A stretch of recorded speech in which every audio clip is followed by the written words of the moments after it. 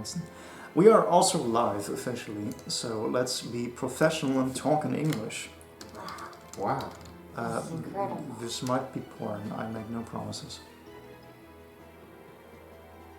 Nice. Nice. Just ads. Just ads to have no ads. Thanks, capitalism. Perfect. Why are we here? Right. Just to suffer.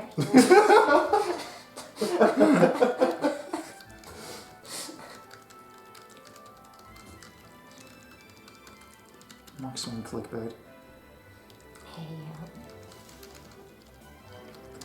Oh yeah, we should also get something to cut this thing open. It's still like glued on. I will use a misery in my soul. Sure. So you're just edgy enough. Yes, that's what I was playing at. I mean, I wish I have Shadow the Hedgehog right there. He's beautiful. Thanks, Hedge. And, not impressed. Oh god.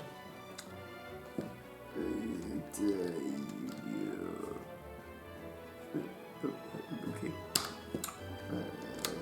VTuber. VTuber Expo. EN VTuber? Question mark? That sounds about right. Do I still use that tag? I have no idea. I don't know. Who even cares? I don't use it. Thanks, Twitter. Yeah. I forgot to link the fucking stream. Oh my gosh. Nobody saw this, it's fine, don't worry about it. Wait, I think there's editing. Is there? I. Oh shit, there is. Oh my Oh, god. you need to buy premium to edit your tweets. Oh, the hell. And why is it like fucked in formatting now? What is this website? I literally copy pasted the thing verbatim. Why did it explode now? Thank you, Twitter. Who cares? Also, let's announce that we're actually live. Is this my survey? Yes. Wonderful. Luna, do the thing. Right. I gotta get my phone. But also, Bound, do your thing. This is the first time you're on stream in like more than a year. I will not link it, but I will post it. Why will you not link it? What is wrong with you? It's a puzzle.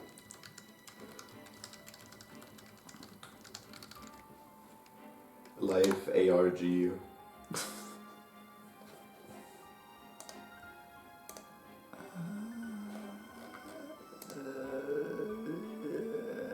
Where is... There she is. The pen was wrong? Why would you pin yourself wrongly? Get unpinned. What is going on? Okay, I physically cannot post. My iPhone is apparently locked. Wait, you actually like locked yourself out? Apparently so. Do I have your How do blessing? you forget your pin? Do I have your I blessing? thought I knew it. Do I have your blessing to promote in the server? Yeah, go for it. Can I even? No, No. you're like a complete misery person in terms of tools. Advertise in general.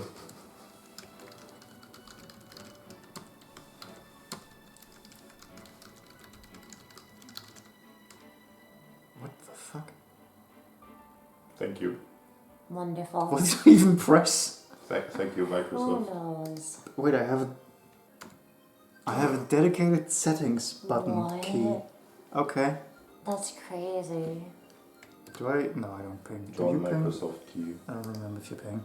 I usually do add notification even when I'm on other people's. Wait, when did you even... Oh, there you go. Can I do that? I don't know. We'll find out.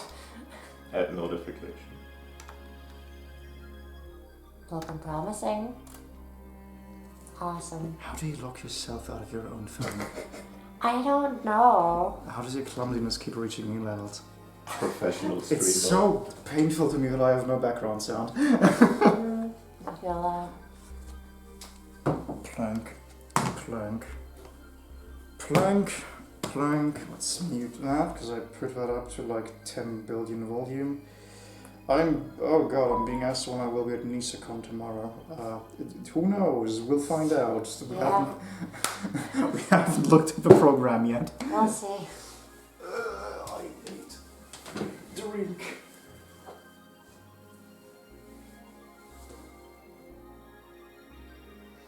Oh, good drink. Now that's a good sip right there. Good That's a sip. real good sip. Oh, you're join. Oh my, I might as well join them. Why are you staring at me like that? Sippers. Sip. Sip. Very big sip. Redeemed sip. 7 sip. Yes, this is true. Sponsored by 7-Zip. I wish. Isn't 7-Zip like an open source alternative? Yes. Can I even sponsor anyone? They do have funds. That's a donation thing. You can donate to the project. And then they just give the donations to streamers who promote zipping on stream. All the streams are better compressed. Improve your stream by compression. Yes, this is true. Return to Pixel Tuber.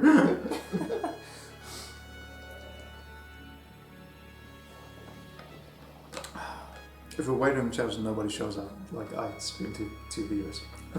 That's Hey, that's alright. And one of them is here. yeah. That's why You I was lost like your viewership. yeah. That's why I was very genuine. Oh, I have like even fewer viewers now because Baum is physically here. Yeah. Hello, Chris. Hello, Quims. Quims. Hello, Christopher. Christopher, Jonathan. Daniel. Christian. Since I now have official acknowledgement that we are streaming live on twitch.tv, I will perform a C-section. But also, I will tell everyone hello and welcome to the stream. Not content with abducting only Luna Eleanor, I took to my network and informed the secret police that I would like yet another person here. So, with us here is, please present your hand. I didn't point at you, Luna. With us here is Der Baum on his first on-stream appearance in like chat. You can stop now. Please continue. I would like to see more. I think no, it wasn't the last time that you were on my stream, but I think you were actually probably more on my stream than you were on your own. Yeah, I did not like solo streaming. I did not like streaming at all, but I did like a single game solo, and it was yeah, I remember the painful. Hitman stream, which I think was a debut stream. Yeah, that was the first one. Yeah. And then, I don't know, I did Subnautica, but the new one, that was a horrible game, and I hate everything that it is. Frozen Wilds, yeah. Yeah, so that wasn't enjoyment, but then I was locked into wanting to finish it because I did it on stream, so I forced myself to play a horrible game. Oh yeah, no, that's why I streamed like the first hour of the game, and I never streamed it ever again. Smart. Way easier if you don't build up the expectation. Anyway, the reason we are gathered here today is because Baum has never played Yu-Gi-Oh! Ever before. So, in our evil minds, I of course thought, let's force this person to play Yu-Gi-Oh! Which is, I guarantee you, the only reason he's here. It's true. That's why I'm here. So, how do we even have to orient it so you can read it? To me, okay, reversal from yesterday, kind of. Right. Today we have with us the Yu-Gi-Oh! Shonen Jump Trading Card Game 2-player starter set 2020 Studio Dice Yoshaya TV Tokyo Konami, which is from like 2024 or either early 24 or late 23. And this thing promises it's time to duel. You cannot read that, it's fine. Learn how to play the Yu-Gi-Oh! Trading card game just like your favorite characters from the TV show. This 2-player set will get you started on your dueling adventures with a different 44 card deck for each player plus a 46-page comic book that teaches you how to play the easy way. Includes one 46-page teaching comic book plus 2 times 44 card decks complete with an extra deck, 88 cards total, including 8 foil ultra rare cards. That actually does not tell you what this is. Okay. What this is this is a scripted duel. From start to finish, our victories, our losses, our emotions, our fears, our love, our hate are all dictated by Mr. Konami himself. And hopefully at the end of this, Baum will have gone from this bumbling idiot who has no idea how to even pick up a card to a proficient Konami Yu-Gi-Oh player who can play at a tournament level. Do you feel ready? I am absolutely ready. This is gonna go great. My very first impression is it's in black and white. I kind of hoped it would be in color. Yeah, you were kind of thinking it would be. That's well, it's a TJ manga. I see. Are you ready to learn more? Scan QR code or visit Yu-Gi-Oh! Is this Comic Sans? This looks like Comic Sans, doesn't it? It really does. Yeah, I think that is. We're learning how to duel in Comic Sans today. Hell yes. So there you go. Alright, so one thing we were wondering about is if this thing includes a playmat. Because I feel like it really should. It should, Right. but it maybe won't. We'll see. I mean, it does tell you to play like the... Chris, that's the thing. It does tell you to play like the anime characters. And the anime characters don't have a ban list in the way that we do. They just have cards that are like either straight like illegal to possess, or they're just so rare that nobody has them. So you can, in fact, play Pot of Greed in this format. If it was in here, which I strongly assume it's not. So our very first impressions, what do we have? We have one incredibly strong card, which is stable in every deck, and we have one card that costs 2 cents. Yeah, that seems fair. Actually, funny enough, I saw a post on the Yu-Gi-Oh! Subreddit today where someone got 2 Zeuses instead of a Prime Heart. And they're like, yo, only 2-player deck that has actual value. We sure do not get a playmat. Well, that's just great. Well, we are playing like the anime characters, because they don't have a playmat, obviously. True. And actually can't even fold it in properly. What? Well, I'm trying. Okay. Try more. Cry more. I will. All thanks to you. I do love making pretty women cry, so that's very reasonable. You're So totally great. would. I mean, yes, correct. I would, because that is in fact the truth. Now, like a true anime protagonist, of course I have a premium game mat, while Baum gets nothing. Thank you. Very kind. You're most welcome. Aren't you happy? I'm always happy. But also just want to... Oh yeah, it has no zones indicated at all. Oh, Neat. wonderful. I mean, we could. Yeah, no, we are going to use it. I was just like... I was thinking of that in the moment if this has actual zones on it, but it sure doesn't. Rest in peace. Gamers don't need zones. For explanation, we picked it up at the store yesterday, so it's like just funny to see and like experience what it can do. What side do you want, Baum? The winning one. That's hard to quantify. My head also explodes. Well, we're My getting head this will one. explode. We did it, gamers. This is not spiritual, but sure. I mean, we do have the structure deck things lying around, so we could do that, but no, this is way nicer to just have one centered thing. Yeah. So basically just imagine that whereas like nothing here, there is more things here. Yeah. So instead of 3, there's 5. It's just more monster spells on us. Or No, 5. like of these, there's 5. Like there would be... oh, so there's yeah, there's one, and that doesn't count, and then there's Exactly. 5 here. yes. Yeah. Okay. Because the speed duel format is faster just because there's fewer monster zones and whatnot. Maybe expect to use hologram like them. Yes. Project Atom is actually, like Atom, is actually getting pretty good steam, which is the VR thing. Okay. Is it time to duel? Let's put it in a way we can both read it.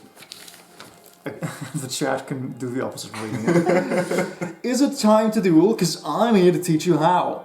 These are the like NPC ace trainers from Duel Links, by the way, the mobile game. Oh. This start like specifically because guys that like use actual player champion decks to try to kick your ass, and because of champion decks they usually do succeed. This starter kit has 2 decks, so grab a friend or family member. Done.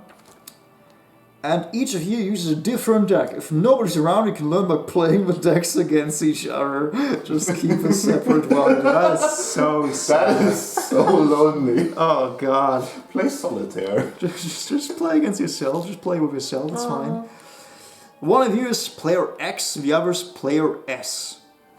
Okay, weird. Okay, do you feel like more of an X or more of an S?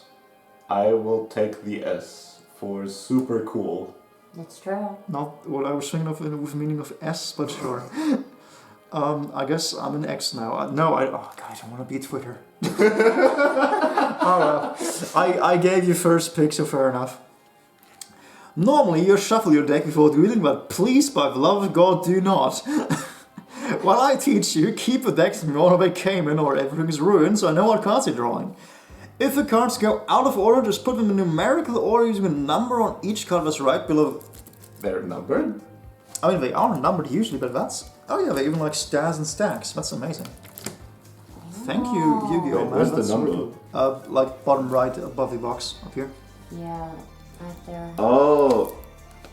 But then, where's number 44 at the top? Because it's 44 cards. Oh! Oh, okay. So it's just like 1, 2, 3, 4... So you building start up. on the big stop. Yes, most likely. Yeah. Oh yeah, that makes sense. Wait, that means we... Oh, so our final confrontation will be one of the best cards in the game versus Primehard. Cool. Orange Kapoor exchanges name. What? What mails am I even getting? Okay. Is it ever called players and X and yeah, not at all. No, this is Duel Links lingo. No, it's not even that. Okay. Right below the mods picture. You'll need to separate your X-Ray monster before play. The instruction card at the top the instruction card at the top of your deck tells you how. Let's read. You still can't read this, it's fine. The enclosed comic book walks you and a friend through a scripted duel. Also, I already gave up with your solo player. So don't change the order of these cards. Before you start, take the bottom 4 cards with white card designs and set them to the side. The bottom card of your deck should now be the purple card back to the front. The bottom card of your deck should now be the purple card... Like a trap card, named back to the front. Okay. Then place your deck face down, back to the front and the bottom, and you're ready to duel. So I assume you have like... It tells you something different, presumably, because It does say something different. Amazing. So don't change the order of these cards. Before you start, take the bottom 4 cards with the black card designs and set them to the side. The bottom card of your... Oh, so after the 4 cards, the bottom card should be Fierce Tiger Mongoose. Yes. Oh, yeah, also, this is what I meant with like a very clear lip for where it's separated. Oh, that's magnificent. That's what I had yesterday in one of them. Very nice. Thank you. I suppose I can be the narrator of today. So you want to read the deck duel thing out the entire time? Well, mostly because Baum is going to be playing and you are because you're sitting there. Are you telling me I can't sit and read at the same time? 2, I'm telling you that I want a job. 3, I thought it was to look pretty. 4. Back to the front. Okay, So back to the this front is on my a bottom. Fierce Tiger now. It is a Fierce Tiger. Wow. Wonderful. So now My magic you trick place is it back concluded. face down with back to the front on the bottom. Do you want your knife back? All this was a ploy to steal your card. I'm sorry you had to find out. This extra deck we put over here in the extra deck zone. 4 cards is not a deck. I mean, the extra deck is like 15 cards max, so like it's actually fine. I mean, okay, so do you want to be narrator? Yes, I can do this. Which part have you done? Is this question. all new? You need to. Oh yeah, okay. We are on a new page. Thank you, manga. Alright. Set up. Each of you begins with your own deck of cards face down. Each player starts with 8,000 life points, LP, and your monsters will attack your opponent and drive down their LP. When your opponent's life points drop to 0, you win. Got that? Duel. Each of you draws 5 cards. Wow, we're starting now. From the top of your deck to start.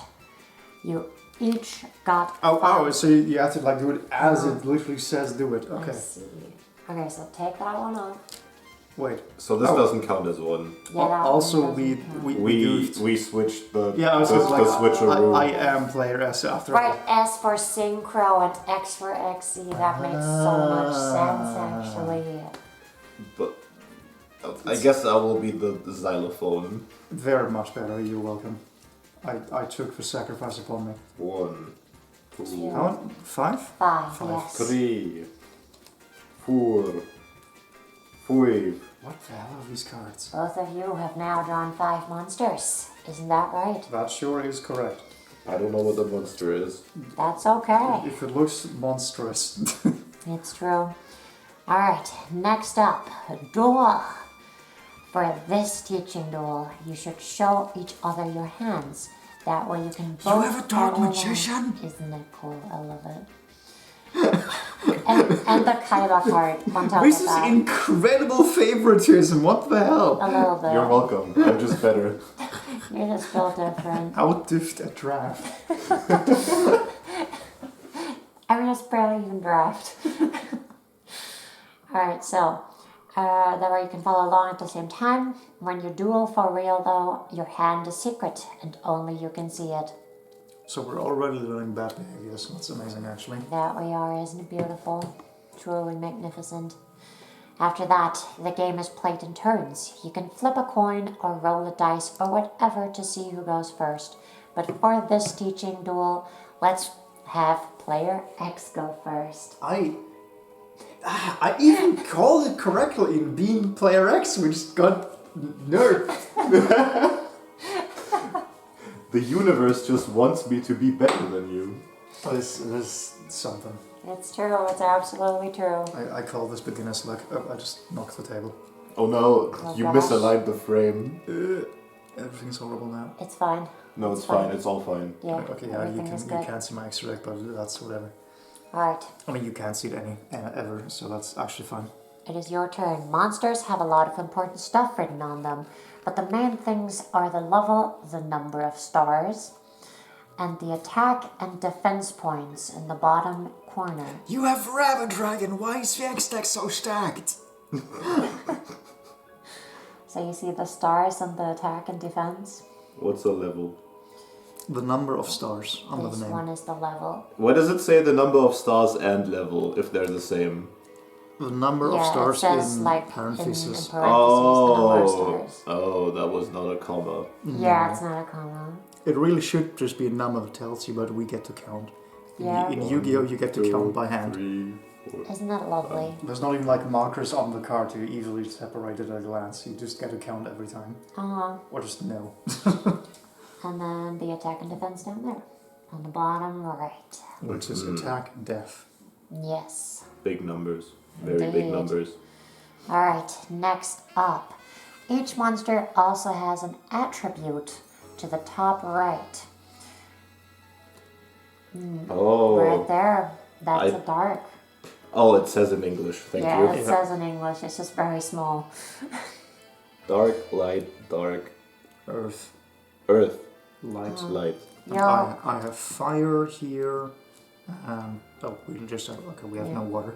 you don't get to know the symbols by the colors mostly, for the most part anyway. Alright, and a monster type in the main box, which would be right here. So type spellcaster in that case. Oh, Yes. spellcaster, dragon, fiend, rock, warrior. Yes. Yeah. If you've watched Yu-Gi-Oh! On TV, you know lots of monsters have special abilities. If a monster has one of those, it'll be written in the text box, where it's currently just saying flavor text. If a monster has text in slanted italic letters, that's not a special ability. It's just a cool description of the monster. So we only have boring monsters who do nothing. Indeed, they are worthless. The magician has no magic ability. Correct. Correct. Thank you. You are picking this up fast. I mean, it has 2,500 magic abilities, if you want to think about it like that. True. I suppose you But could it say has that. no effects on the But then game. the dragon is more magic. I mean, no, the dragon has 2,950 dragon. Yeah. Oh. Dragon ability. It's also a rabbit, which is just on Yeah. brand. And it also has, does it have more stars? I hope so. 1, 2, 3, 4, 5, 6, 7, 8. Yeah, generally more stars means stronger, well, stronger numbers, really. Usually. So the rabbit beats the magician. Yes. Yes, this Okay. is true. The rabbit just eats the magician straight up. So that's how battle works. The rabbit just wins. But yes, always the rabbit Yeah. just wins, so you should just surrender now. That's true. But That's true. that's my rabbit. Yeah, but I'm the rabbit. Okay, let's carry on. Alright. Monster levels are important. If you want to summon a monster, you can do it for free if the level is 4 or lower, but you can only summon one monster per turn. You got that? Just one if it's 4 or less. Yes. So these two. And this one. Oh, that's also 4 and that's Yeah. not 5. I can't count. It's hard. It's very hard. But it's alright. We'll be okay. Alright, next up. Monsters go in attack mode, standing up. Right there. That's a weird Or- way to put that. It Yeah, is. exactly. That's exactly what I was thinking. Or defense mode, sideways. Yes. You've done it. This is how fusions work. Wait, the camera doesn't even see. It's just sideways.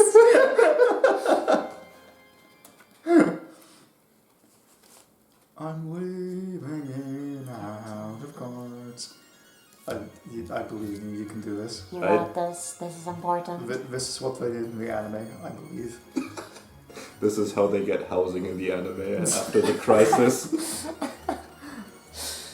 Perfect. That's why it's called Battle City. You battle for cards to build a house. Oh, that makes so much sense.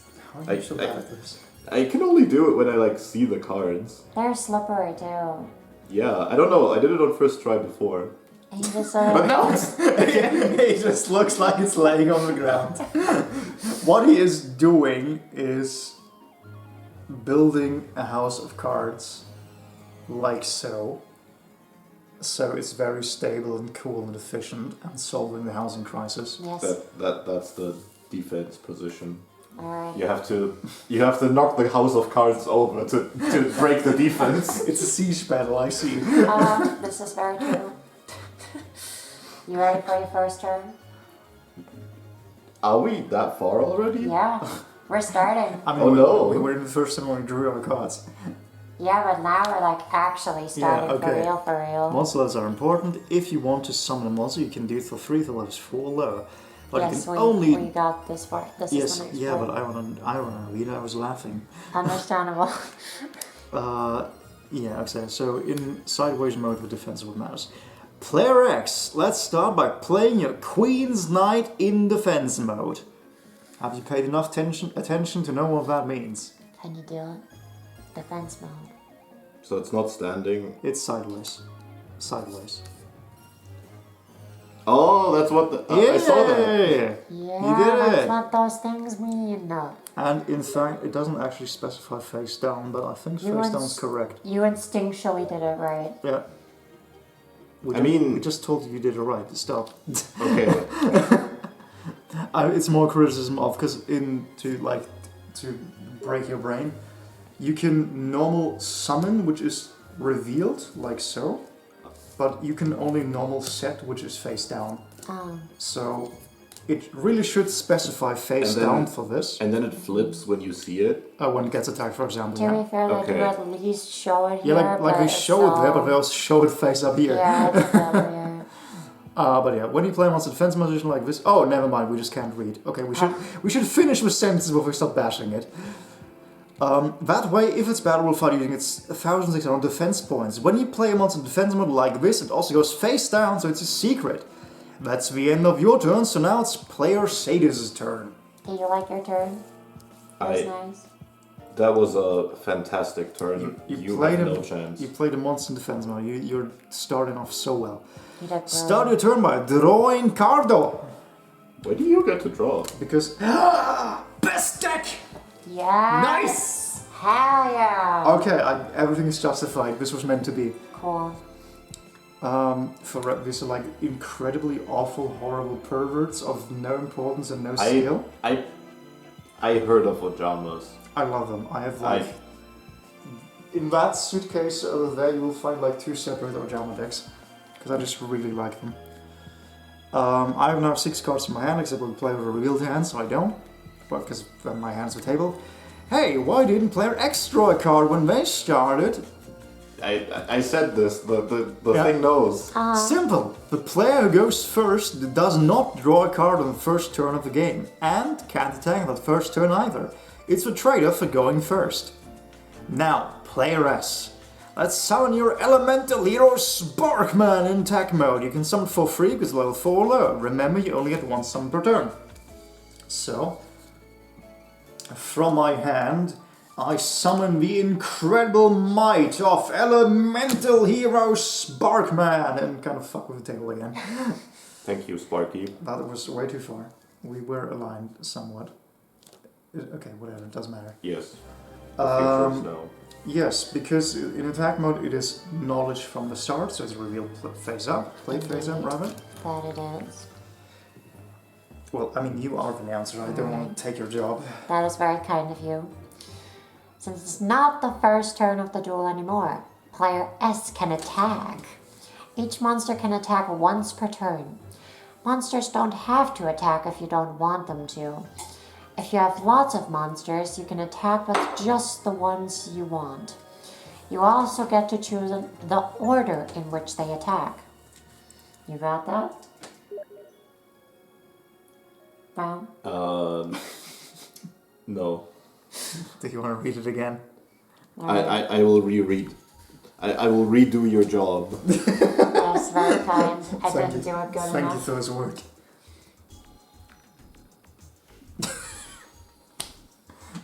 Well, Hi, Joe. Joe, do you understand it? Since it's not the first turn, players can attack. Yes. So I don't get to attack because it was the first turn. Of the game, Yes. yes. So every player is a separate turn. It's not one turn where we both go in the same turn. No, Correct. it's That like makes it's you go by global turns. So the game always starts on turn 1, and then the next player always has turn 2. And on global turn 2, which is the first turn of a second player, they can attack. Global turn 2 is game turn 3. No. Game turn 1 is your first turn, and then game turn 2 is my first turn. And then it's turn 3 when it's... When it's your turn again, yes. Okay. Because you said turn 2 is my go again. Oh, sorry.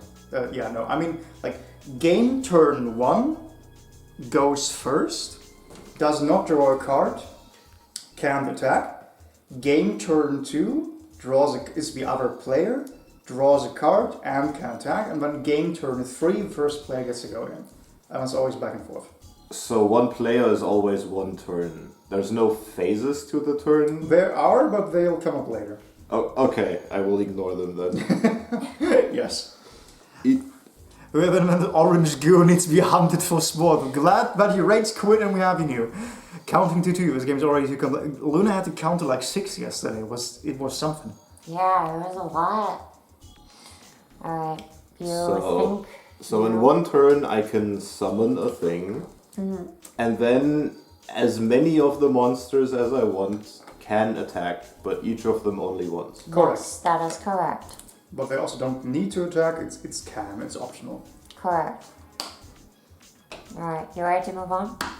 Yes, I know how to attack now. Awesome. Except it's my turn, so like you still can't.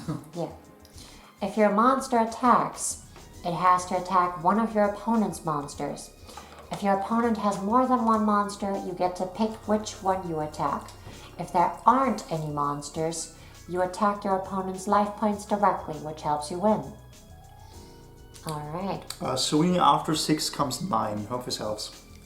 Yes, this is true. I can confirm. Counting. You can? Yes. Interesting. I'm a math genius. Fascinating. I learn new things every day. Good math. You get nice. And since player X was a face down monster on the field, has a face down monster on the field, player S needs to get it out of the way. So you just declare, I attack your face down monster with my Sparkman. Elemental Hero Sparkman! Obliteration Beam! But you couldn't didn't see read the line. Oh, god damn it. What? That's way less epic. I attack your face down monster with my Sparky Man. Beautiful, thank you. Time to battle. The first thing that happens is the face down monster gets flipped face up. It stays in defense mode though. 69420 is this counting. Yes, that's exactly how you count. You did it. That's elite counting. That's Snoop 1, Dogg math. 3, 37. Indeed. It's true. I like the hesitation of having to sound it out first.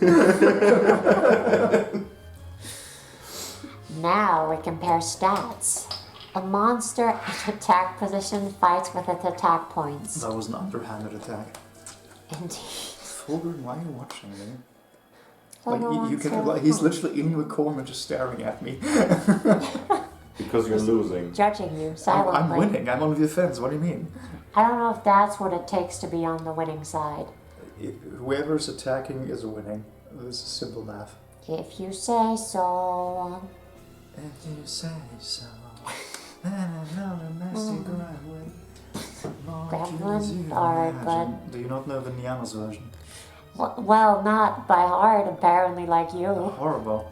I don't know what either of those things are.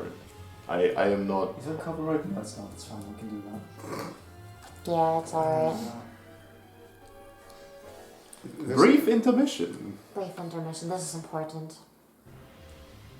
Sometimes you just simply have to go... Oh, you did it better. Now I know. Oh, thank you, thank you. I mean, I was quoting one of the verses, not the actual melody. Yes, now I recognize it. There you go.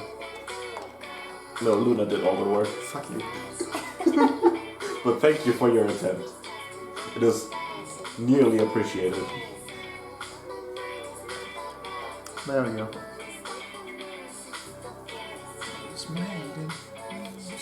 So that is the thing that I was saying. I'm not an Estig Remon, there you go. That's the exact thing I was quoting. You know too much. You do. You really do. It's a good song. Generally, she has incredible songs. Like, her humor is kind of grown past me, but she's super good music. Oh. Like the, what's it called? Like the, fuck, I don't remember the name of her collab star, like I'm a Witch. Super good song. I really like it. Oh, yeah. I always like when people have good music skills in the entertainment business. Oh, such a awful way to say that. Very eloquent, madame. I worked hard on it. Are you sure you're not a large language model? Luna GPT. As an AR model, I can neither confirm or deny. Thank you. Very cool. Okay, we were attacking things with Sparkman. Yes. Now we compare stats. A monster in attack position fights with its attack points. A monster in defense position fights with its defense points. And now we have a nice little thing that shows us that we have 1600 attack on that man and 1600 defense on this girl. I think all things are reverse. They are entirely even. They are... Oh yes, they are even. It's 1600 attack and 1600 defense. Correct. You've learned! You've solved the riddle, Riddler. So that's just a net zero and this thing is dead. No, it's Well not zero, it's seen. alive. But And- I mean, no, let's read. Let's find out what Indeed. happens. In this case, it's Sparkman's 1600 attack points against Queen Knight's 1600 defense points. Since they're equal, Sparkman just bounces off of Queen Knight's defense. It's a tie. Neither a monster is destroyed. That's the end of the player's turn. Nothing happens. What, nothing happens? No, Like not even like happens. HP decrease or... Correct. Unlike magic, monsters do not have HP. They Oh. either live or they die. There's nothing in between. Yep. Well, that saves you the tokens. It does. Like it's very actually very straightforward. Like if a number is bigger, monster goes away. If a number is not bigger, nothing happens. It's very simple. Yeah. And player X starts by drawing a new card from your deck. Now it is your turn. Now you actually get to draw. Indeed.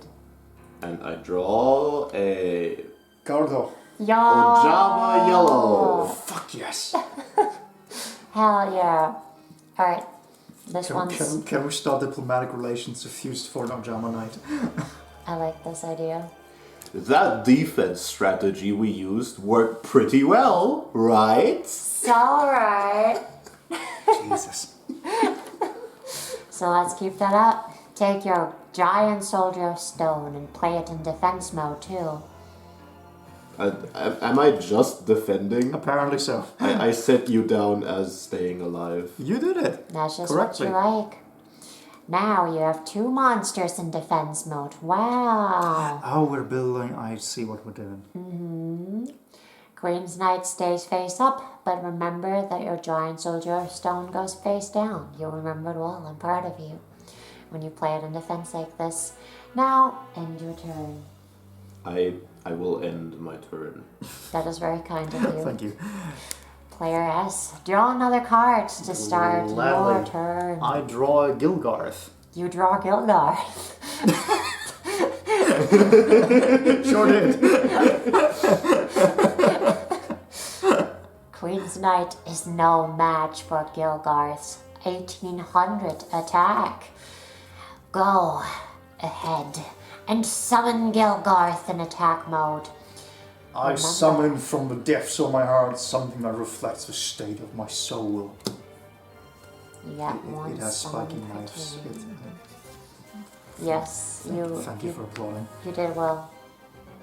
Good cactus. I think, It is clearly a walking I cactus. think it's Yeah. meant to be Iron Maidens, but sure. No, it's a cactus. I believe this. Okay. The heart of my soul is a cactus. Now, let's destroy a monster.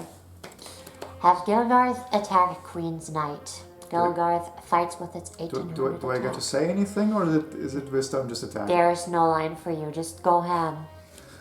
Oh no, now I'm on the spot. Gilgarth, Sword of Darkness on the Queen's Knight. Alright. Regicide. Yo! Gilgarth fights with 1800 attack since it's an attack mode. Queen's Knight fights with 1600 death in defense mode. Queen's Knight is destroyed and sent to player X's graveyard. No! My humble servant! Why have you perished? It is truly terrifying what just happened. Life is misery. It is. My condolences. I hope Power you'll unleashed on recover. a scale never seen before. Let me move this a bit to the whoa. Let me put let's move this a bit so that Beepity boop. these things are on the edge. Yeah, that We sounds like like to an live on idea. the edge.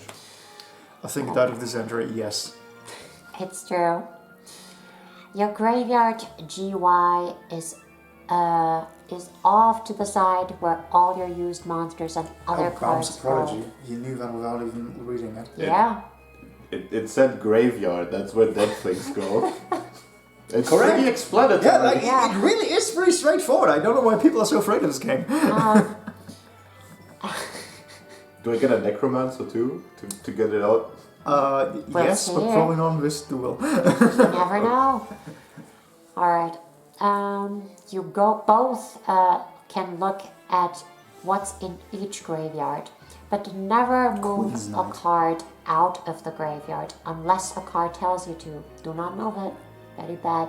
And they like that they have this little symbol that Oh, wonderful. means it's gone. Except they use that symbol to be banished, but it's Yes, fine. but don't worry about it. But how do you know what's in the graveyard looking at without it. taking the card and looking at it? Like, if I'm not allowed Well, to move the card out of it, no, I can't. No, you're not allowed. Like you're not allowed to do this, but you're allowed to just hold it in your hand to look what's in it. Yeah. So I could pick up your whole like graveyard thing Yes. and look through it. Yeah. Correct. Though, of course, unless we're in this kind of situation, you usually ask. Yeah, like it's etiquette to actually ask. I will simply take the deck. Yeah, like graveyard is public knowledge. You can look into your opponent's graveyard in fullness at any point. Yeah. So, now let's talk about life points.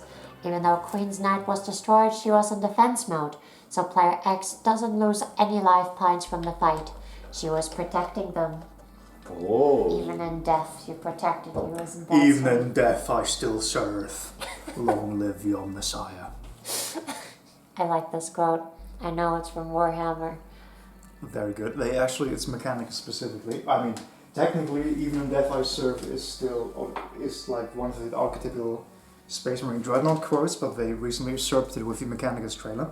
Oh. And the funny thing is, like, the Mechanicus trailer is infamous in Warhammer community because it's generally like one of the best trailers this series ever had. Oh. And like 2 weeks ago, they announced the Mechanicus 2 trailer, and just inverts that trailer. Like, for example, one of the things is, from the moment I knew the weakness of my flesh, it disgusted me, which is like one of the hardest hitting quotes for the Mechanicus in the first game. That's amazing. And then the sequel for the second game is, from the moment I saw the weakness of their flesh, it disgusted me, because now it's no longer Mechanicus with like flesh and like fleshy humans replacing themselves with metal. Now it's the fully metal Necrons which are trying to gain back their flesh. So they are disgusted because the Mechanicus is like, in their eyes, committing the greatest sin of, like, they have the flesh and they're cutting it off to replace it with metal. What is wrong with them? Give us the flesh. Yeah. And it's such a cool thematic theme because if you play them side by side, it's generally the same words but like different meaning. It's super cool. That is amazing, actually. They should just trade an equal amount of flesh for robot parts. They There would be peace. Yeah. They do kind of do that, but they do it in the Flare virus, which is they skin you and they wear your skin. And because they have skin, clearly they're alive again. But if they Easy wear enough. your skin, you don't get to wear their robot parts. Oh, you get to, you just don't get to live with them. Fair. Reasonable. Okay, let's go back to the duel. Alright, sounds good. Slight side tangent. Alright, player S, let's keep it up by having Sparkman attack that face down monster. Remember, each monster can only attack once per turn, so Gilgarth can't attack again this turn. Like before, the defense mode monster flips face up, but stays in defense mode. But wow! Look at those defense points of giant soldier of stone. 2,000! That's a very big number. That's It a actually huge is. number. That's actually pretty big, yeah. And Sparkman's attack is way lower than that. 1,600 attack is lower than 2,000 defense. Wow. 2,000 minus 1,600 equals 400, which means 400 life points lost. Two things happen here. Neither monster is destroyed, even though 2,000 defense is more than 1,600 attack. You can't destroy a monster using defense points. Player S. Brief tangent, that's why I was so irritated when they kept saying you fight with your defense points, because the point of a defense was you don't fight, like you don't destroy anything. But you took Yeah. damage. yeah, I did, but like you don't destroy my monster even though it had a high number. So it's like So if you don't deal enough damage, it reflects to your player, It's but like- not on the monster. It's like punching a rock with your hand. It's gonna hurt.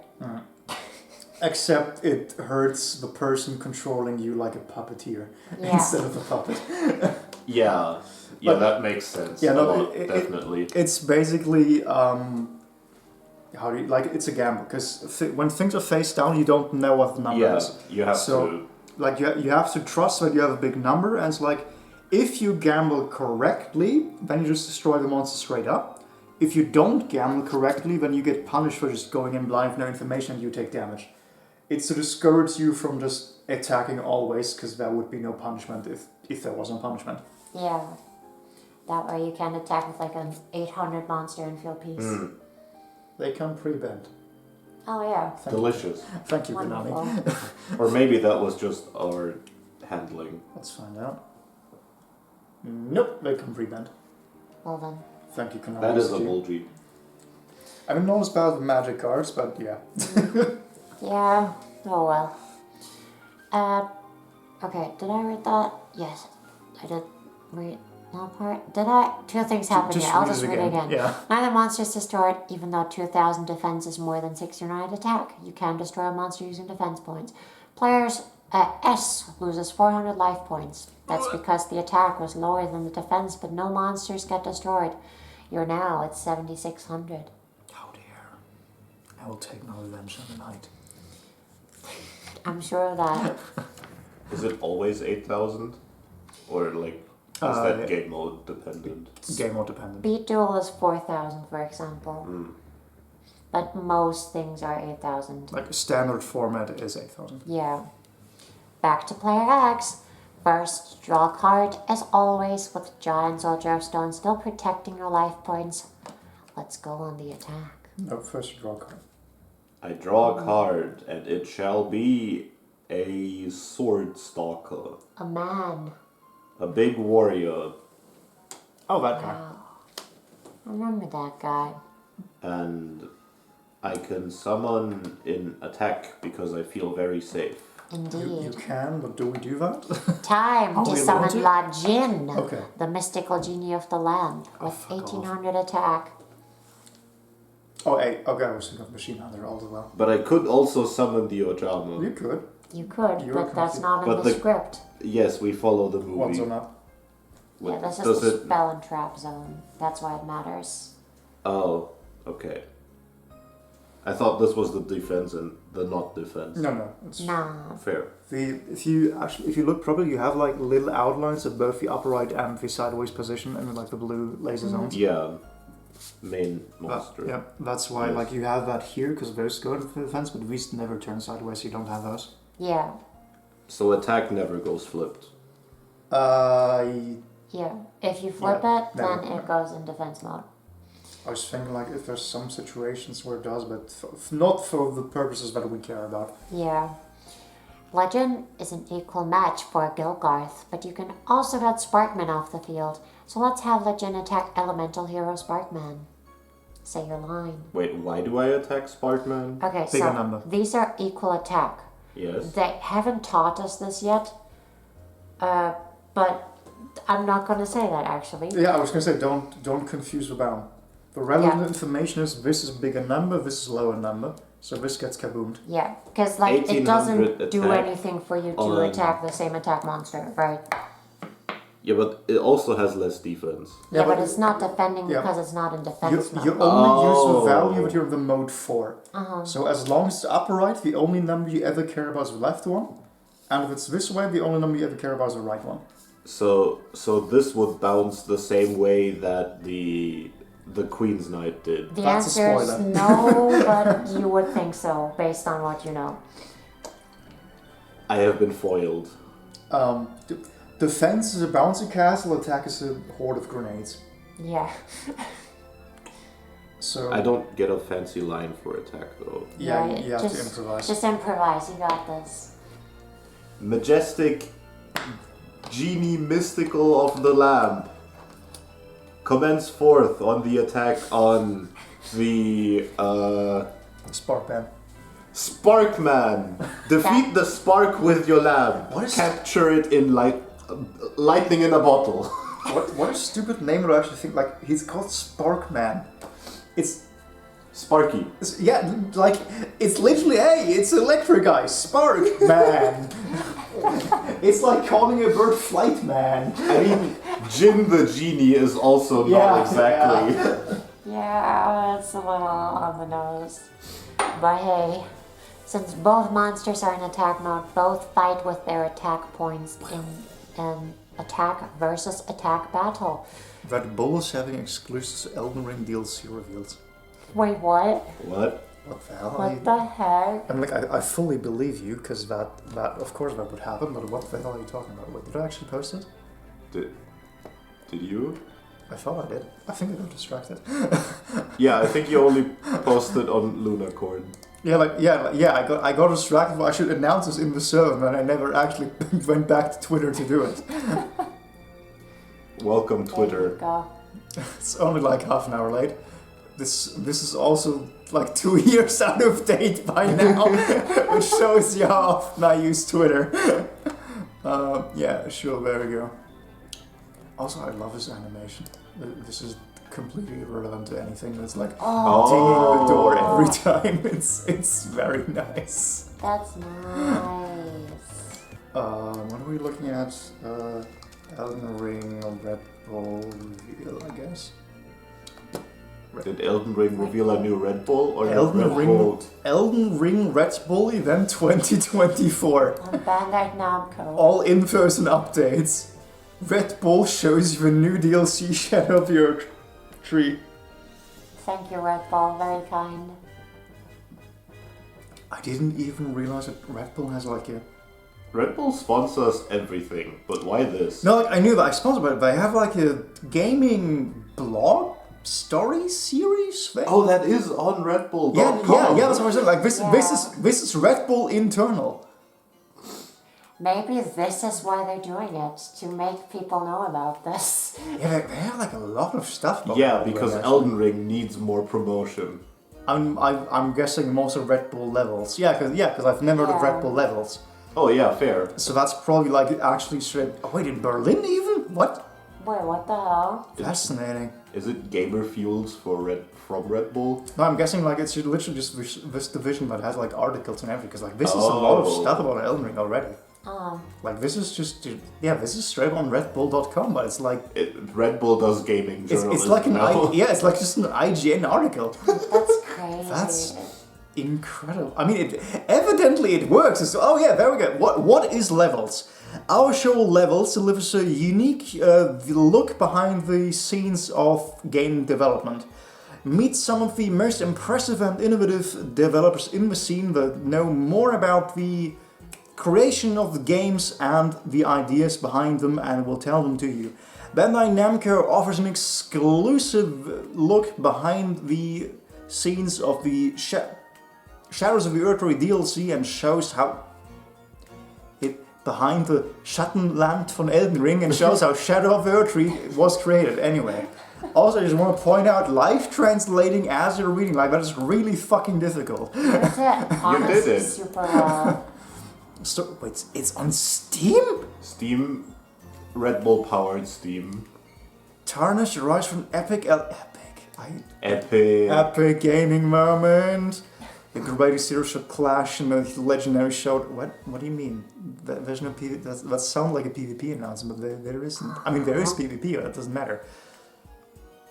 Who wants to go to Berlin? When even is it? It's like next week, question mark? Yeah, that's next sure week. is next week. I mean, I don't think I have anything going next week, but Neither do I. we could go to the thing is, I really hate Berlin. Berlin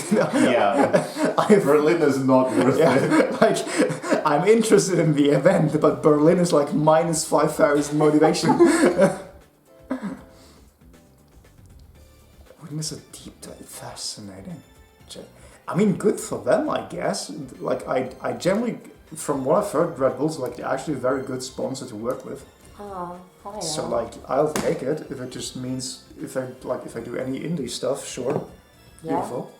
Yeah, absolutely. What a marketing move, honestly. Like, doing this with the Elden Ring DLC is probably the best title you could announce that with this year. For sure, so many people are excited for that. Like, I could not. Yeah. I generally can't think of anything else about it. Now the Red Bull division has a name. Yeah. Yeah, without Red it, we Bull wouldn't have known Gaming. about it. No, Red Bull Levels, come on. Levels. It's an awful name, but it has a name now. Red Bull Gaming would make sense, but... I guess it's like too straightforward. Brands hate being straightforward these days. But they have Red Bull Racing. Yeah, but they also have X Games, and X Games is like everything. So it's like... Red Bull X Games? I haven't heard of that. It's like where all the BMX and skateboard tricks are. Oh. Like whenever you see someone jump off a building for some reason, it's usually Red Bull X Games. Oh. Interesting. I'm learning. Yeah. Good Red Bull then. It's the the most recent one that went viral was like the Brazil in-city down the hill race events where we like just race downstairs and whatnot. Oh. I see. Thank you, Red Bull. Well, shall we continue then? I'm just thinking like how like it's an energy drink. Yeah. I'm just like generally all the big sports events outside of motorsports, but we're even in motorsports now. No, even in motorsports, they're- Red they're Bull is even one in of the motorsports. biggest teams. Like they're just sponsoring like half the events. I'm thinking they're like the sole sponsoring. They are the reason those exist. The modern sports competition scene exists because of Red Bull. That's kind of That's crazy really to weird. think about, yeah. But honestly, good on them. That's super cool. Yeah, they're doing the IBM thing. Their existing product has ceased to scale. Like you can't market energy drinks to people. Yeah. So they're just making a name for themselves. They're also just kind of Other ways. winning by default because the only time monsters in the news now is when they sue someone else for using the word monster. So like, just by not having negative press, they're already winning because when you think of Red Bull, you think of sports. Yeah. Yeah. Which is a positive thing. Rather than like, hey, Monster sued indie dev again for having the word monster in the title. Which they've done like 5 times now. Isn't that just such a wonderful present that you want to set for That the is also audience? bound. Would you like some water? You've been dry for a while. Yeah, you should Yeah. water the plant. Yeah, we need to grow. Not to force you to pee, but go piss, champ. Please don't do it over my piano. Oh, the part is a piano. Yeah, like I trust you more than Luna, but please don't do that over my piano. I would say how dare, but I know how easily you can dare. Well, since that actually hasn't been mentioned on stream yet. Oh god, how Luna- dare. Luna and I were in the cinema today, and the first thing is on me, because Luna told me that she wants salted popcorn. As I was like walking up to the snack counter, so I said, "Hey, salted popcorn." And as I had in my hand, I realized I hate salted popcorn. So I also hate salted popcorn. it's awful. It's I love just it. the wrong decision. Yeah, it's just so bad. Like, so by the time the movie was over, I had eaten like maybe a centimeter of popcorn in like a 20, even more realistic, like a 25 centimeter bag of popcorn. And I was like, meanwhile, Luna had like almost completely emptied her thing. And so we made the strategic decision to pour them into one thing so Luna could take the popcorn with her. And we did that. And I gave a full bag to Luna because like she wants popcorn. The movie finished, by the way, we watched the Garfield animated movie and the cinema was completely empty other than us two. And honestly, incredible experience. Yeah, it was so good. Yeah, like being able to just talk and laugh as loud as you want the entire time. Super good. And also, like the movie, it's not high art cinema. It's just a very fun movie. The It entire- even had a bowl. While we're on the topic. A bowl, Red Bull. Oh, Otto! Right. Otto, Okay, yeah. I was thinking like bowl as in like thing to put something in. No. Yeah, no. But yeah, like the fun movie. The end credits scene was just like watching cat videos on a gigantic screen. And as we finally finished the credits of the credits of the credits, because generally there were like 4 layers of credits, including the German synchronization. Luna gets up and just knocks the filled to the brim popcorn thing completely over. As I am currently like on my way to put on my little jacket thing. Like full send on the floor, and then she like the thing what she didn't what she thought I didn't see. Then she went to like bend down, pick it up, and when she did so, she spilled it again. Not as much that time. That's not what happened. Explain the new spillage, and I saw them hitting the floor. Wait, that's what I forgot. Oh, so she already suppressed those memories. Yeah, there you go. So ever since then, I've been like not trusting her with high manual dexterity tasks, such as eating lasagna out of a plate with like not a plate, like a bowl plate with like not that high walls. She got a very kiddie safe bowl that had like gigantically tall walls. I don't like how you're making fun of me. This could have happened to anyone. But it didn't. It happened to you. But I could have, that's my point. The thing is, out of the entire cinema, it only happened to you. So I'm making fun of you specifically. Like an entire movie's worth of cinema goers, and the only person it happened to was you. And she drops her phone! She tries to slap her arm and she slams her phone onto the ground. Case in fucking point. 0 dexterity. On that note, earlier in the movie she managed to lose her phone. The way she lost it was in her pocket and just fell out into the seat. And she was looking for it for like 2 minutes. I have nothing to defend myself with. Correct. I apologize profusely to anyone who does not deal with clumsy people. Watching a movie is very difficult. It's a highly challenging task. It is. You have to sit and keep your eyes open. Yeah. It's really difficult. It's really difficult. There's a lot of risk involved. What if you fall out of the chair? Are you like thinking about picking it up, or are you too afraid of knocking the table over? I think that will destroy the camera. I can like gently scoot it towards Alright, you. I don't want this anymore.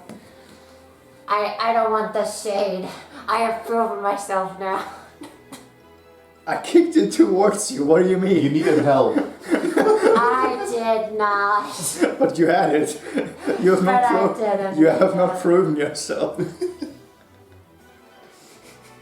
Hey Game Master, would you like to keep reading? I would like to keep reading and put this embarrassing experience behind Oh, me. you will Thank you not. very I will much. keep that fresh in the minds of It people. will return once you drop the next thing. Yeah. I will never do anything like that ever again. I refuse. I will remind you that you were saying something like that as you dropped your phone. No, I did no such thing. That totally didn't On happen. that note, yesterday evening, Oh god. Luna what's was that? in the kitchen for like a total, like the entire day of yesterday. She was in the kitchen for like maybe 3 minutes straight. And somehow she managed to drop the necklace she was wearing around her neck on the kitchen floor. And Okay, I've no... that's a mystery right And I've there. no idea how she did it. I just like, when I went into the kitchen, like started making breakfast, I'm like, hey, what the hell? Why is there a moon necklace? I don't have a moon, this is presumably from Luna. I think it's like, because you can see it right here, the chat obviously doesn't see it, but it's like the closing mechanism automatically, just by wearing it, goes to the front. So I don't know how I would have done this, but I probably like somehow miraculously like The thing is, banged into it just right. when you were in the kitchen, you were carrying spices, your hands were occupied. I don't Yeah. know how you did that. I don't know. Maybe that speaks to very high dexterity. You just can't control it yet. You're the last avatar. You need to learn your dexterity bending powers. Also, I will point out, we're like almost an hour into the stream, and we're like on turn 4. Yeah. It's okay. I'm about to win anyway. We got sidetracked a We have like 60 pages total. I think we still have a bit to go. Alright, let's go, speedrun. Please know, Baum does need to, like, the premise of the stream is he's gonna be tournament level player at the end of this. Oh yeah, Baum is I am fast. already a professional. You're a fast learner, yeah. You could basically Yeah. learn We had to everything. redo how summoning monsters in turn order works. Now he can totally rock a tournament. Yeah. See? Just give me a deck, I'll win. Yeah. Sure. Hand him the dark box, he's ready. Let's go. Alright, legend is an equal match, yeah, blah blah blah. Since both monsters are in attack mode, both fight with their attack points. In an attack versus attack battle, the smaller monster, Sparkman, is destroyed and goes to the graveyard. And because Lajin was 200 points stronger, player S also loses 200 life points. You have lost 600 life points. Yeah, I was gonna say, this is just scripted in a way where I kill myself. Apparently so. Also, Thanks. LP is life points. Just as a side note, because that might come up in some cards. It could have been league points. Or loser points. Loser Could have points. been. Person with the least loser points is the winner. I'm ahead. I'm less of a loser. here's a handy chart showing every possible battle outcome. Keep this handy during your duels. A destroyed How monster. do they imagine that you will do that? Who knows? Do I want you to rip it out? So far there has been like 2 rules. That doesn't need a graphical chart. Well, this shows a little more though. This might be just something for you to look at more directly. A destroyed monster is placed face up in its owner's graveyard. Attacker versus defender attack. So if they're both in attack position and one of them is stronger, the other one dies. So the thing we just had, and the other person loses the difference in health. Attacker attack versus the other person attack, and they're the same, then both creatures die and no life points are lost. And yeah, with attacker attack and defender attack, if if you're the attacker and yours is weaker, your thing dies, theirs lives. And for defense, it's basically the same thing, except if it's equal, you do not lose life points. I feel like this case would never happen because, like, if it's attack mode versus attack mode, I see the attack points of this. Sometimes. How would I attack it if I know that I have less attack points? Sometimes monsters have like effects that say if this card is destroyed by battle, do X effect. And that is a situation where you might want to consider it. There's also cards that you can trigger during damage calculation to change the values. That is also true. So like it's not as clear cut. Like generally speaking, if you do something like that, you would still like try to get your number higher, but it can happen. Yeah, like Bunk could have like a trap card that increases his attack by 500 and suddenly you're weaker. Or I want to lose LP because then it rebounds onto you or somehow. There's actually decks that play with like having low life points, so that's the thing. Yeah. Or for example, the Ojamas, okay, this is too high level for you, but like one of the cards of the, because for example, both of these are Ojamas, and there's an Ojama balloon that does something that is destroyed by battle. So your opponent will never attack into it because I don't want to give you the effect. So you have to do so you just suicide it into it so that you get the effect off. Alright, you think you're good on the attack versus defense thing now? Take a second look, sounds good. I think it's generally that's a good chart. It's Yeah. a shame that's like hidden in a random product nobody bought. So the only case where I can lose and not lose the card is when it's a defense card and the attack bounces. Correct. Because then both cards live. Yes. But if it's attack on attack, then the weaker card dies. Yes, and if they're matched, then both die. Okay, but for attack, it has to be stronger for it to go through. Yes. I see, yes. Alright. Also good news, I'm back in my phone. I think I must have just mistyped my pin somehow. You remember. Oh, right, yeah.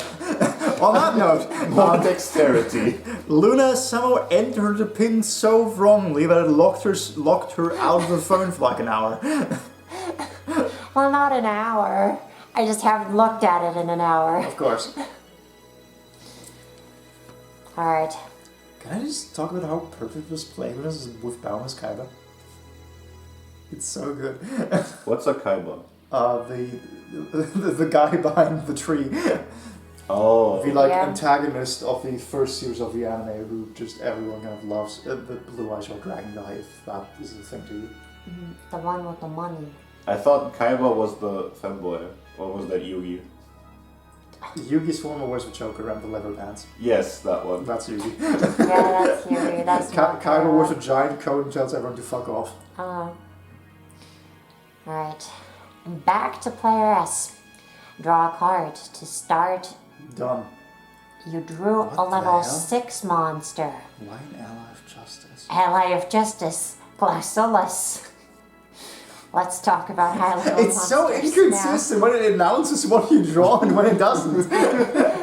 Why didn't the Ajamas get announced? now. Because they're just Ojamas. They don't deserve the spotlight, apparently. But they're beautiful. Yeah, like the best Yeah. cards. But I think I know why this got announced. Are we tributing? Yes, we are. Hell yeah.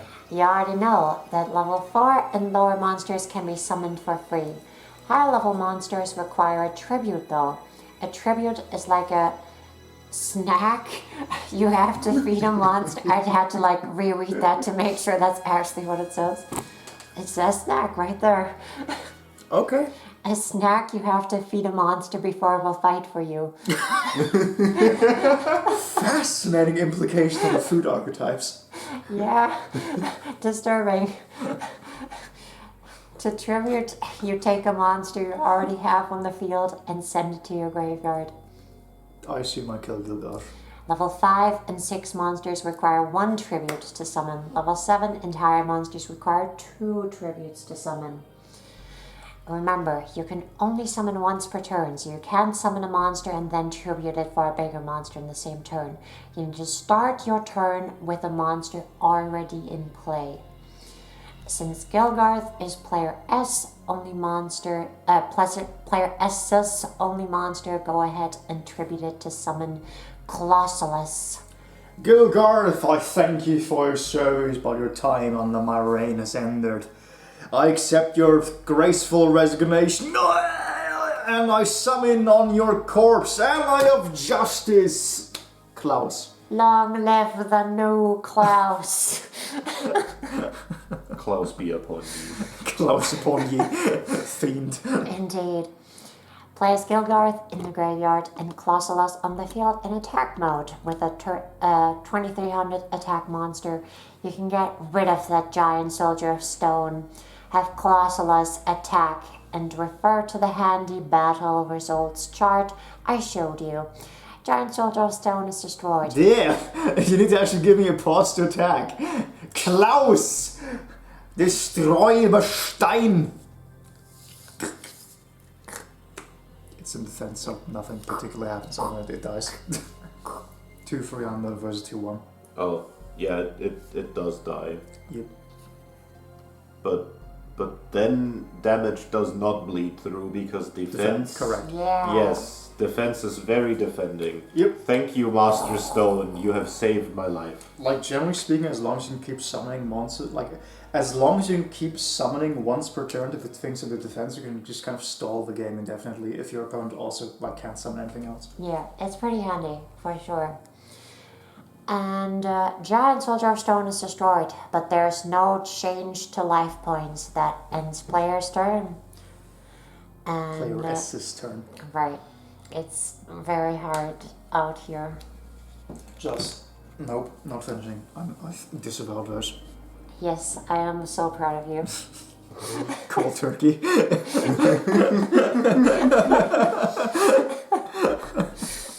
Player X draws a card. And... wow! It's a green card! It's a trade-in. Wait, green? Are they meant to be green? I thought they were blue. I always thought they were green. They're like turquoise-ish, I guess. Yeah, I would have called it blue, but it's a very greenish blue. I definitely agree it's greenish blue. I just thought it was blue. Okay. Yeah, it looks closer to clouds than... I'd rather call that turquoise, I would say. I don't think we want to put such a difficult to pronounce word into this list. It's reasonable. It's made for babies. That's why there's so much text on this. That's Yu-Gi-Oh, baby. A game for children, you need a PhD to actually understand the effect resolution of. Have you tried to play Magic? Yes. It doesn't come with a manga. The thing is, let's put it like this: when and if are completely different things in Yu-Gi-Oh. Like, the exact same effect in terms of what happens in the before state and the end state can have like 4 different ways to word it, and 2 of those can actually only resolve under very specific circumstances. And if something goes wrong, then not only does it not happen, but your card just dies in between. I have absolutely no idea what you just said. I'm describing Yu-Gi-Oh! Enjoy. Enjoy your ifs and whens. Correctly. Yeah, that part's a bit advanced. I barely understand it, to be honest. It's like Magic does have cards that have a lot of text, but generally speaking, Are you familiar with how the difference between the United States justice system and the German justice system? Maybe. The United States justice system functions on a precedent basis. If a judge makes a decision in the past, then that is considered to be like the binding thing on how you arbitrate in those cases. In the German justice system, precedent is not a thing. Every single time a decision is made, the law gets examined, and then you make a new decision based on how you interpret that law and the circumstances. Yu-Gi-Oh! Follows by precedent law. If a judge at a tournament is the first to answer a question, then that is the binding decision on how that question is resolved. Doesn't matter if the judge was drunk, doesn't matter if the cards were like in a different language, that was how that question was answered, so that's the binding answer for how that specific question is answered now. And if the exact same problem happens with two different cards and a different judge answers them, and it gives a different answer, then for those two cards it's different than from the first two.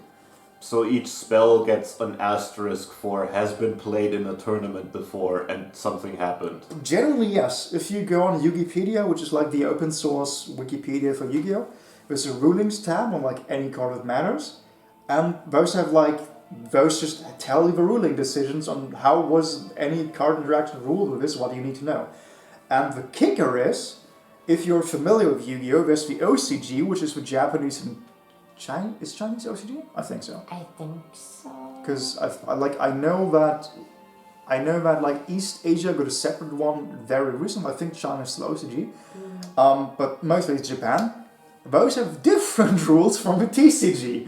So the exact same two cards have the exact same interactions because the OCG and the TCG are different formats, have different judges. So we have some cards that are like the same two cards, and they do something different in Japan versus the United States. I genuinely didn't know that. Oh yeah, no, there's the fusion substitutes, the big one, that I like remember offhand.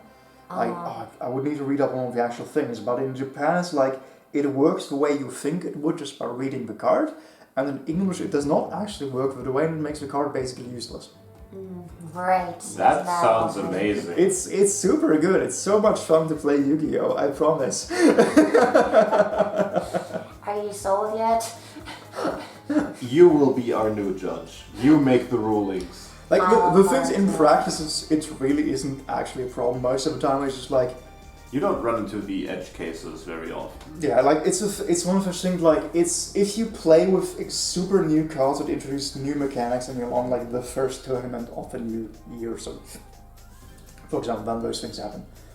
Or like if big ruling changes happen, like to go way past the depth of what this does, but Yu-Gi-Oh! Rules are called master rules. And if you're familiar with tabletop games that have like different editions, master rules are different editions. So it's like it's the same game in that it's Yu-Gi-Oh! But it's like playing D&D 5th edition versus D&D 4th edition. It's like it's the same framework but the specifics change. And for example, there was a case where in one of the older editions of Yu-Gi-Oh! If you were asked, you would have to reveal your hand under specific circumstances. In the modern editions, your hand is always private knowledge. You cannot reveal, it's literally illegal for you to reveal it on specific circumstances. So we broke the rule set. Yes, but where that matters is there's a call card Mind Crush. And what Mind Crush does is you call the name of a card, and if your opponent has that card, they have to discard it. So for example, I made an educated guess, or no, let's just pull the actual example. When you add a card from your hand to your deck, you have to reveal it. That was Fulgrim being angry because he doesn't like the concept of search engines, I guess. So for example, I play Ojama Blue's effect, and Ojama Blue's effect lets me add Ojama Yellow to my hand. And so add is not draw. Add is not draw. Add is you pick your deck up and you look for the card. Oh. So I do that. To do that, I have to reveal the card I'm adding to my hand as Ojama Yellow. So logically, you now know I have Ojama Yellow in my hand. However, hands are private knowledge and you never have to reveal them. So now you play Mind Crush, which is the card where you call a card's name, and if the opponent has them in the hand, they have to discard it. So You saw I added Ojama Yellow to my hand. You call Mind Crush Ojama Yellow. Under the new rules, I cannot be made to reveal my hand. If I just say, no, I don't have it, there's nothing you can do. There's no way you can prove that I have Ojama Yellow, because I can never be made to reveal that card. Why was that card ever printed if the whole spell of the card can be negated by lying? Because in the old editions it still worked. And the things you would need to stop the game right there and call a judge, which most people don't do because they have anxiety. And as soon as the next turn starts and I draw for a turn, you cannot prove I just drew the card. And that's one of those things where like wording and case law and editions in Yu-Gi-Oh! Gets really weird. Because Magic, for example, is an eternal format. Like you have an eternal Magic format, but it's not the one that most people play. In Magic you only have like about 1,000 cards that are legal at any given time. In Yu-Gi-Oh! You have cards that are legal from 2004 straight to 2024. You have 20 years, 25 years actually, if you go by like the actual OCG release date. You have 25 years worth of cards that have to interact with the rules made in all those decisions and years and editions or whatever. And it leads to some really weird things. Which is never relevant in most, like 99% of the circumstances of actually playing the game, but it's just very funny to just tell the stories. Yeah. Well, thank you for the site tangent. That was wonderful. I just love the story of Minecraft, it's so stupid. Because for reference, like Minecraft used to be one of the strongest cards ever, because... Yeah, but now you can lie about it. Exactly, now it's useless. So absolutely everyone will just say, no, I don't have it. Yeah, like it went from a must-have in every single list, because if your opponent reveals a key piece, you just knock it out, to nobody plays it, because there's no point. But a judge wouldn't change anything, because you said to call a judge, but the judge will also rule that you should not disclose your hand. That's one of those other things, like it depends on the tournament and what the judge says, but in theory that's your best chance of like, hey, I mind crushed, can you please check the hand? And then a judge may check the hand and see, okay, you have it, mind crush resolves. But does that count as a ruling, which then empowers the card to say you have to reveal it if it's true? It actually would if it happened at a major event, but most of the time it actually just hasn't come up yet because nobody plays Minecraft anymore. Because the rulings only there's official tournament stores which are like Konami, like registered with Konami, they have like special promotions, and those have registered with Konami judges attending the events. And if those make a decision, then that goes to Konami HQ and then like goes into the public knowledge database. But it just Minecraft just hasn't come up yet. Because there's no reason to play it, because why would you risk it when you can pick a card for worse? So really the goal is to enter into official tournaments, do the qualifying, only to pick the most obscure deck with as many rulings as possible. Yeah. Just like be the guy who changed the game. Yes. If you do that, you'll generally be a more... Like, that's the thing. If you've ever seen that... Like it's not even a meme, it's just like an old internet rally with like two dudes in suits and with trilbies carrying like a gigantic stack of cards. That was Yu-Gi-Oh! It actually in Germany, I think it was like a Dortmund YCS. Because there was no specification for max deck size in Yu-Gi-Oh! Because it's based on precedent. And up till then, nobody had like done anything weird with it, till those guys did literally exactly that, because they wanted to make a point about it's stupid to not have a max roll, because there's like so many decks that just shuffle infinitely and stall the game. So they just made the most obnoxious deck possible with, I think it was close to 1,000 cards, I'm pretty sure. And the entire point was just, I will reveal a single searcher, now we will spend the remaining 40 minutes of the game looking through this deck to find one card. And then you have to reshuffle all the cards. Then you have to reshuffle, and also the card that I drew was another searcher, so we're going to do the same thing again. Like they got DQ'd round one, but it was a precedent, and ever since then you have a max deck size. How long did it take to disqualify? I think they did finish their round one game, so we did play the full 40 minutes, but they were asked to be disqualified, and they complied. Oh, is there like a global timer There's now, don't ask me if it was back then, I think it was. Like, generally a game is supposed to be, not supposed to be, a game has a max duration of 40 minutes. Oh, okay, so you get like a chess clock. Pretty much. We've way exceeded that, but it's whatever. It seems unfair to disqualify them. That's why they were asked to voluntarily disqualify, because they were there to make a point to the judges, and they made their point. And the ruling was, and like, they were not forcefully disqualified. They voluntarily pulled themselves out. They didn't want to shuffle anymore. Yeah, like it was misery on them too. But the point I was making, like Baum's idea of just pull all the obscure casket rulings on, like that happened. That is why we have a max deck size. That is something that people do. And it is absolutely amazing. It's incredible. Like generally, Yu-Gi-Oh is a very fun game if you just like the history of rules lawyering, because precedent law across states just makes for some very weird things sometimes. I don't think we're going to finish this duel today. This might be a long shot. Yeah. Let's continue. Yeah, let's give it a shot. Like the things we have a hard limit on when we need to go to sleep because we have things to do tomorrow. All right. We'll go fast.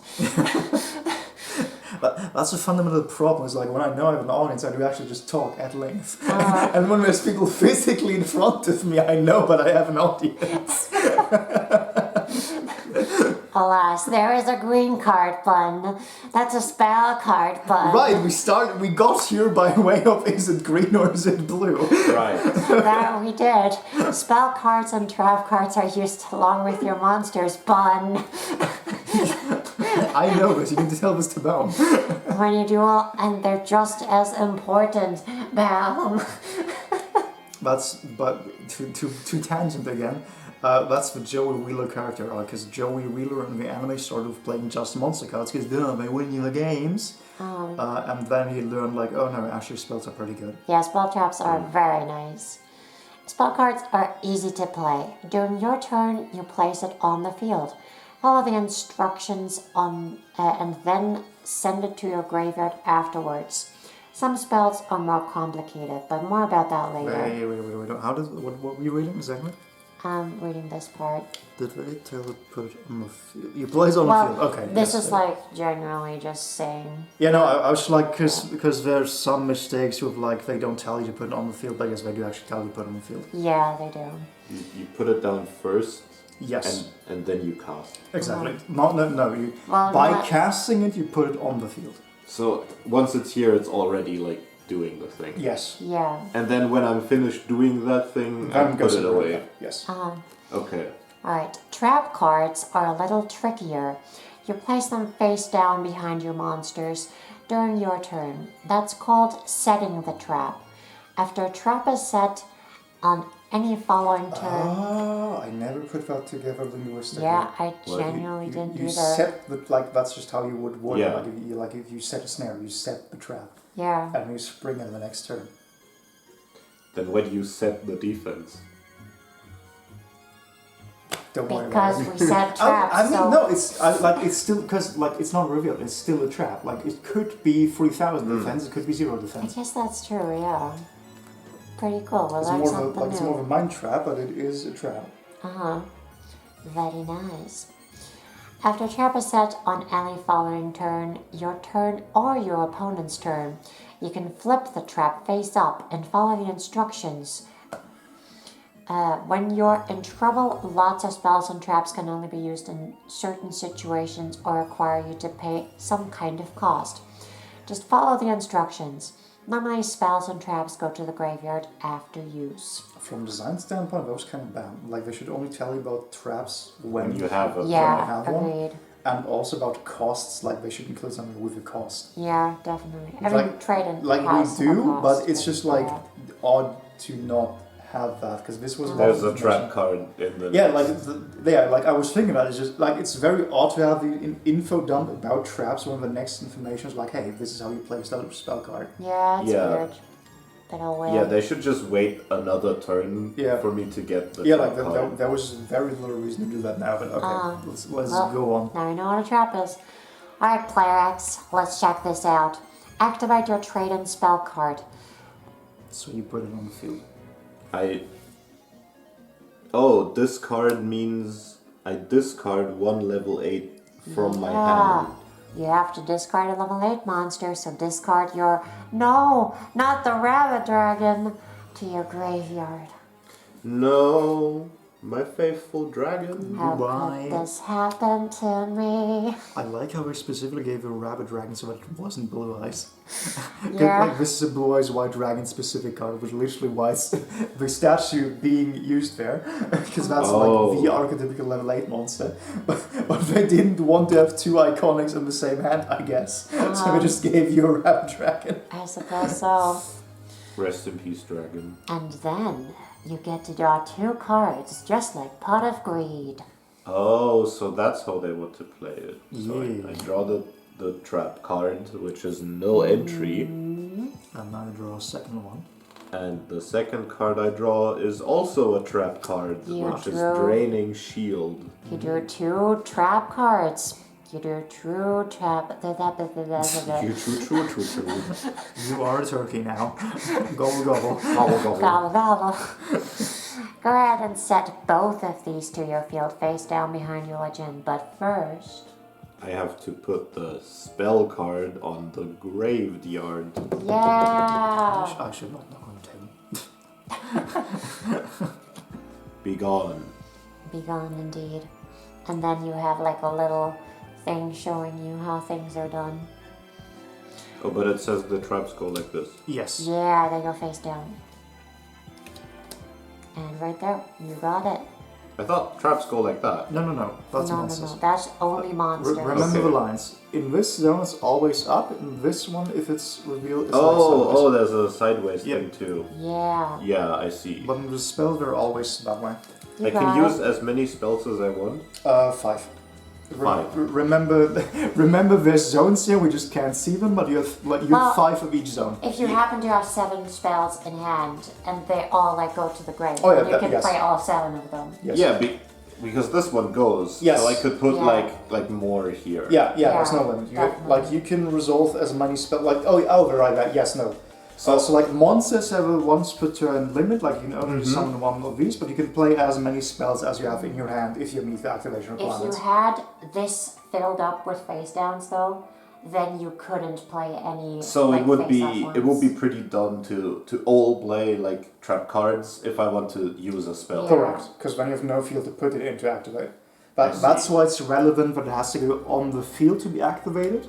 To specifically, like, you can go full trap build, but if you do, then you're stuck with that. You can't change them out till you get rid of them.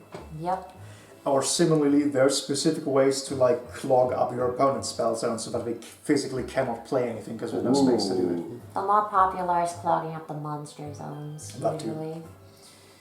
But let's also play your Ojama Yellow in defense face down, since Lajin is no match for a Colossalus that ends your turn.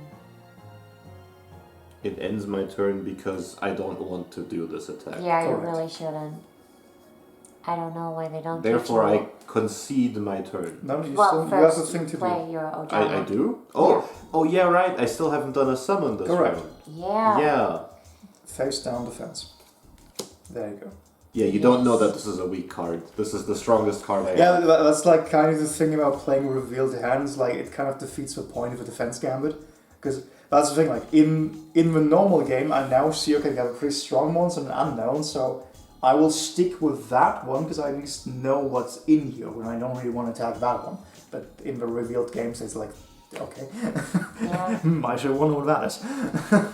I don't know why they don't teach you this right now, but oh well, who cares? I'm gonna probably get to it later. Yeah.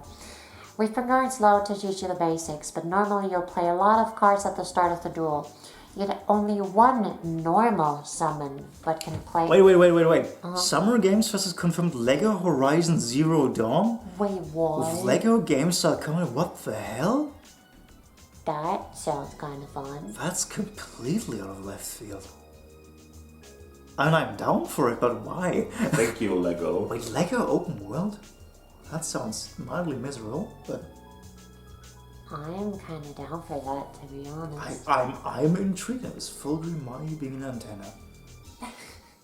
If you wanna like look, he's just like on the corner where he is and just like sticking straight up. Oh, there he is. He's just like, why are you doing that, buddy? Thank you, Fulcrum. I mean, okay, I know why, because he wants to go to sleep, but it's whatever. Okay, right, where were you? Yes, you get only one normal summon, but can play any number of spells and traps during your turn. Oh yeah, that was my question earlier. Yes, And for that, this counts as a summon.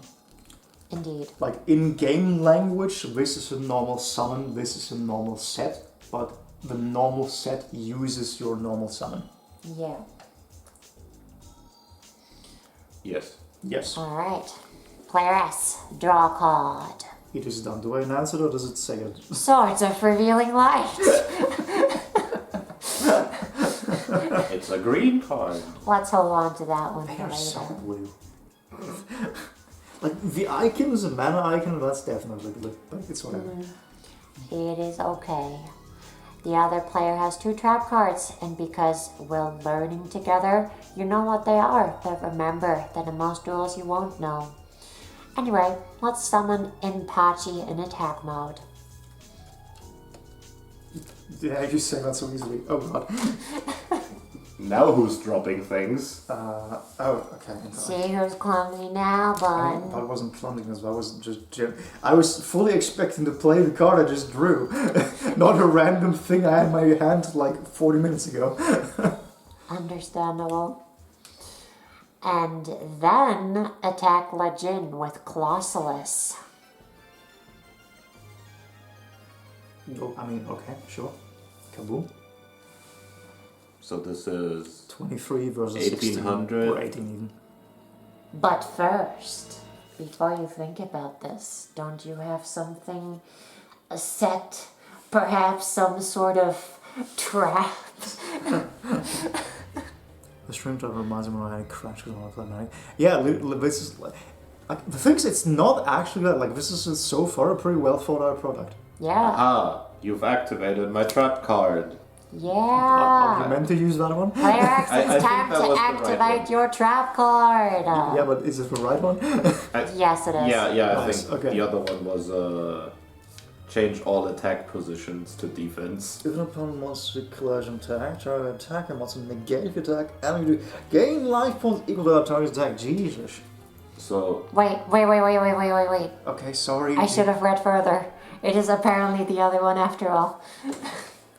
What the hell? Why would even asked. yeah, why would I? literally makes no sense. Okay, It would whatever. So this would give me 2,000 life points. Why would I? 2,300 even, or 100. Yes. Whatever. Yeah, Yes. it would be great, but we're not looking Because at we're what we're doing. learning. Okay, so Oh well. Reading Rainbow. Alright. you've activated my trap card. And you get to do this even though it's your opponent's turn. Flip your no entry card face up. It changes all attack position monsters to defense. So Lejin, Inpachi, and Colossalus all shift into defense mode. I don't know why we did this, but hey. Oh no, I know why. You need 2 monsters. Oh, that actually kind of makes sense. Well, no, not really. No, but Wait, I think right, attack Ojama. Right, okay, that makes sense. Because I know it's an Ojama in this game state. Oh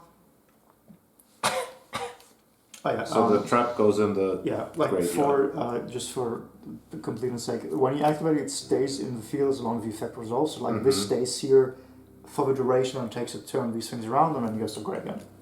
Oh, so not until turn end, just until the effect resolves. Correct. So now you could do a thing that reoccupies the slot.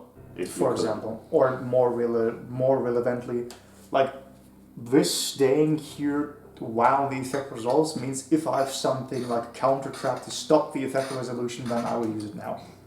Oh, and then you would like just reflip maybe. Then or it goes something. to graveyard, but Or yeah. There is actually some cards that reflip it, but yeah. yeah, fair. Most of the time, just go it dies. Since Colossalus is no longer in attack position, its attack is halted. That's because defense mode monsters cannot attack. I'm choking on dust. That was another thing. We ate ice earlier, and Luna just kept coughing for like 2 hours straight because just eating cold things just makes you cough. Yeah, I don't know why. It's weird. Like, this is not clumsiness for once, it was just kind of weird to see. That's how you get a cold. It's true. That's why it's called that. I'm sure of that. That's why it's called that. I want to make this more quiet. I don't like how much bar moves. Understandable. Completely arbitrary change given I can't hear it. It's fine. Arbitrary audio engineer. We do it on suspicion. Oh boy. Well, it's still player S's turn, but you already summoned a monster in Pachi. You could play that sort of revealing light spell. Maybe you should read for a second. To like go into the thing to like go ahead because we're gifted students, this is where phases come in. Because main phase 1, I summoned my Impachi, battle phase attacked, and then main phase 2 kicks in, which is where I can play more spell cards, for example. Can or can't? Can. In battle phase you can only attack, which is why you then have to go back to main phase 2 to play something like this. In the battle phase, you can still use traps freely though. Yeah. If you've set them like a turn ago. Are you familiar with Magic of the Gathering? Very faintly. Okay, no, nothing. The point is, in battle phase, only instant spell speed things can happen. In the main phases, the slow things can happen, but there's no I time to understand resolve. that. There you go. That's why, like, it's a thing to like encourage you to not like, oh, I'm losing a battle phase. Let me play this fat spell that will change the situation. No, you committed to the battle phase. You can only do that before or after. You have to stick by your decisions. Right, where were we? Alright, I've read the entirety of that page, and now I basically gave up on the first sentence. You could play that sort of really nice spell, but let's save it for when we need it, so we'll end our turn. Player X, your turn. And you drew White Ninja in the past tense. In the past tense already. I don't even get to draw. It just already happened. It just already happened. At this point, they assume you know, I guess. An orange monster card means it has a special ability explained in its text. Oh yeah, that is a different color. Yeah. Yeah. So now you can read the text in like the box. Flip. Target one defense position monster on the field. Destroy that target. Yeah. A flip monster is a monster you place face down. Then when it flips face up, its flip ability activates. So that's why it's called flip, because it happens as you flip it. So it goes this way. It goes that way. Right, so you can't tell what it is. Correct. Because that never happens. Exactly, and that's like the other gamut is like you don't want to attack blindly, because if you attack blindly, what if it's a flip monster and they get instantly punished? But also we don't. I don't think we actually do that yet. Yeah, so if you would attack this, then it would flip. Exactly. And then I would just destroy your thing immediately. Yeah, because if you remember the very first step of battle calculation on face zones, it gets flipped. And when it gets flipped, the flip effect activates. So you can't kill it before it does the thing. Correct, the flip effect always happens. Like, even if it dies, the microsecond after the flip effect always happens. But for now, thanks to your... What? It flips, it activates, blah, blah. But for now, thanks to your no entry card stopping that attack, you have 2 monsters at the start of your turn for the first time ever. So, let's tribute both La Jin and Ojama Yellow, send them over to the graveyard. Oh, I tribute 2 because it's more than 6 stars. Correct. Yeah. To summon Dark Magician. I summon the strongest of darkest magicians. Hell yeah. To defeat you. Now have Dark Magician attack and destroy Klaus. He is the ultimate wizard in terms of attack and defense. Does this count as a summon? Yes. Could I? Yeah. I can't summon Correct. again. That was your summon. Okay. A tribute summon is a form of normal summon. So this now attacks Klaus. And it is 2-5 versus 2-5 versus... 2-3. Wait, you can't. I don't think you. No, Wait, but you're in that's your defense. hand, right? Yeah. No, this So that's... this just laying here. Yeah, it's 1200, but it doesn't matter because this just goes to the graveyard. It matters in the sense that it goes to the graveyard. Yeah. Since Klaus So was in defense, there's no change to life points, but Klaus is destroyed. We can't play White Ninja yet, since a tribute summon like Dark Magician still counts as a one normal summon for a turn. So back over to player S. It is your turn. Player S, you've got it. I draw for turn, I guess. They just don't say that anymore. You've got your own spell card now. Back up right. Oh yeah, so they just assume you do that. Okay. Get ready to use it by changing in Patchy back to attack position. Let's read what we got first. Back up right, a normal speed spell card. Target one face of monster in the field against 1,500 attack until the end of this turn. Okay, so let's get ready to use it by changing in Patchy back to attack position. See rules on the next page. Oh, come on. Wow. To briefly summarize, the turn after something was summoned, you can change its position from attack to defense once per turn. So like if it is in defense as I start my turn, then I can use its one move to change it to attack. But then you can't attack anymore. No, I can not. Now I can attack with it because it's an attack position. But for example, if so you can flip. You can turn at the start of your turn and then use it to attack. Yes. Yeah. But you can't attack and then flip it to. You can in fact do that. It just needs to already be on the field from previous turns. So at the start of my turn, I can attack you and then afterwards do it in defense. I don't think you can do that. I'm pretty sure you can't. I'm very certain you can, but oh no, never mind. Literally the first thing. You can change its position if a declaring attack already was done. So I have not tried to do that. Okay, yeah, so attack means attack, it stays by the way.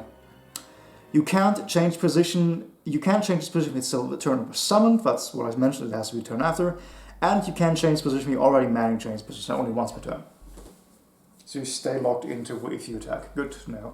Alright, because I'm thinking of pajamas, so it does automatically because they do have weird effects when I'm picking it up. So in Patchy is in attack position now. Let's shut up in Patchy by playing the backup rider spell, raising in Patchy's attack to 3,100 even.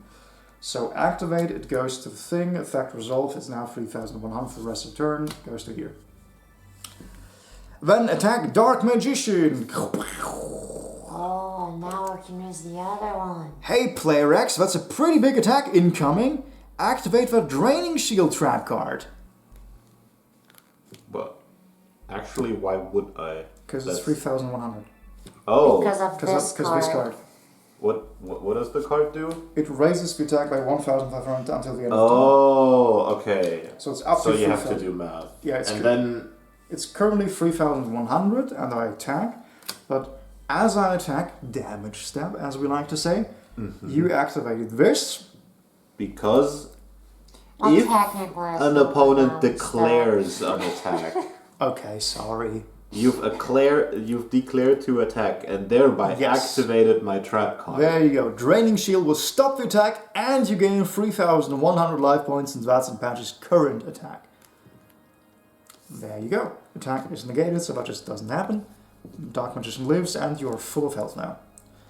You can overheal, so I have like health. Yeah. You have like 11,000 now. Yeah. Yeah, 8,000 is just starting point. There is no maximum. That is already starting to be annoying to keep track of large numbers. There's like an app that does it for you. Yeah, it is beautiful. It even has the sound effects from the anime, which is super nice. Oh yeah. The one thing it doesn't have is like it doesn't have a calculator, which is the thing that you need the most. To calculate damage. Yeah, to like do math. How much is 23 versus like 14 in the heat of the moment or whatever? What do you call it out? Oh, you like show it? Oh, there you go. Yeah, I'm sure. Oh. Okay. Oh. That was on the streams. Yeah. It's actually pretty useful. Like the even better iteration would have like that one numbers facing one side and one the other. But it's like normally it's like on the side, but with these co-joint game mats, you don't have a space for that. Player S, it's still your turn, and you haven't summoned yet because now we're going to main phase 2 after the battle phase. So go ahead and play Spirit of the Harp in face down defense mode. There we go. It's a sweet little lady. with 2000 defense, who now goes into set down defense mode. You've also exhausted player X's trap card supply, which is good news for later. During your turn, you can change the battle position. Oh no, that's just for rules. Okay. Rule 1 is why we couldn't change Clausel's back to attack position after a trap last turn. It had already declared an attack. Rule 2 is why we couldn't change Inpachi back and had just been summoned. If either of those had not been the case, we could have changed them despite Rule 3. Rule 3 just keeps you from chaining a monster back and forth forever. That actually becomes irrelevant. Because there was a thing where I played a game with Swoon from Luna Server, and she played a card that changed my position to defense mode as I started my turn, literally as I was starting it. But the monster was already on the face, so as soon as she resolved it, okay, well, thanks for doing that, I use my one change for the turn and it just goes back. Whereas if you wait till after, or as I'm attacking or after the attack, then okay, I can't change back because it's an attack now. So it's it's relevant, you can only do that once a turn because it makes timing relevant. I see. When you do those things. Boop. Oh yeah, just literally the next sentence. If a monster's battle position changes because of a card effect, you can still change it manually. So you can play a spell card to change my position, but if I didn't change it that turn, I can just undo it. But for example, monster can only attack once per turn, so if you do it as I'm attacking and goes to defense, well, I can't, I can change it back, but the attack already happened, so can't do that again. Oh, in battle phase. Yes. I could. Exactly. Player X, time to draw. Now it tells me to draw. It's so inconsistent. You drew the 1000 Knife spell. I did indeed. Which specifically requires a combo with your Dark Magician. Wow. What a coincidence! You could use it on one of player S's monsters, but your Dark Magician should be able to destroy them by itself, so let's save it for later. Have Dark Magician attack and destroy Inpachi.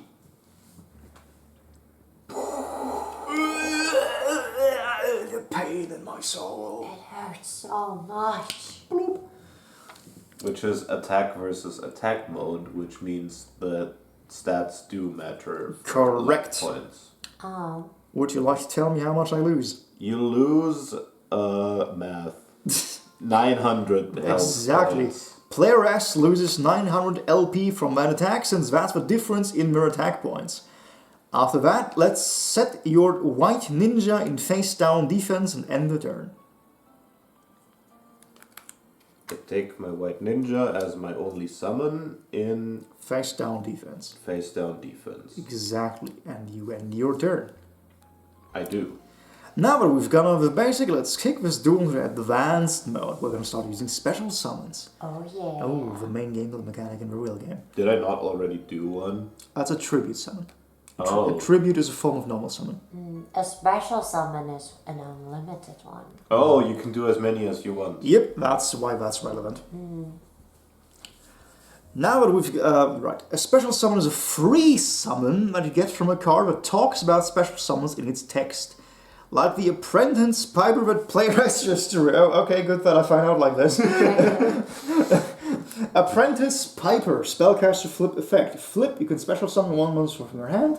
If this card is destroyed by battle or card effect is in the graveyard, you can special summon once from your hand. So this is what I talked about, don't attack blindly. Because if you attack blindly, then first it gets flipped, I get a special summon, then it gets destroyed, and I get another special summon. In reality, you have to attack blindly because there's very little ways to actually get knowledge. In this case, it means you can special summon anything from your hand. Correct, no restrictions.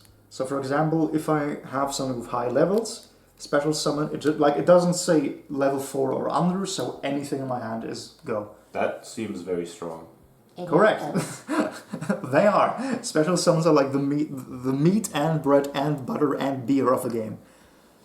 Like the Apprentice Piper player as just drew. A special summon does not count against your one summon per turn limit. There are freebies you get in addition to your normal summon. Also, when you special summon, you can do it to any level monster and you don't need to tribute when you do.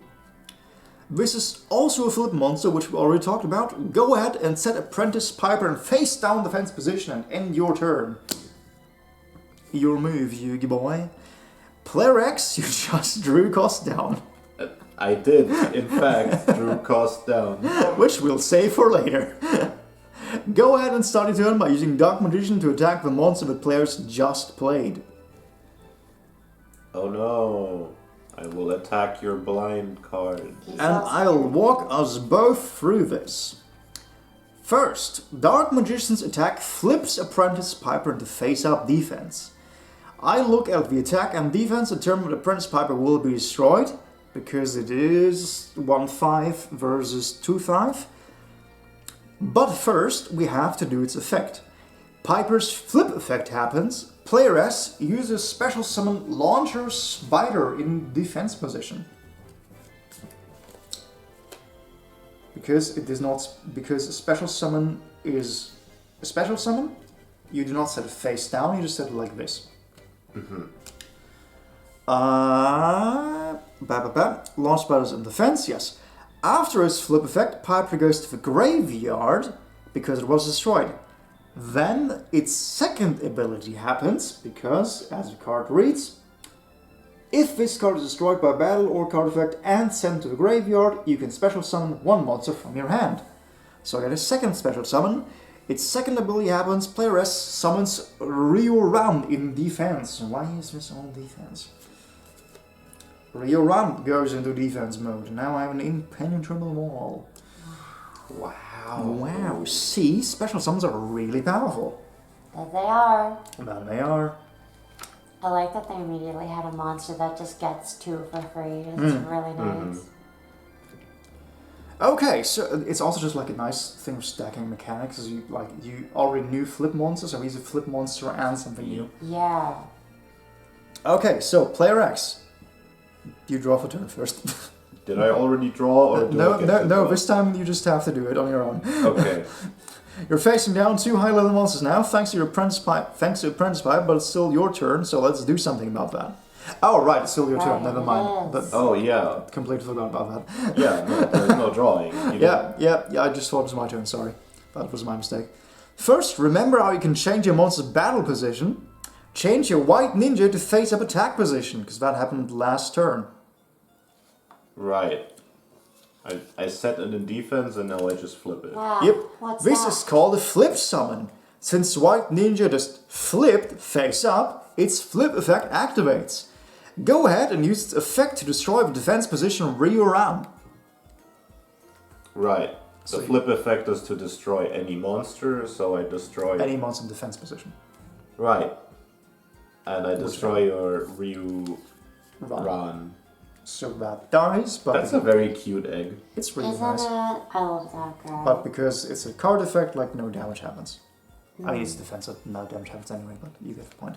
But you get more graveyard. That's one monster down. Now use your 1000 Knife spell card to get rid of Launcher Spider. Right.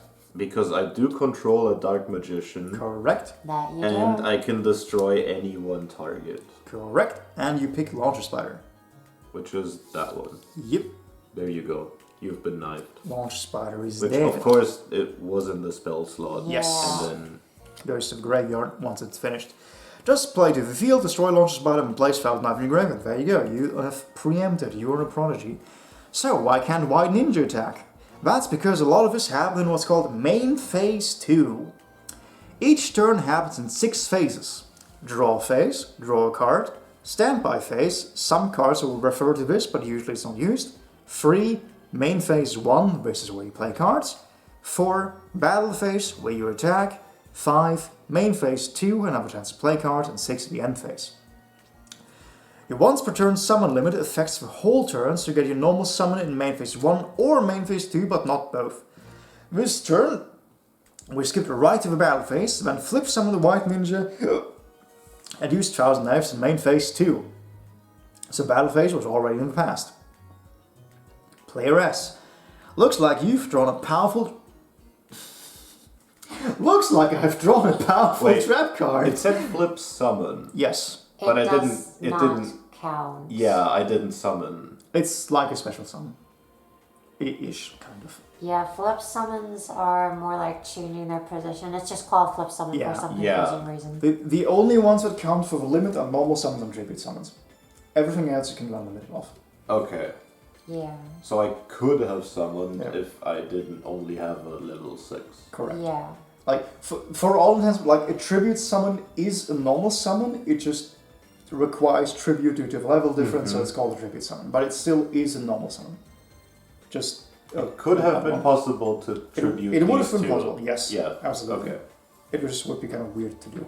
Um, Play rest. Looks like we've drawn a powerful trap card. I sure did. Storming It's a Mirror mirror Force. force. amazing. When an opponent monster collects an attack, return all your opponent's attack position monsters to the hand. Go ahead and set your Storming Mirror face down. Let's see what happens. Ooh.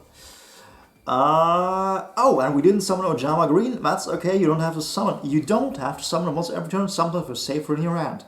Okay. Yes, we protect the Ojama. Yeah. They are too important to kill. Very precious. Also, Linda, you want your job back, or are you just, Sure. Sounds good. or are you just happy with me doing this?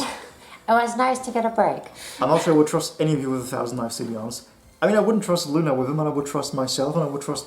1,000 knives is a lot. That's a lot. I wouldn't trust anyone with that. I mean, I would just sell them on, like, eBay. But where do you put 1,000 knives? The seller.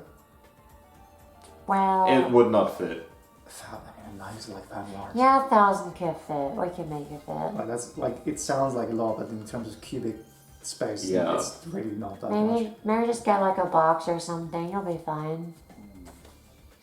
Yeah. One big crate of knife. Yeah, I mean, Why you have to not? ship them somehow. Like, True. the bigger question is like, hey, did you steal this off a truck? Like, that's a very even number to just have The randomly. knife truck. Yeah. Where they put 1,000 knives exactly into a bag. I mean, yeah, that's like how you ship them, because you ship them hundreds and thousands. Because for easy supply. Well, I I'm pretty sure they suppose so. don't. I mean, for like wholesale distribution, you get like one big pallet, and like this is exactly 1,000. I don't think they do whole numbers. They do what fits in like the pallet size. I mean, it depends on, like, if you're selling to an external person, then you would have an even number, because you don't buy knives by weight. I'm pretty sure. That would be an odd thing to do. Like, 1,000 knives is a lot Yeah. easier to supply than 10 kilograms of knives. Yeah, but if you go by one crate of knife, then it's whatever fits in the crate or box or pallet. Yeah, but ideally you have like a standard way to put them in, so that you actually know how many fit in one. So you're saying to waste space in order to make it exactly 1,000? Yes, because you like the person buying from you would prefer to know how many knives exactly they have. Yeah, but what if it's just 1,110? Because the problem then is like, hey, friend, how many knives do we have in storage? Well, the supplier didn't give us a number, time to count. Ah! That's a horrible situation. That's why you have interns to do inventory. Or you could just have a sheet that tells you how many you got. No, but if you do go to a warehouse, they do count. I mean, yeah, because suppliers are back, but ideally you have a number to work with. Yes, and that number might be 1,111. But it's a number. Let's continue the duel. Let's continue the duel of knives. 1,000 duels. We're like halfway through. It'll only take like till 2 a.m. Player X apparently just drew another trap. I Isn't did. that right, Player X? Yes. You did it! Did you finish your turn? Apparently, yeah, no, because I finished my turn Oh yeah, for you not did. summoning or Yeah, down. right. Yeah. But this one has an infinity symbol on it. A continuous trap card. Wow. Let's keep rolling with Dark Magician. Have it attack and destroy player S's monster. If you could be so kind. Oh, the Dark Magician will attack Yes. whatever this But mysterious player card S. may be. Sorry. That's Player your S. signal to activate Storming Mirror Force to bounce player X's monsters back to the Wait, hand. okay, but like we go to the thing is revealed question mark, or I don't think we do we do. have information about this? We sure don't. I'm pretty sure. Does it say declare attack? Because I think this just means declare attack. Yeah. But if it's on taking damage, then probably Have flip. it attack and destroy. That sounds like a declaration. Yeah. This is... Yeah, but what does Mirror Force say? That's irrelevant. I think the Is it? flipping might happen in the damage step even, I'm not sure. Who Because knows? this also says when you declare an attack. Yeah, so yeah. So on this might declaration, not flip. wonderful. Yeah, this definitely doesn't Okay, flip. very wonderful. Okay. Where are we? I just knew. I would That's love your to turn signal. on the fan, but it sounds so horrible. on It the really phone. does. It's awful.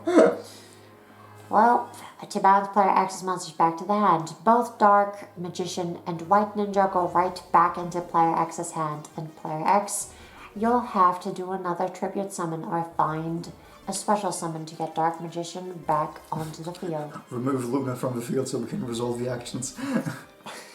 You did it. You removed me. I removed Luna to my hand. And to like explain what meta is, that's why like tribute summons are a dangerous thing, because this is very strong, but all the resources you put into getting this on the field you've now lost, because I just bounced to your hand and you have to grab everything again. Yeah. Versus level 4 you can just grab that thing right back next turn, like it doesn't super matter.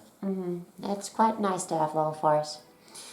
Note that since the attack was stopped by a trap card, player S's face down monster doesn't even flip face up and remains face We down. really should just keep reading. Really destroyed. Like almost all our questions were answered in the next sentence most of the time. Yeah. Most of the time, for real. Player X, let's go ahead and set that Call of the Haunted trap card, then end your turn. What does it even do? Grab something will give you. Oh! A This is special summon anything from the graveyard. That's the necromancer you mentioned earlier. Yeah. Ooh. And remember, trap cards cannot be activated until they have been set before. So next turn, Yeah, during Bun's turn you could activate it, but right now you can't. right, during Bun's turn or mine or any time after. Yeah, correct. To the easy ways, as soon as one end phase happens, you can always activate it. Yeah, that's a good way to put it. Here are the different icons you might see on your spell and trap cards. Anything without an icon is just a normal spell or normal trap. Here you see them. There's a... And there's a little description. Oh. The infinity symbol is continuous. Don't send these to the graveyard when you use them. They stay on the field and keep working. This one is an equip card with the cross. These also stay on the field, but are equipped to a specific monster. If that monster goes away, so do its equipped cards. Then the lightning bolt is a quick play. These spells can be used from your hand at any point during your turn. When we're talking about traps? Because we just set one. We really should be talking about this when it's activated, but Yeah, no, like we were talking about traps, but this is only relevant to spells because you can always do that with a trap. Yeah. you are making a point. It does, like, kind of Yeah, graphically like say... it does tell you what's relevant to what, but it's Yeah. kind of weird to have that. Like, doesn't it specifically say this is what could have showed up on something? Spell and trap Oh, okay. cards. I was focused on the traps too much. Understandable. Yeah. Well, quick play spells can be used from your hand at any point during your turn, not just in your main phases. You can also set them, then activate them on any following turn, like a trap. Then we've got Ritual with the fire symbol, Ritual counter on field. Okay. What? It just says Ritual counter and field. Also exist, Oh, but aren't also- included. As I just I said. should have kept reading it. Yes, as I just said. Please keep But aren't reading. included in these decks. To make it quick, like Ritual summon Ritual monsters, which are just a different type of monster, it's just a different summon. We don't have to go into the specifics. I don't think that made it easier. Thanks, Pendulum. Yeah. It's Exactly. just a summoning mechanic. Then field spells just go here and are basically continuous, but you can only have one per player, that is. And the counter ones are In response in to response to something, yeah. And I think you can't respond unless you have another counter. something. Correct. They're just like saying no you. Yeah, To pretty summarize much. it. Very good. Back to player S. Do I draw a card? Yes. And that's a quick play spell you just drew, Scapegoat. Since it's a quick play spell, you could play it from your hand this turn, or set it and use it like a trap. Scapegoat summons sheep tokens. Tokens are monsters that are created by other cards. They act like monsters in every way.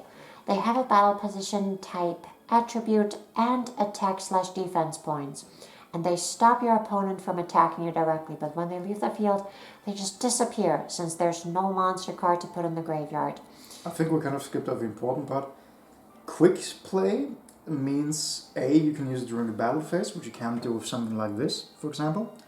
And it means if I set it during my turn and guess your turn, I can activate during your turn. Well, it specifically said that. Yeah, but like I said, it glanced over it. Like it says Yeah. like 5 cents on tokens when that really doesn't matter. A spell, when I put it down, I have to activate immediately. Yeah. Whereas... Yes. I mean, like, you can set a spell, but for one you can't activate it that turn again, which is the same for this, but the relevant thing, like, you can... Actually, that is not how that works. You can set a normal spell and then still activate it on the same turn. Okay, then I'm thinking of other things. Anyway, the point is, you cannot play these during the battle phase, because during battle phase is just for battling and very fast things like the quick play card. So I could battle you in my turn, but you could still play the For spell. example, yes. But Yes. even just during your own turn, like if you attacked me during the battle phase, you could not play this. Because it's a normal speed card and battle phase is too fast for it. Blink an eye. Yeah. Also, I'll go to the bathroom real quick. Do continue reading. We're right there. Are we playing Scapegoat or are we just describing it? We're just describing it right now. Some tokens are tokens. Like they exist for the duration when you need them, but they don't go into the graveyard. The disappearance there's no monster card to put in the graveyard. You can only have a maximum of 5 monsters in place. If we summoned 4 sheep tokens from Scapegoat, now we'd be full, which can keep you from playing better monsters later. Let's just set Scapegoat face down while you Spirit of a Harp and end. Now it specifies where on the field we set it. Jeez. Let's just set Scapegoat face down while you Spirit of a Harp and end the turn. I've done so. Player X, you've drawn Cyber Dragon. I have drawn a Cyber Dragon indeed. I've seen that card before. On my streams, no doubt. Since it's a level 5 monster, you contribute summon Cyber Dragon by attributing a monster, but Cyber Dragon's real power is in its ability to special summon itself from your hand if your opponent controls a monster and you don't. If you would read the card effect, it says... The card effect says, if only your opponent controls a monster, you can special summon this card from your hand. Control specifically means on the board. Yes. And you have now monsters on the board, so you I can... have nothing on the board, so that is a special summon. Since your opponent has a face-down monster, let's do that by summoning an attack position. Since the special summon is free and does not use our normal summon, let's keep going. Which is also why you do this first, because if you normal summon first, you would control something and you couldn't special summon. Oh, right, and then I couldn't do that. Yeah. It's time to use that cost down spell card. When did you even draw that? Oh, yeah. When did I draw that? It's time to use that cost down spell card. Don't worry about it. Discard the Dark Magician to activate cost down. Yes, Dark Magician. You can summon a graveyard of Call Haunted Lightning. So, you discard Dark Magician. Goes to the graveyard. Right. Or let's do it fully properly. You activate it, so it goes to the field. I activate it, which means first I discard one card, which means I discard this card. To pay the cost. To play this card. This lowers White Ninja's... What? Okay. Of all monsters Yes. in your hand by 2. This lowers White Ninja's level to 2, but also lowers Swordstalkers to level 4. That's low enough to summon without tribute, so go ahead and summon Swordstalker. I normal summon Swordstalker in whichever position. Attack position. Then this is already complete. Yes. Luminous writing. Reduced by 2 the level is reduced by 2 even after they are summoned, so this is now permanently Level 4. level 4. Which I assume matters with some interaction. Extract mechanics mostly. Like these things. And now It goes to the graveyard. it goes to the graveyard, it is complete. Yes. Generally speaking, when things go to a graveyard, effects reset, so as soon as that thing dies, it does go back to level 6. But as long as it's on the field, it stays level 4 now. What if you return it to my hand? Could I then normal summon it again? Then it also goes back to... I would need to read rulings page, but based on feeling, it would stay a level 6. Or it would go back to being level 6. Okay.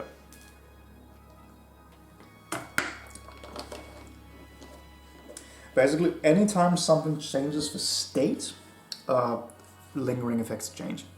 Right, so you don't have to keep track of anything. Most of the time, yeah. That does make it simpler. This is one of the many reasons why I like playing for automatic simulators, because of the things that you do have to keep track of, it just does for you. When you special summon a monster, it always has to go face up, unless the card says you can summon face down. So the relevant thing is like, Yeah, defense you would could not do be... that, but it would still be face up. Now it's time to attack. Start with Cyber Dragon, since your biggest monster attack, player S's face down monster. I will attempt to attack your defensive monster. Spurt up, flips face up, and since it only has 2000 defense, the Cyber Dragon's 2100 attack, it is destroyed. Kaboom. Whoa. Now use Sword Stalker to attack your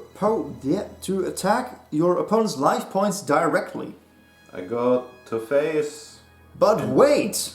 Player S, it's time to use that Scapegoat Quick Play spell, since you can use it like a trap, remember? Place 4 sheep tokens on... Oh, that's what you were doing. I couldn't draw fast enough. I was like thinking, what the hell were you doing? But okay, that makes sense now. Oh, Yeah. you're so smart. I was preparing tokens for us. You're so Luna. One. There's more tokens two. for you. Enjoy. Now we come to a problem of with this is not an adequate game mat, but it's fine. 3, 4. But where do I even put my hand? Oh, I'll put my hand on over here for the moment. When the defense monsters change during attack and triggers what's called a replay. Sword Stalker was attacking directly, but now there are monsters to stop him. So the game rewinds to when Sword Stalker started his attack. Sword Stalker can continue its attack and attack a monster, or choose not to attack at all. In this case, have Sword Stalker attack and destroy a sheep token. Right, so I declared the attack, then you activated a spell, so now I get to choose again if I want to continue. Like, effectively, the state of a game changed, so you get a choice. Do you accept this and attack anyway, or do you say, okay, no, this is way too much for me, I'm just not attacking at all? And in this case, I do keep attacking and you lose one of your tokens. Exactly, and because it's a token, not a monster card, it does not go to a graveyard, it goes to the Luna in the sky. Thank you. That was very kind. Blessed in the heavens. Bunny has a Cyber Dragon tattoo bound on her. Honestly, I don't, but it's one of the few things that I would consider getting a tattoo of. And what do you go on? In this case, instead of going to that ends this turn. Alright. Right. You can use anything to represent token monsters, coins, dice, paperclip, pencils, whatever you want.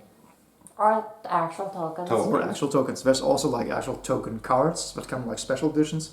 Yeah. But mostly it's like dice. Or even magic tokens, I've seen it also, because they come with like numbers. Yeah. Just have a way to keep track of what battle position they're in, attack or defense. Technically, there's a few tokens that have stats that matter, but for the most part it's irrelevant. New turn, player S. I drew card E. Okay, good to know. Do I read what it does? Which shows another kind of monster effect. Okay, I read what it does. Hell Machine effect cannot be special summoned. During your main phase 1, if this card is normal summoned this turn, you contribute this card, draw 2 cards, then it becomes the end phase. You cannot special summon during the turn you activate this effect. So basically this skips ahead a turn. This one lets you draw more cards, but it ends your turn when you do, and you can't special summon the same turn. Swords of Revealing Light is a good combo here. Go ahead and play Swords of Revealing Light. Oh, now you're becoming a stall player. There we go. Should your spell not have gone to the graveyard? That it should have. Yes. I just forgot it did. Honestly, I forgot we had an extra deck. Yeah, until I just locked it down. It actually became relevant. I think you were out in the bathroom, but this is a level 4 now. Oh, nice. Which, I mean, that's a level 5, so for the moment it still doesn't matter, but there's a level 4, and there's a level 4, things are happening. This one was Oh, that's also 2. level 2, right. Okay, so... Oh, I see. the relevant... Wait, so that's permanent? Till they die, presumably.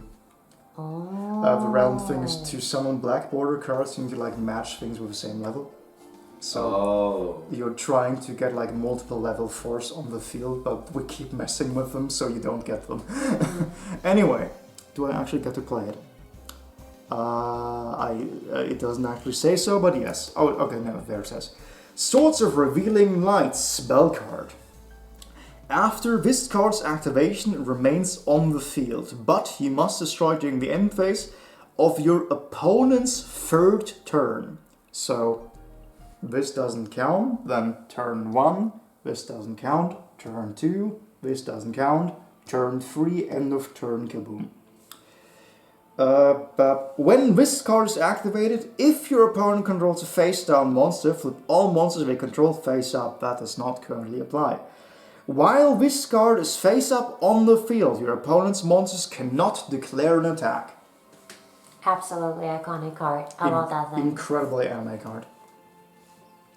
I really love how in the anime there's generally like gigantic swords in the sky that just eclipse the field. Yeah, it's so nice. And I think you kind of get to see like a glimpse of that in like the hollow versions of Swords of Revealing Light. It's quite beautiful.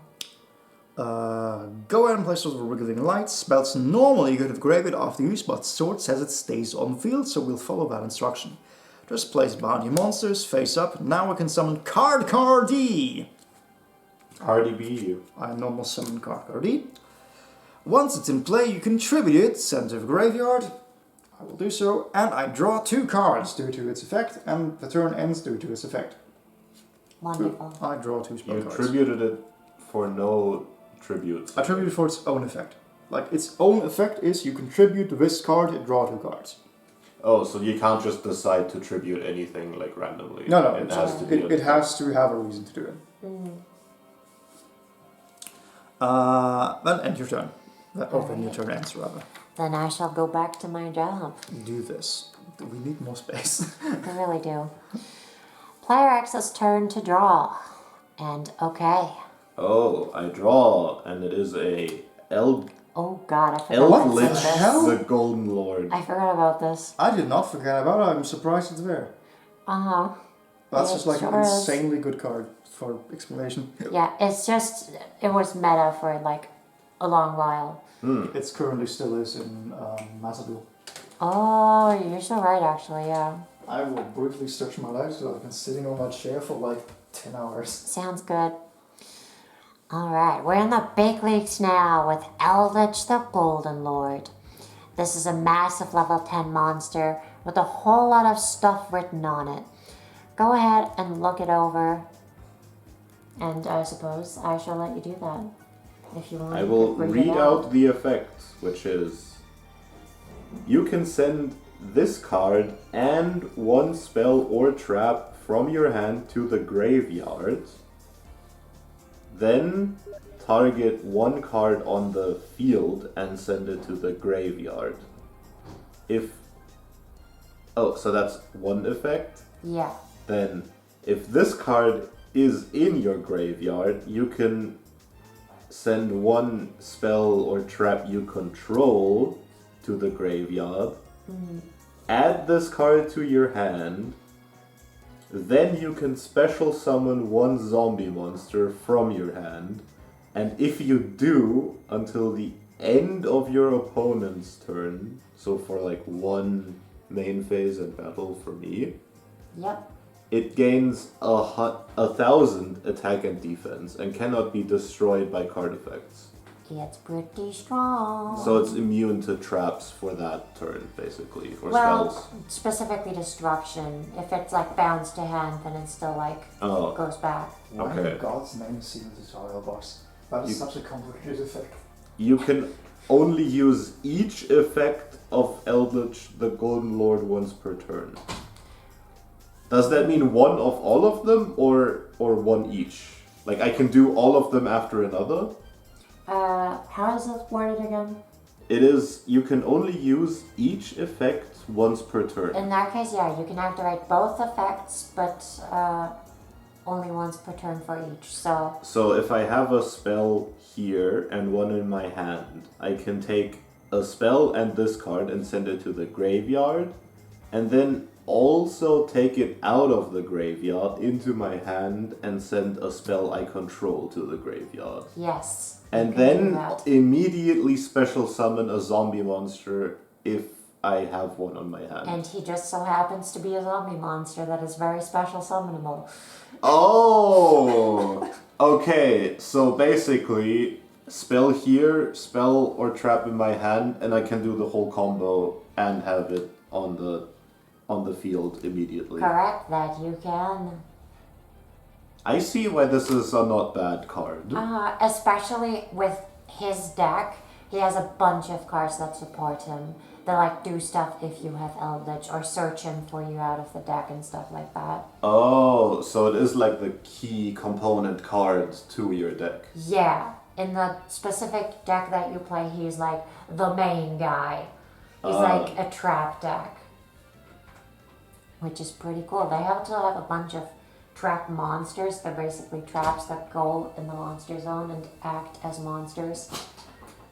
So it's a flip monster thing even. Or specifically a trap that... It's a trap specifically that a says treat this trap as a monster. Yeah. Oh, so it's a trap that happens to have stats. Yes. Yeah, pretty that's the way to much. put it. I see.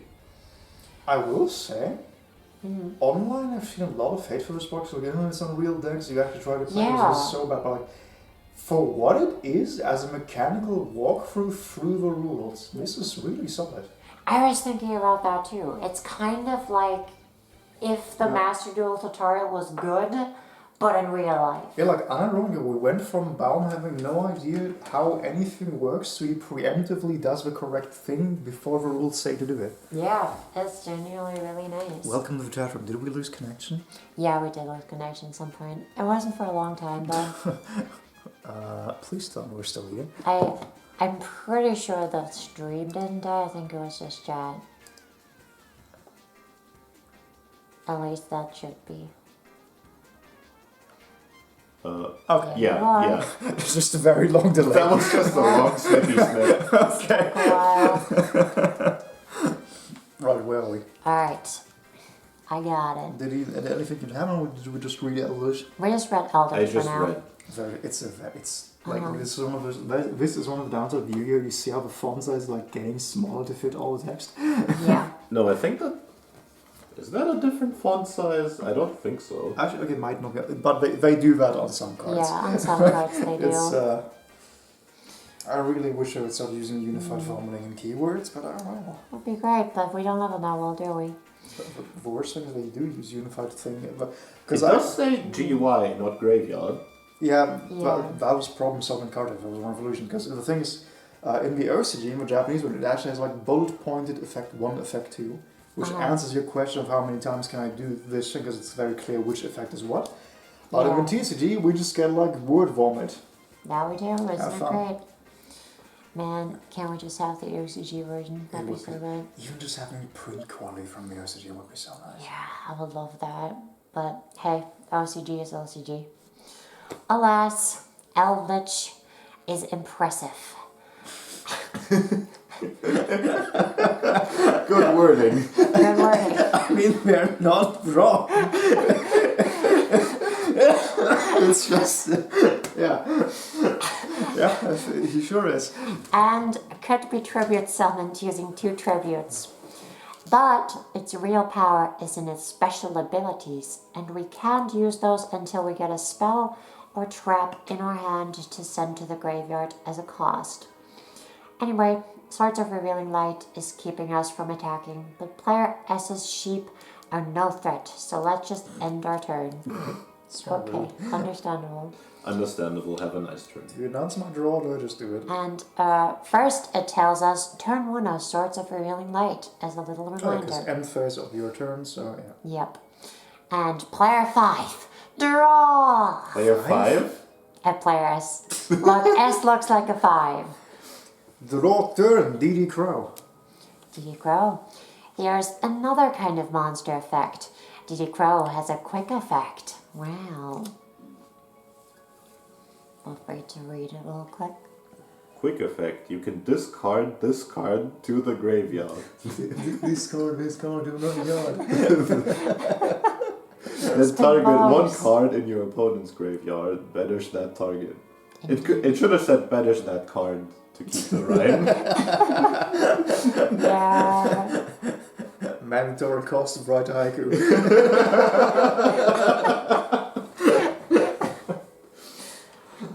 Should have done that. Oh well. So, a quick effect can be activated even during your opponent's turn. Some quick effects need the monster to be in play. Some of them, like DD Crow, work directly from your hand. This is an example of a monster whose ability means it never even hits the field. Although you can also summon it like a regular monster if you want to. That's why quick play, quick effect. Because it's fast, you can do them whenever. Yeah. So like, basically think of these guys as spell cards. That's the main thing. Pretty much, yeah. In common parlance, these are called hand traps, since their effect is trap-like and they just stay in the hand most of the time. That is not an official game term, it's just what you call these monsters that have like effects. Like this has 100, 100, so you would never actually summon this for its usefulness as a monster, but Yeah. you use it like a trap from your hand.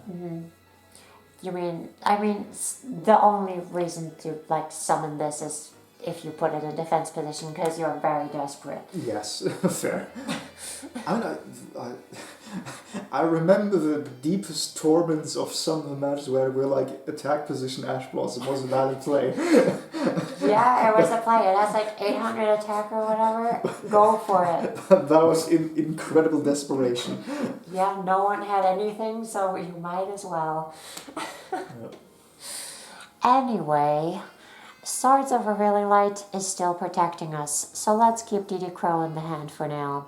And use your one-time passcode to special summon a security token. Now you have 3 sheep tokens and 1 security token. I didn't realize you had that. Now the one-time passcode, special summon 1 security token, Cyber's Light level 4, attack 2000, defense 2000. In defense position. You can only activate one-time passcode per turn. That's what I mentioned. There are some tokens where the stats actually do matter. So 2k, like this is... So that's a token that could live on for a while. Yep. And that could also very realistically kill you because 2k is a lot. Alright, we have a lock. That's a security token. Sure. It feels Box like secure. this could have just been a monster that special summons itself.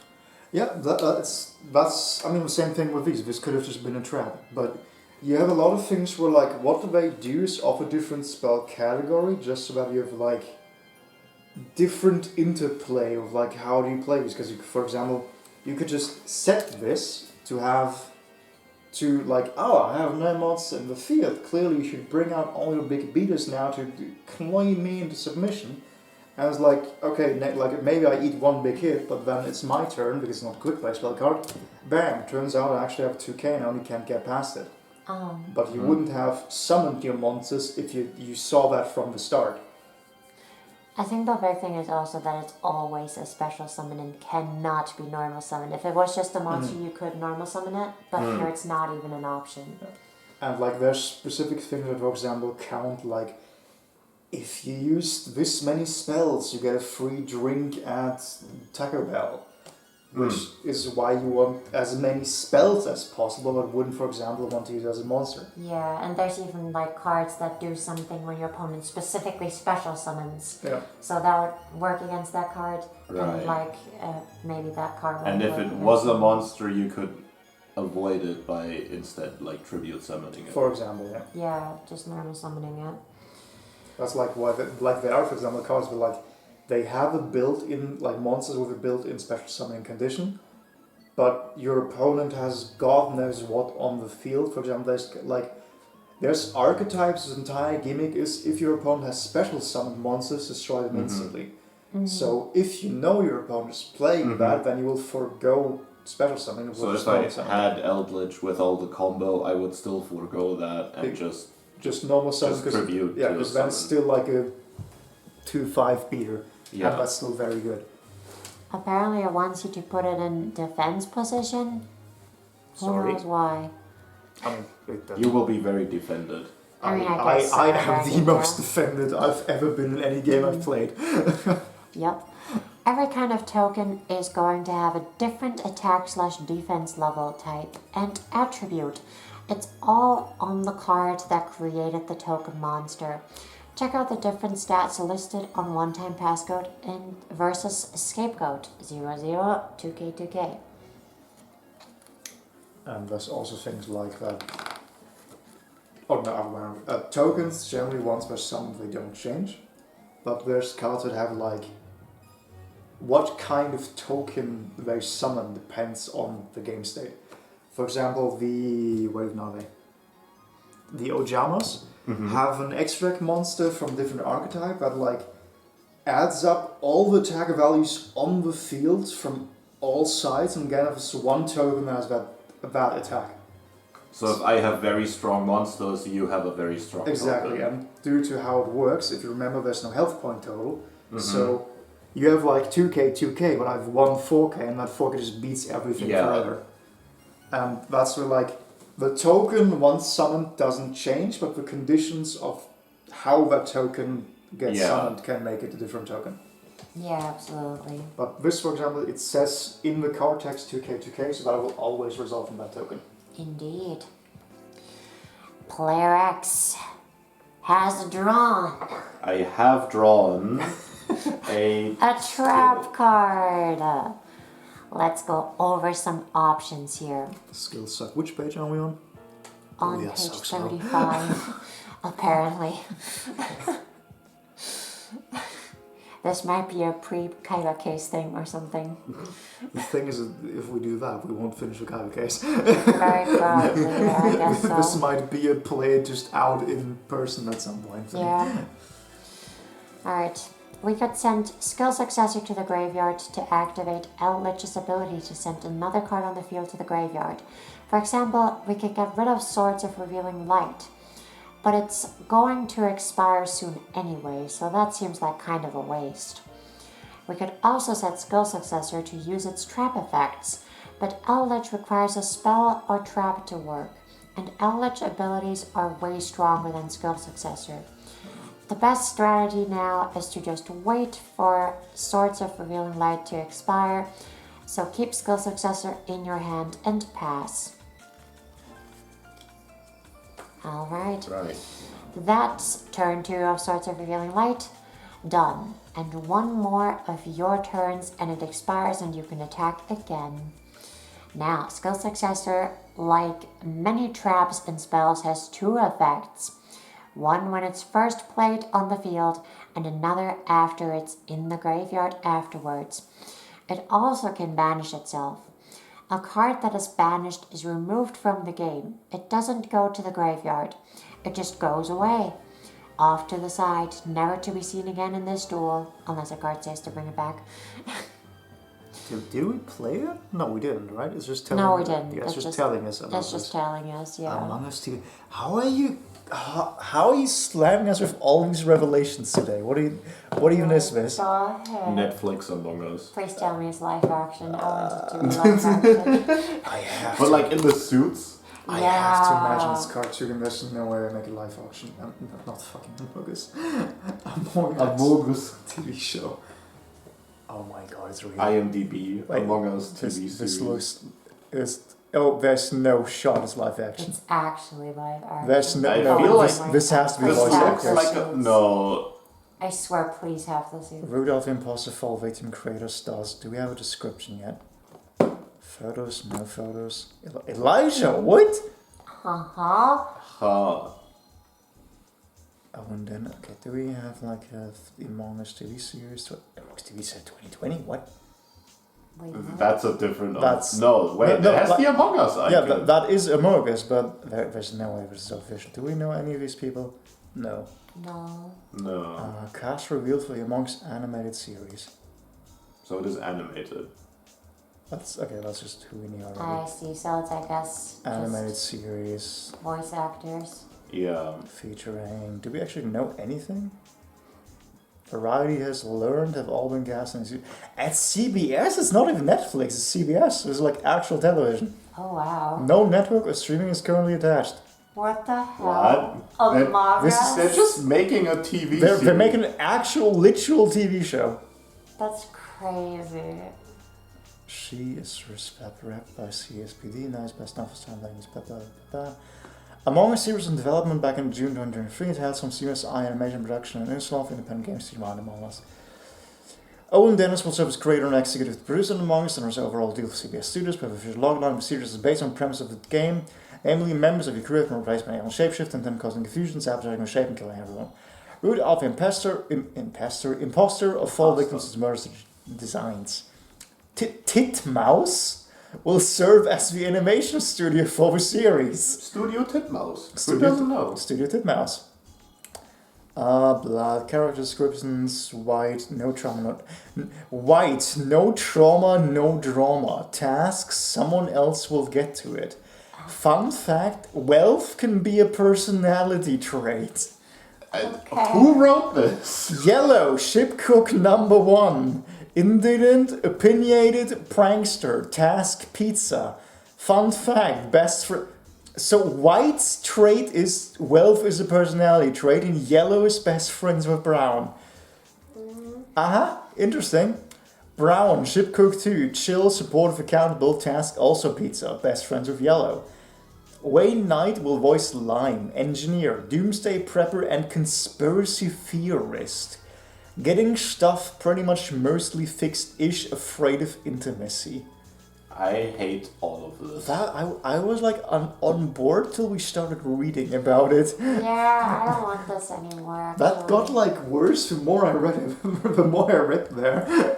Yeah. White has wealth as a personality That's trait. a train wreck on purpose. The thing is, it's mainline CBS. Like that's actual television. It's so weird. It reads like a machinima shit post. It really does. Oh. That is a very kind of you. We sweetie. keep getting speed tracked. Glad I could share the good news with all. The thing is, it was even like it was real months ago, so we just kept this in her back pocket to crash the stream. Yeah. That must be it. Alright, let's get back to it. Congrats! You've now learned all the basics of dueling. Congrats! You did Does it! it actually say grats? It It does. actually does, yes. Amazing. Now it's time to get into some advanced stuff and talk about your extra deck monsters. Those are the 4 monsters you set aside before we started to play. Go ahead. I will and point take a look. out, it's said that we're now in advanced territory like 3 times. Well then, We keep getting more advanced. Advanced plus. go ahead and take a look at your extra Comrades, you're now basically. Oh god, you've graduated from baby gamer to pro gamer. Oh my Gamer god. Academy. For those who don't, there's a Zero Lenny, like Dark Souls YouTuber guy, who played with the was it GameFAQs or was it no? It was IGN. Who played with the IGN, like playing Dark Souls with the IGN strategy guide. Back when we like wrote out those full-length strategy guides where like you go these many steps, but back then they had like full personality instead of just being like ChatGPT garbage. So like every time you beat the boss, like congratulations, you've ranked up from noob gamer to real gamer, and just it got increasingly insane. It was so charming. Like, That's wow. I was just reminded of that instantly. Hell Okay, what are we doing? We're looking at the extra deck? Question yeah. mark. Yeah, We we're are looking at looking the at- extra deck. The extras. What do I even have? I guess I might as well check out the next page first. This is awful. You wanna hear a description? I think you do. Okay, if you say so, you know best. How your extra deck works. Your extra deck is always separate from your main deck. Keep it off to the side face down. Your extra deck can only contain extra deck monsters. Synchro, white, Exceed. You pronounced that so weirdly. I pulled an auto. Extra deck monsters. Extra. Extra. Monster extract fresh from the source. Then there's XZ, which is XYZ, but everyone calls it Xyz, please. XZ, yeah. There are the black ones. Fusion, purple. For reference, that matters because like XZ is XYZ the letter, but there's also a monster series called XYZ. Yeah. So that's why you have like XZs and XYZ, because those are different things. Thank you. Yu-Gi-Oh is a very reasonable game. Yu-Gi-Oh's great. Now we've got Link monsters, which are blue, and Pendulum, which is complicated. It literally says that. What color even are? Isn't it like white also? No, pendulums are like half this color or this color, depending if they're normal or effect monster, and then they're also this color. But if it's a synchro, Oh, I was thinking of synchro pendulums. Yeah. Yeah, fair. if it's a synchro, then it's Because half that's like white. the main ones I see. And then we'll just talk about synchro and Ixie for now. If you're too tired to go on, do tell. No, we are finishing this, maybe. Oh, God. Finishing, that sounds like a lot. We have like 46 pages. Yeah, It's we're at like 37. it's less. We are at perhaps the halfway point, Yeah. We only need like 4 more hours. and then get up for the con like 8 a.m. tomorrow. 62 pages to be precise. 62 even. Yep. Very cool. Maybe they'll go faster. Copium. Right. You can look through your extra deck during play, but not your opponent's extra deck. And then they have a black and white image of what they look like. Thank you. Very cool. That's like very basic.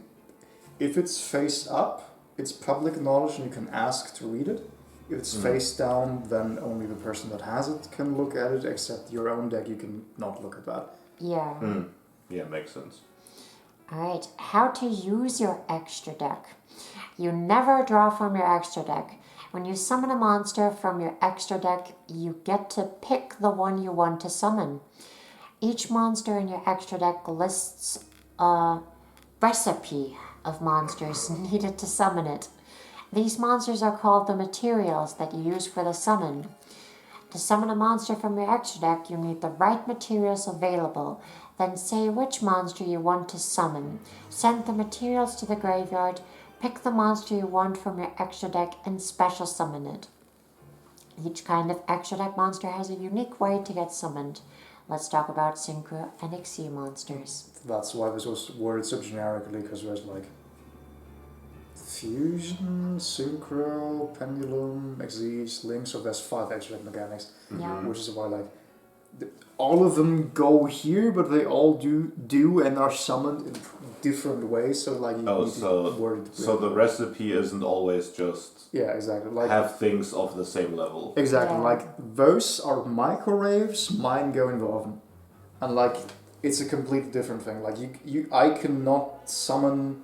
Like the things I need to do to get any of my cards out are way different from what you need. Like we're looking for completely different things. Yep. And they have a little chart here, or if you can even call it that, graphic, I guess more like. This one just says Synchro recipe, tuner plus non-tuner monster. It would just say tuner right down here. And that is a Synchro summon. And an Ixie recipe is 2 monsters of the same type, in this case level 4. Of the same level, rather. And now, first we have how to synchro summon. For a synchro summon, the synchro materials need to be on the field unless a card says otherwise. A synchro summon always needs at least one tuner monster. A monster will say whether or not it's a tuner. The recipe on the synchro monster will say how many tuners and how many non-tuners Tuner. are needed. Tuner. Tuner. It's not a tuna. Tuna's a fish. I think I like you can the say fish. it either way. You can. I think you should summon from fish. Okay, that's fair. There Yeah. are like many fish archetypes I actually. am fish positive. Also, Oh. Thank you. no problem. Alright. Where was I? Fish. Yes, thank you. You have been fish. The total levels of the materials used must add up to exactly the same as the level of the synchro monster you are summoning. Send the synchro materials to the graveyard when you synchro summon. You can use a token monster as material for a synchro summon, but not for an XE summon. This is one of those things that would do way better with doing it as you're doing it. Yes, Yeah. I agree. So basically, if you want to summon a level 8 synchro, you could use 2 level 4s, but you could also use a level 2 and a level 6. Or if it can use multiple monsters, then you could use like 2 level 1s and a level 6. As long as you have one card as a tuner on it. Yeah, Or tuna, sorry. thank you. I appreciate this. You're welcome. Alright, how to XE summon. Luna keeps shifting the thing increasingly off the table. You're welcome. For an XE summon, the XE materials need to be on the field unless a card says otherwise. Let's just look at it. Actually put one on the field. Yeah, that's probably a good idea. So this, for example, says here the very first line is 2 level 4 monsters. So so I'm we can't actively currently doing this right now. Yes, but yeah. So you need like, let's just say we have 2 of these. Then you have met the condition of 2 level 4s, and then you can think about grabbing this. Yeah. Yeah, so I will want to kind of know what I have in my extra deck. Yes, But I could just check. you can what I- always check. Exactly. Yeah. Like extra deck isn't shuffled. It isn't secret knowledge. It's just like you can always look into it. That's the thing is like you need to have a valid activation condition, so you actually want to check. Because if you say like, hey, I summoned this, and you find out that like, oh, you can't, that's bad. That's like that's a headache for judges. Yeah. She's going to grab a mana. Yeah, no, she was like very. She is doing that a lot. Of course, it's the basic hit and run strategy, Yeah. except it's grab and run. But yeah, that's why like you want to keep a basic track of what can I currently summon, what would make sense. So like the very first thing is always what is available to me currently, and then does it make sense to do so. A lot of players like to think of their extra deck as a toolbox. Just grab the tool whenever you feel like it's appropriate.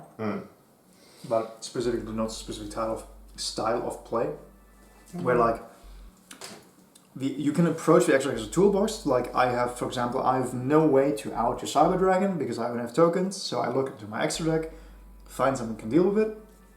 Or there's many decks where like, okay, you build resources. For example, I build like 2 level 4s in here, so I can grab my boss monster in wherever it is. And then this is just a stronger version of what I can grab from my main field. Yeah, pretty much. So, XC monsters have a rank, specifically not a level, so you couldn't, for example, use cost down on it, because it's not considered a level, it's considered a rank. And, That's why they have black stars rather than red stars. yeah. But if you look at these guys, for example, Synchro guys still have normal levels because they actually do level stuff. Yes. Oh. It also says instead of red and yellow level stars, they have black and yellow rank stars. We should just not comment at all, just read the manual. Yeah. And in the upper left instead of the upper right. The exterior materials all Wait, what? have... Yeah, they're actually in the left instead of the right side. I've Yeah. never noticed that. Uh-huh. How many years have I played this game? Jesus. It's just such a small detail, right? The exterior materials all have to be the same level as each other, and the same level as the rank of the XE monster. There might be other requirements listed on the XE monster's recipe, like they might call for a machine type monster, stuff like that. So like for example, like the specific difference is synchros or additives. You need to hit the level total. Like you need to hit however many this is. With XCs, it's just you need what is on there and you need multiples of it. It does not go up. Yes, correct. And do not send XE materials to the graveyard when you XE summon. Instead, you summon the XE monster from your extra deck, then attach them to the XE monster by placing them underneath it. Then you can detach them to use the monster's special abilities. Meaning literally like physically you put them under it. Yeah. Yeah. I see, because they all say you can detach. Material, yeah. Yep. Some XE monsters can also be summoned by ranking up another XE monster. The card will say how to do this when you do. You attach the old XE monster to the new one as XE material. You also get to attach all of the old XE monster's materials too. Wonderful stuff. And that does not count as a normal summon. Nope, not It special. does not. All extra summons are special summons. Indeed. Let's put this to action and use your extra deck monsters now.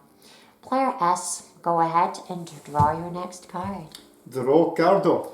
And it's a tuner. Obsessive Uvua loop. Ooh. Uvu, is that like bird furry? I think it is. It might be, who knows. That means we can synchro summon. Go ahead and summon Obsessive Uvua loop. Really? We summon it? Yeah. Okay. Because it has like in-hand effects, but I guess we don't. I guess we just ignore that. We sure do. Till the manual tells us to read the effect. Indeed. So to synchronize. Now, let's take a look through your extra deck monsters. Sure thing, boss. Stygian Sergeants looks good. Wouldn't agree, but I'm not king shaming. It's a level 5 monsters, so we need 5 levels worth of monsters on the field. Obsessive Uvula Loop is 4 by itself, and we can use a sheep token to add +1 to make 5. 4, 5. Indeed. I thought tokens don't have level. They do, They I do. just forgot to like- put them on because I forgot it was be relevant. For example, here it says special summon security token, Cyberse is the type, light is the attribute, level 4. Alright. So, tuner, level 4, not tuner, level 1. We need 1 fiend tuner, this is a fiend tuner, and 1 or more non-tuner monsters, which is for tokens. We need to hit level 5, so tuner, not tuner, Yep. 4, 1 makes 5. We have another situation. Yeah. Stygian Sergeants also says it requires the tuner to be a fiend. Which Obsessive Uvula Loop is. I mean, that honestly just means it's a good manual though. Like, Yeah. the manual keeps saying exactly what we would say. Totally is. That generally just says it's well designed. For sure. Well, except for the parts where it explains the mechanic in detail before actually putting it into practice. fair. But oh well. I guess like the way we're trying to do is they have like action breaks where you're just doing the thing and then like a theory section where you learn the next step. Yeah. It makes sense, I suppose. I wouldn't do it that way, but I can understand the thought process. Yeah, like Yeah. especially, I mean, the extra deck thing seems to have a lot of ifs and sometimes Yeah. and differences, so Yeah, like that's the thing is like this is 5 different mechanics that all sit in the same spot, and they all have very separate things that are completely irrelevant to any of the others. Yeah, the extra deck is literally the reason why people complain about Yu-Gi-Oh being complicated. On top of the long effects, of Yeah. course. Like pendulums are an extra deck mechanic, and that's what got like well, not the first, but like that got the most media attention. Like, I'm quitting Yu-Gi-Oh! This is too much, blah, whatever. Pendulums are a whole can of worms. I knew about those, but only because that was the only anime TV episode I accidentally saw. Oh, classic. It was one of the pendulum duels. Yeah, that's that's the series where like most people jumped off. That was the one episode I ever saw because it ran. Right. Have you never seen the No. original? No, I've not watched it. Fascinating. Oh, that might be like a watch-along thing at one day. Do you realize TM. that there's like 5 seasons of it? Of course. Okay. And Good for the long haul. I mean, I've literally committed to worse. Have you actually followed through, or have you just committed? No, but I have committed. Right, the intent was there. Very different if you don't actually do it. Okay, let's get this show around. Alright. So send your obsessive Yu-Gi-Oh loop to the graveyard as material. The sheep token we use as material just disappears, since tokens never go to the graveyard. Then synchro summon Stygian Sergeants in attack mode. So synchros do send to the graveyard, Correct. but XZs Keep to theirs. detach them, Exactly. attach them. Yeah, they're Yeah. very attached to their things. Yeah, me like, too. Exesis are fucking like a pest dispenser. You assemble a pest dispenser and you click it to get a candy out, and the candy is a material cost. These things are just, I lost the analogy. This is a Snickers bar. You eat it and then it's done. Thank you. I had no equivalent for the synchro. The point is, like, Xyz have a lot of front-loaded power, because as long as they have materials, they're usually stronger. But once you're out of material, they do literally nothing most of the time. Whereas these guys have other costs, but they can do that infinitely, like they don't run out, as an Xyz can run out of materials. Yeah, pretty good stuff. So, synchro monsters can be very powerful. So let's use your new monster to attack. Swords of Ruling Light stops player X from attacking you, but it never stops you from attacking. Before you attack, while it's still main phase 1, okay, weird to phrase it like that. Very odd narrative transition. Yeah. Go ahead and change your security token to attack position, since it has 2k attack, Sure thing. and will be very useful. Will be very useful. End of sentence. Okay. Then enter your battle phase. Have Stygian Sergeants attack Cyber Dragon. 2,200 versus 2,100. Cyber Dragon dies, you take 100 damage. Oh Oh no. no, how terrible. You're My on the win graveyard. streak is There you go. deteriorating. And Cyber Dragon is destroyed. And does 100 damage to player X's life points. Also, Wait, he's on a motorcycle. I just Yeah, he realized is. that. But it's 2 guys even. wait, it's 2 guys? It's one well, guy with 2 heads. I guess Oh. that's On a motorcycle. why it says Stygian Sergeants with an S. How do you address that? I guess, yeah, you consider them 2 people. Yeah, fair. Yeah? Fascinating. Well, have Stygian blah blah blah. Wait, yeah, the right, motorcycle is phase 2. I think the motorcycle is Sergeant. What? Carry on. Alright. This is going past the point.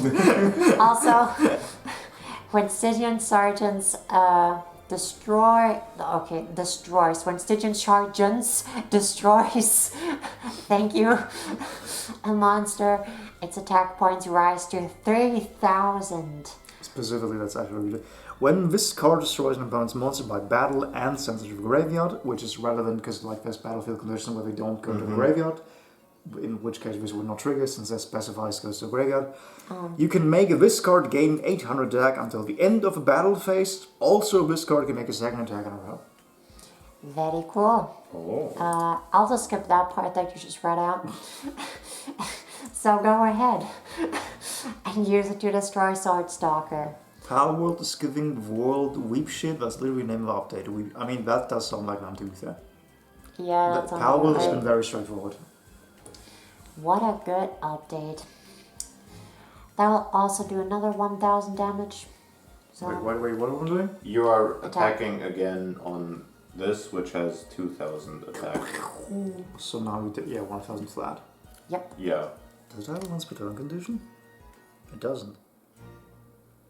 Wait, is it not? What? I mean, Where- I presume since it says second attack, it is an implicit once per turn. Oh, yeah, I guess But- so. Just based on the wording, I would read this as you can attack as many times as this monsters. Which it won't be, because usually cards say that if that is the case, but interesting. Yeah, I mean, second attack specifically. Like, Yeah. this would be a judge call, and in the Yeah. OCG and TOCG they would make different decisions. Thank you for bringing this up again. You're welcome.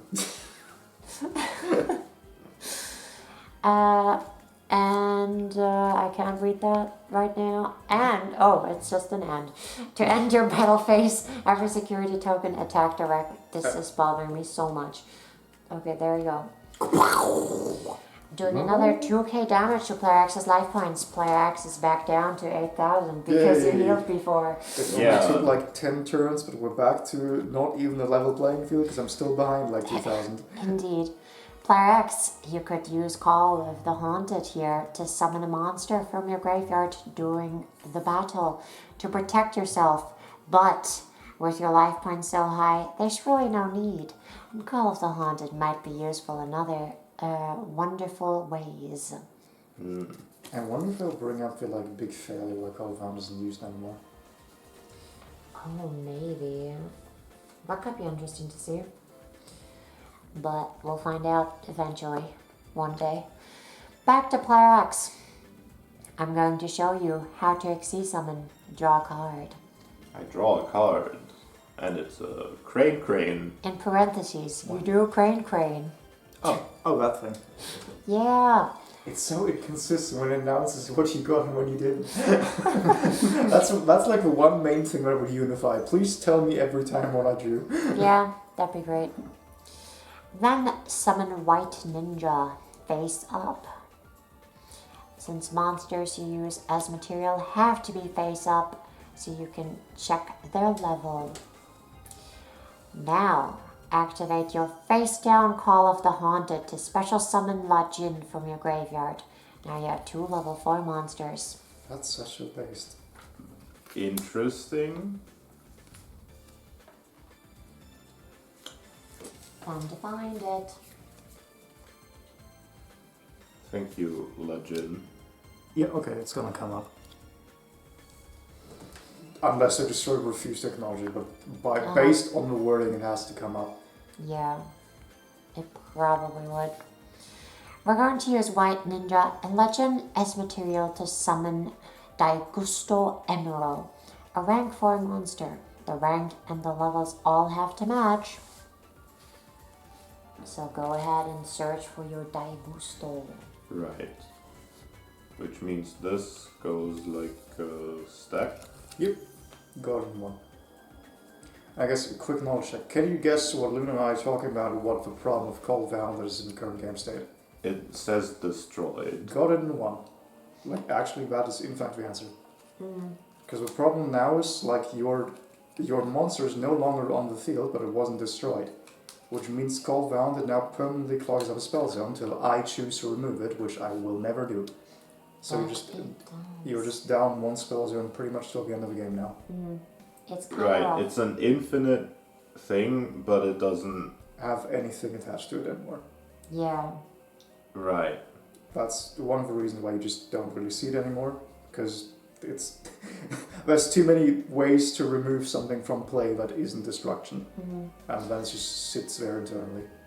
Alright, and it basically just says what you already did, where you attach the things, they're now attached to XC materials.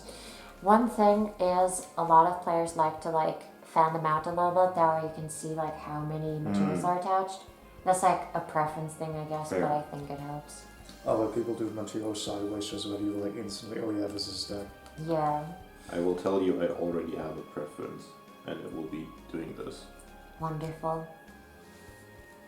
That absolutely works. Alright, that's in the deck too. Player S. Oh, I guess it's your turn now. I mean, I was that far, but yeah. Oh, what? Why you? Oh god, we are going deep in the mechanics. Yeah. You just drew Vice's Starfrost. This is the most powerful monster in your deck, apparently. That's sad.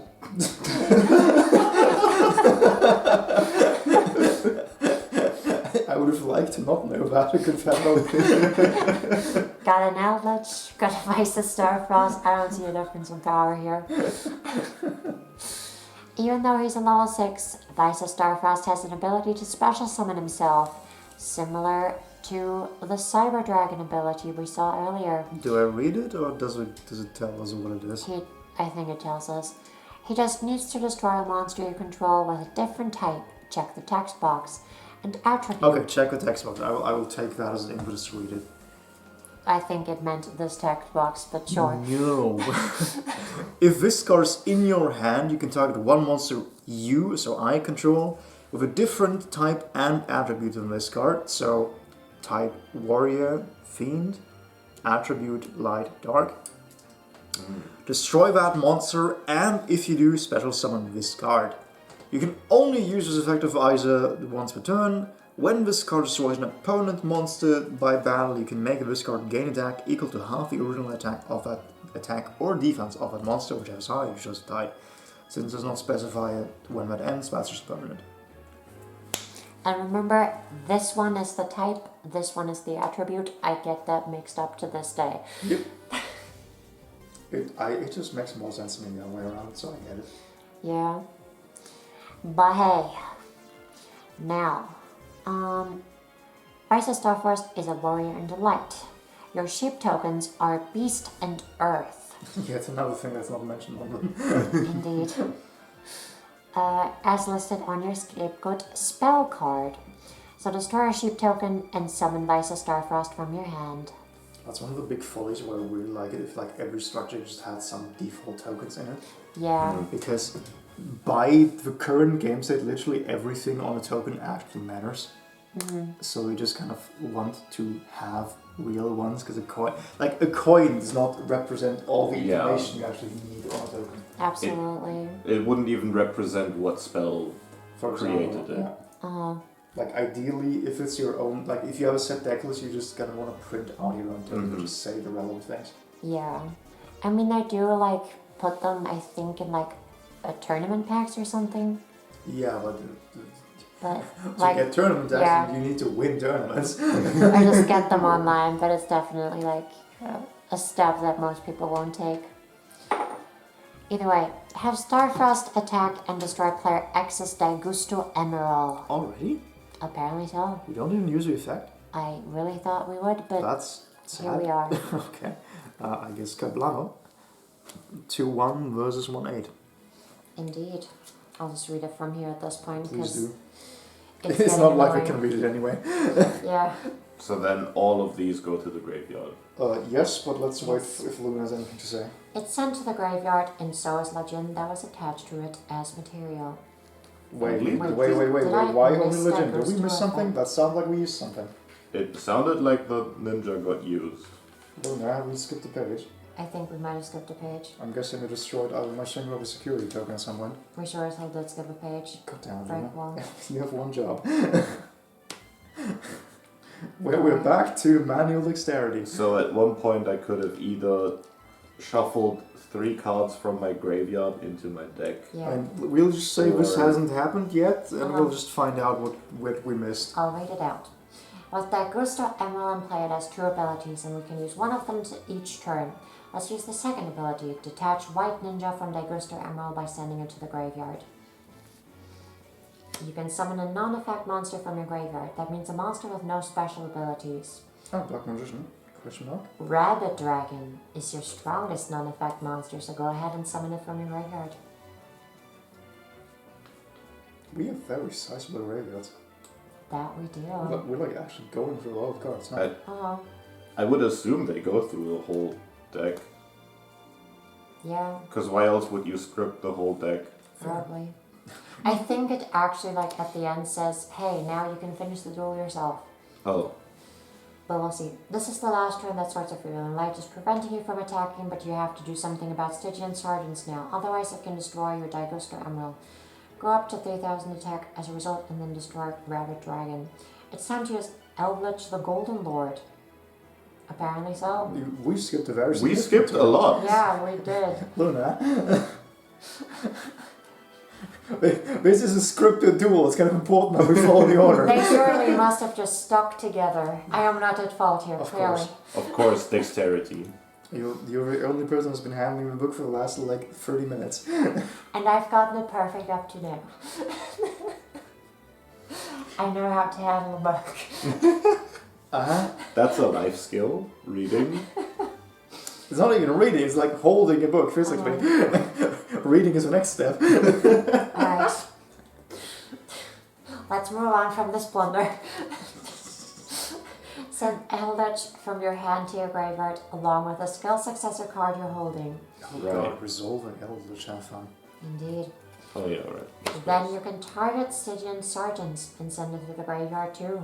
Problem eliminated. Oh, yeah, that makes That's sense. significant. That is pretty significant. At the end of your turn, player S's Sword of Revealing Light finally expires and is placed in the graveyard. But before your turn ends, it's time for player S to do something. Guess what you're gonna do? What's he gonna do? Look at the cards. Reveal the cards to Mr. Bell. Oh, I mean, DD Crow, question mark? I don't even know. What do I have? that's a spell card, you can't use that, that's just a Jama, and then you can discard this card to the graveyard and then target one card in your opponent's graveyard and banish that Yeah. target. Oh, so I'm you denying banish Eldritch. Eldritch. Yeah. We got it. Player S, you've still got that DD Crow in your hand, and since it's a quick effect, you can use it during player X's turn. Skill Successor has a second ability that could use from the graveyard. Apparently, that instead of. We did read Eldritch. about that. That did come up. That did come up. I'm just surprised they targeted that instead of Eldritch, but hey. Oh wait, am I benching skill sucks? Yeah, you're banishing skills. Why? Yeah. Just kill Eldritch. Well, we could literally send this thing, I'm pretty sure, right? Or does it have to be like face down? What do you mean? Like for Eldritch's graveyard effect. I have not played with Eldritch in like 10 years. I mean, I've never played with Eldritch, I've played against it. I think so, yes. One of them is a spell or trap you control. You can send this card spell from your hand to the graveyard. That's the first part. That's the Once first it's- part. Oh yeah, if this card you can send one. Oh no, it has to be that one even. Oh, that's why we have it. It's set up for Eldritch. Because it's one Right. spell trap we control. So we actually played smart here. Uh-huh. Interesting. I just didn't expect you to choose the wrong Well, target. I mean, neither did I, but Yeah. I find out what I'm doing from you. So I blame destiny. I expected better from you, Bun. I'm sorry. I did not mean to. Alright. I have very little control over what I do. Skill Successor has a second ability that it could use from the graveyard anytime. You should Yeah, take it out. Okay. It goes from the graveyard to banish and gives attack for one turn. Yeah. Ada, that's irrelevant. It's kind of whatever. Okay. Whatever. I'm so afraid of 800 attack. Ooh. So spooky. Yeah, that's a not good lesson, but Yeah. yeah, there's something they're setting up. I mean, the fact that he recognizes that Eldritch would be the correct play is already a good sign. Yeah, for So- sure. Discard your DD Crow and banish player X's Is there a skill banish pile? There is not. That's successor.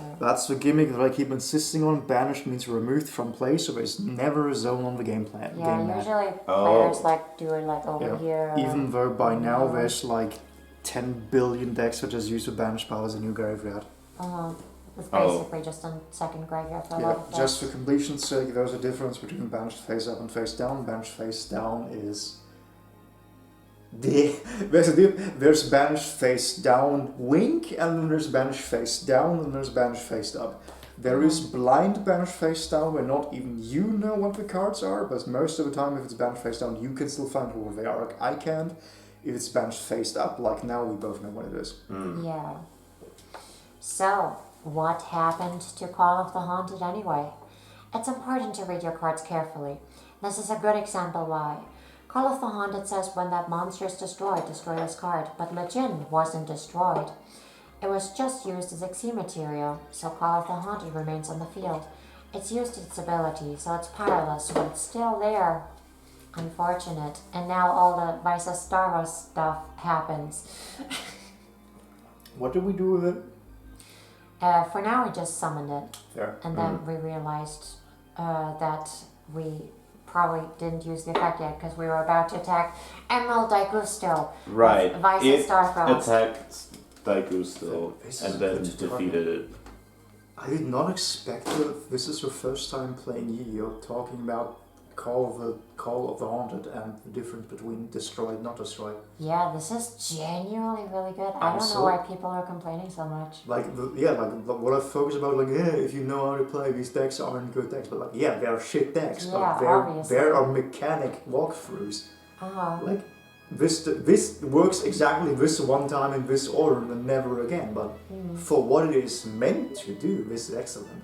It's perfect. Yeah, really. for how it sets things up and like specifically instructs you to do things in a way that certain events happen that explain And like interactions. like even setting up Call of the Haunted, like this was a mistake. If they're gonna aggressive, no, it's payoff Eldritch. Like that's good. It is super nice to see. Do the information over silly shit. Okay. Gotcha. Well, have Starfrost attack and destroy player access Daigusto ammo. It's sent to the graveyard, and so is Legend that is attached to it as material. Right, and now Yeah. it's really just legend. Actually, Indeed. yeah. Now for real. Also, Starfrost gains attack permanently when he destroys a monster by battle. Except not permanently, because if he goes to the graveyard, only loses it. Yeah. Permanent is not actually mean permanent. Permanent in Yu-Gi-Oh means it doesn't go away at the end of a turn, Yeah. but you still lose it in like most other ways. And when he destroys a monster by battle, half of the attack of the monster attack he destroyed gets injected into him, straight into his veins. That is totally what it says. Becomes Space Marine. Yes. Starfrost attack shoots to 3,000, just like Blue Eyes. They're really like flat numbers. Uh-huh. And unlike Stygian Sergeants, this attack is permanent. And then it explains again that 2,100 attack is bigger than 1,800 and what exactly happens and blah blah blah. You now have the strongest monster in play. Better change your security to open the defense mode though, then end your turn. Just, you didn't even ever use it. You flipped it and it... No, we Not had attack directly. directly. Oh. It did bonk you once, but when? Oh yeah, right. What does it have? Okay, fair. Well, that is a fair point. Yeah, it's a good play. If Bun Dragon is in play, that does make sense. Player X draws Ixie reward. I did draw Iggy's reward. Hey, you did it. This is such a surprise. Yeah. Incredible. Go ahead and set that face down. Remember, we can't activate the trap the same turn we set it though. Right. Yep. I set a trap. Don't walk into it. Bonzo. I don't think I have a choice. Have a guess. Have a guess what happens next. I draw a card. No. Why not? What? Vices has 3,000. You know what has more than 3,000? A certain card in the graveyard. Oh, do we do the Eldritch thing now? That we do. What is he? Is he 3,500? Well, no, I'll just. Oh, right, he has a like temporarily. weird thing. Yeah, I recall. yeah. You need to take out Vice's Starfrost. Mostly I'm just blanking on whose turn is at any given point because we do so much in between turns. Yeah, for now I only did a draw and steps, you which drew is the set. main phase 1. Correct. And I still haven't done anything. I'm so proud if you get that. I am This just. is so good. I'm so happy with The your phase performance. thing in Magic the Gathering is more annoying, which I have tried to learn at some Fair. point. So that's fair. It's Yeah. like it's just one of like the phase is one of those things where people actually get hung up on.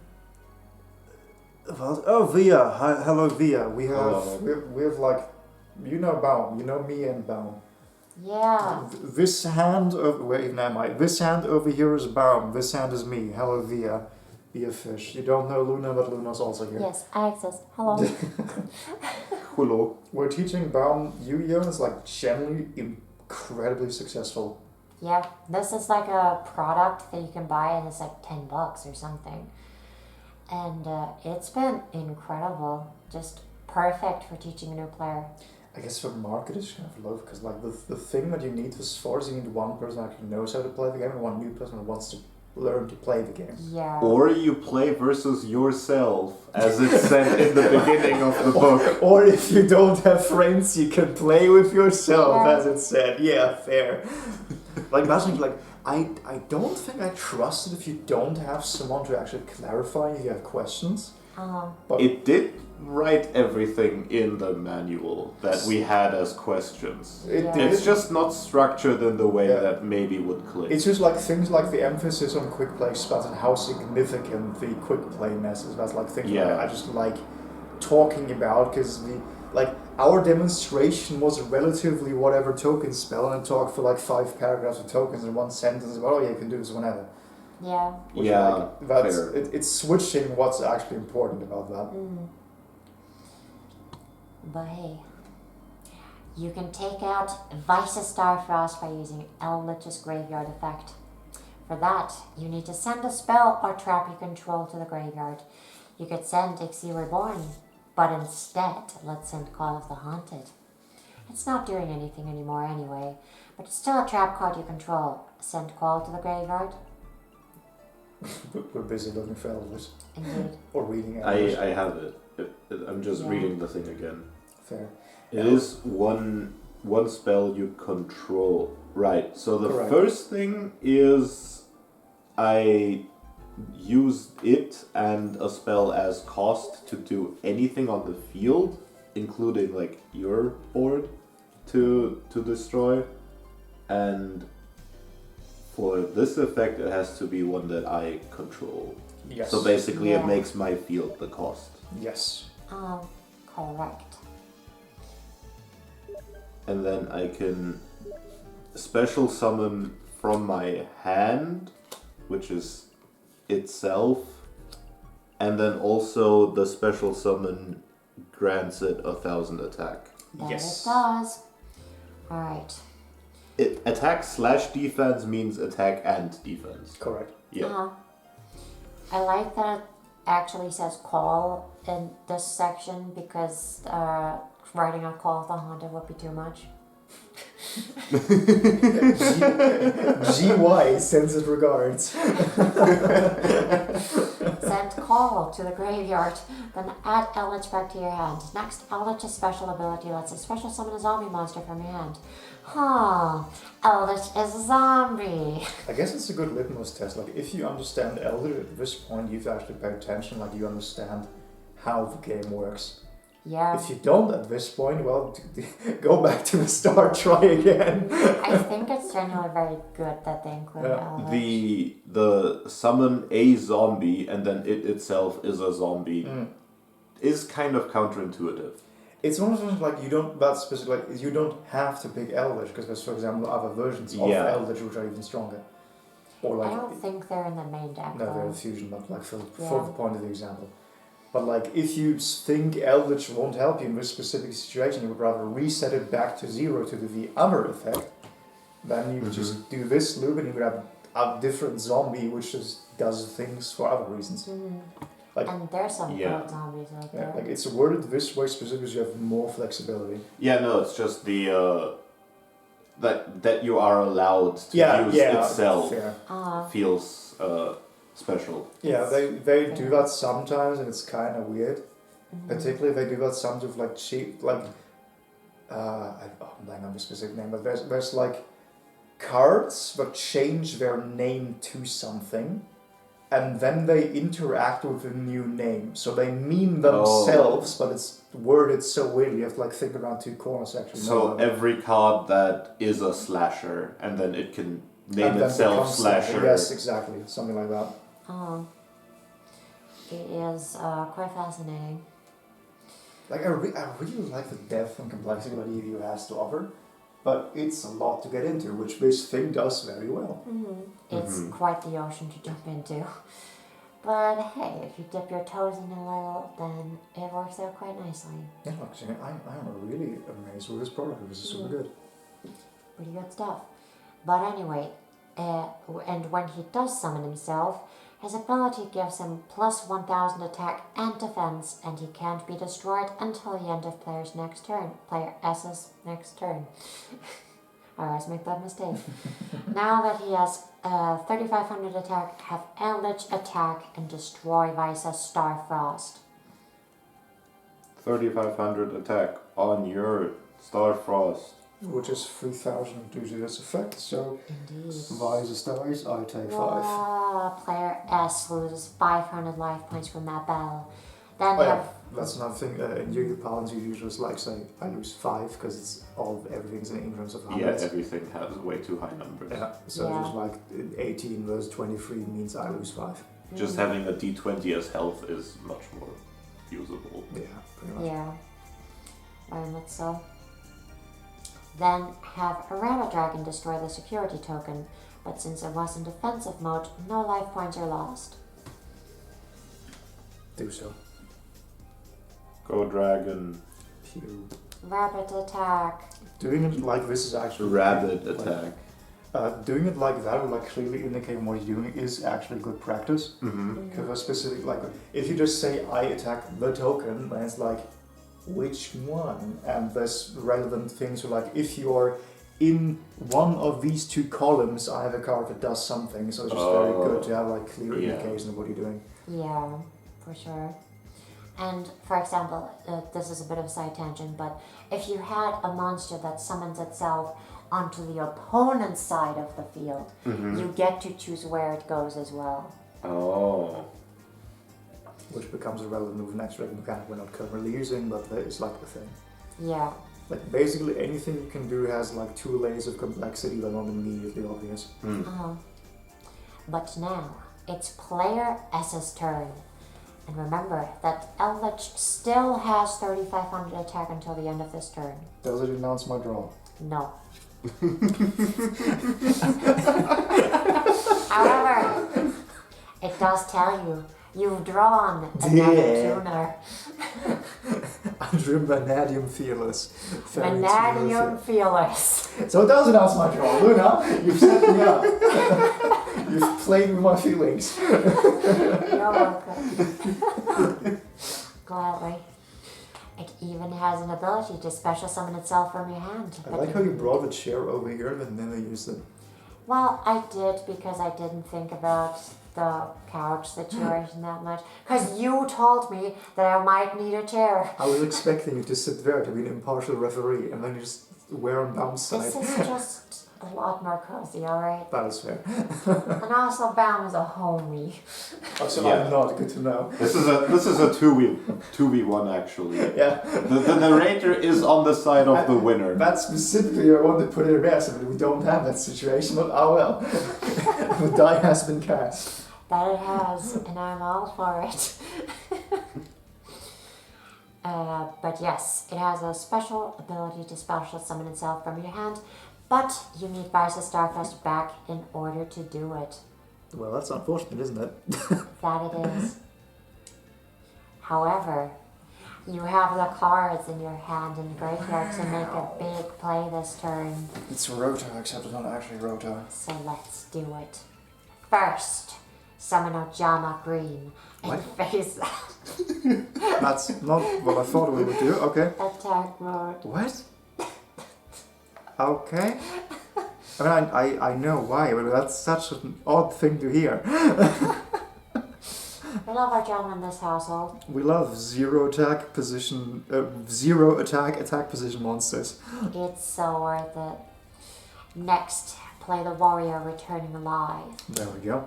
To Target one warrior monster in graveyard, add that target to your hand. Indeed. I could have read this out right now, but it's okay. It never says when it has like a quote and when it just summarizes. Use it to return Oh, my sorry, let's... What? And I use add it- Visor? Okay, Yep. good. And then destroy your last sheep token to summon Visa Starfrost just like we did before. Now I move to the map. It's Sheep the dies. last one. White man comes back.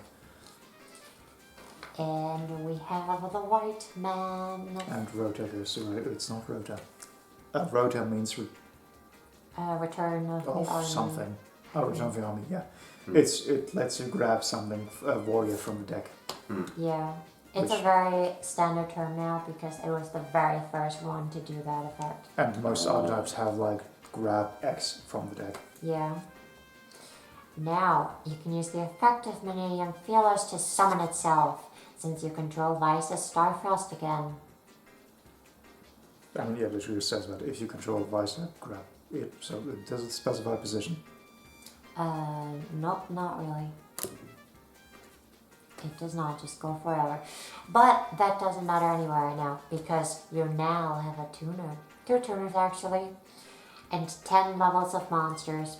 And 10 levels is exactly enough to summon Vanadium Prime Heart from your deck. Oh, okay, this actually becomes relevant. Yep. Because, I'll go ahead. okay, it says it. Good. Most synchro monsters require partly tuners and partly It's non-tuners. such a good manual. It is. It's incredible. It just goes through all the specific details. Like the way it's set up, the extra, like the decks are just built perfectly as well for this.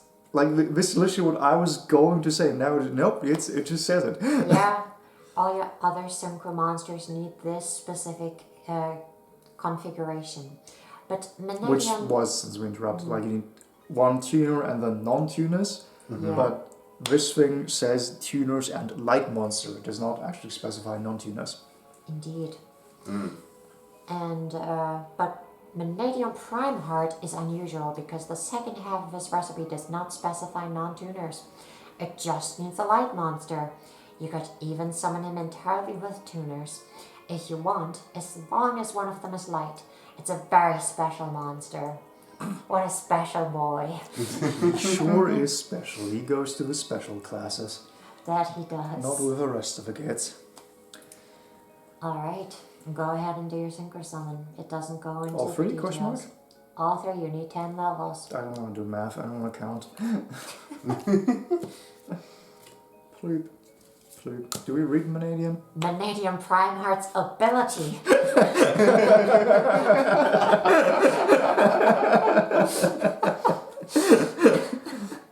Counts the number of tuners. Oh, okay. Here you can actually see it. Like the font size is just straight up very noticeable. Yeah, that is like 3 points smaller. Yep. Yeah. We can show it to the camera as well, I suppose. We can try to. Completely. Like, not forgot the stream exists, but stream is like second fiddle. Yeah. You're so shaky. Thank you. Very cool. What you see there is nothing. You see nothing. It was not in focus. It was not. Not at all. Super wasn't. The point Okay. is, the text on this card is so many. Oh, you can actually kind of see it here. It doesn't even register as text, it's just kind of a blur. Like, once that goes through Twitch compression, this will just look blank. Yeah, pretty much. But yeah. Vanadium Prime Heart's ability counts the number of tuners used for its summon, which was 2, Vice's Starfrost and Vanadium Fearless. So it gets 2 attacks per turn.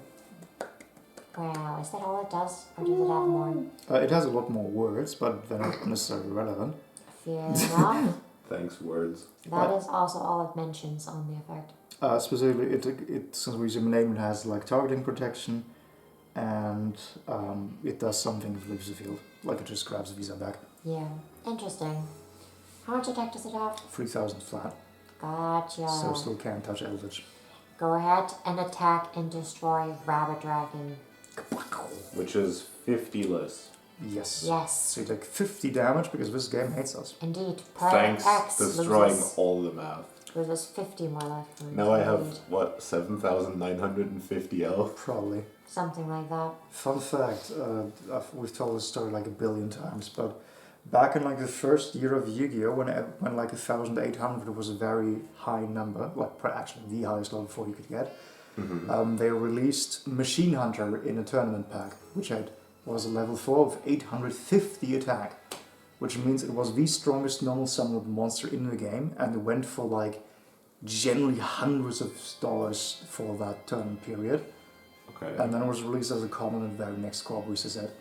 So for a period of like a month at best, it was like it was like you would fly across the country to get a chance to buy this Euro Series on tournaments, and then very next day, hey, everyone has one now.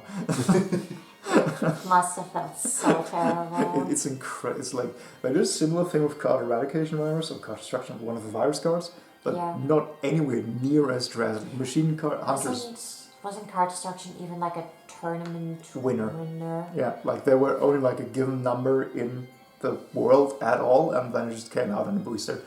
Yeah. They really like doing that. Yeah. Interesting. But like, honestly, like from a meta perspective, it's really good to have common reprints of high rarity cards. But from like narrative standpoint, this is the card that they built entire teams around: pedigree, heritage, honor. By the way, Timmy got one from his 5-cent booster.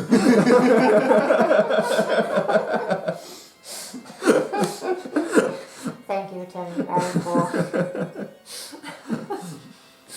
I'm not jealous at all. Not at all. Nope. Oh, alright, let's continue. Elich is too Which strong. page are we on? 53. Oh, we're actually making it. Yeah, the end of 53 even. Elich is too strong to destroy for now, so go ahead and end your turn. Player X. Drew or draws? You have drawn. There has been drawn a Dark Magician Girl. Yes, you have drawn the Dark GG. Magician Girl. But as a level 6 monster, you'd have to tribute Eldritch to summon her, which wouldn't be a good move. Oh, I just sort of say that. That's funny. Yeah. Your Crane, on the other hand, has potential. I feel his potential. Did we play that? No, we did. Oh, no, it's just in the hand. Yep. Yeah. Go ahead and summon Crane, and then use its ability to summon another level 3 monster from a graveyard like Giant Soldier of Stone. That's a level 3? That's a level 3, even though it has 2000 defense. Oh yeah, big soldier boy level 3. There he is from the back. Big stone. Indeed. Now, Crane is a great card to set up an easy rank 3 XC summon, since it gets you 2 monsters that are both level 3. Use both level 3 monsters and XC summon number 20. Giga Brilliant from your extra deck, then attach both to it as materials. A new XC friend. Why didn't it do this sooner? It feels like that was obvious, like from the instant I drew Crane. It would have been, yes, but we don't live in that world. We don't question the gods. Yeah, we don't question the gods. Come on, how dare you? How could you?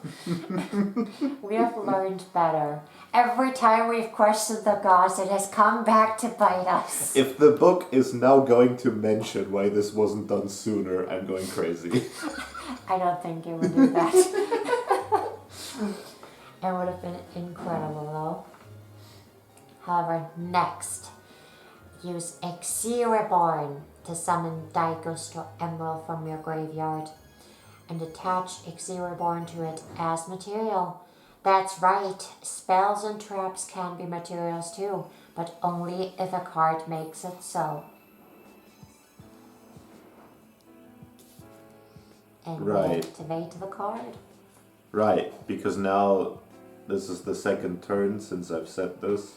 That it is. Now you get to do And I can special summon any XE monster, it. Yep. which means I do Daigusto. Yep, it's the only XE in your grave. Yeah, fair. Recognized by the black border. Indeed. And it attaches Exia Reborn to the card. I love substrate. This is like not Yu-Gi-Oh at all, but like Snake Arm specific.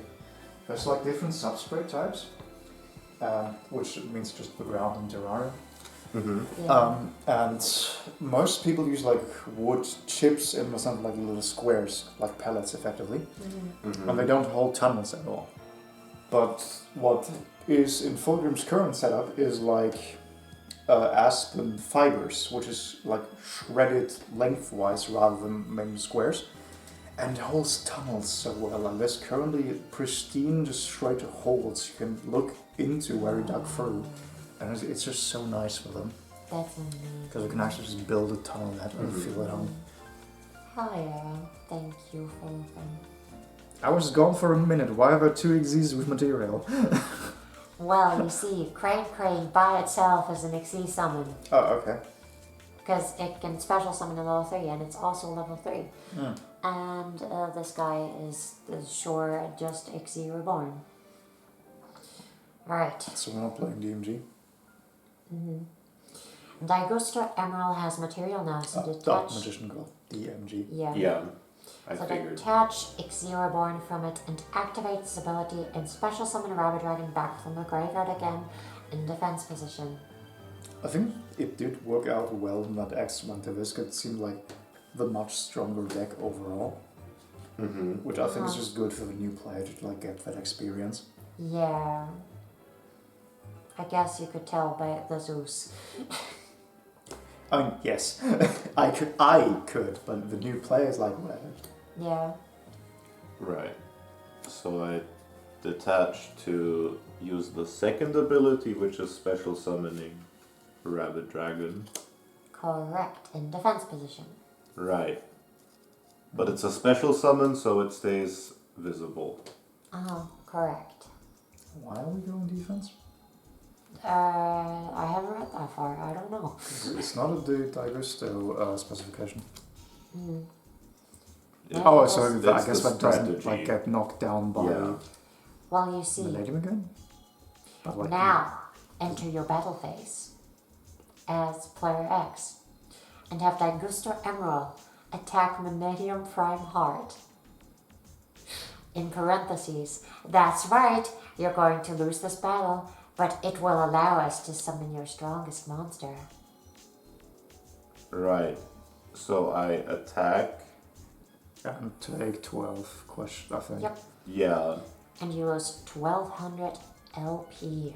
Then exit the battle phase and enter main phase 2. Oh, I get it now.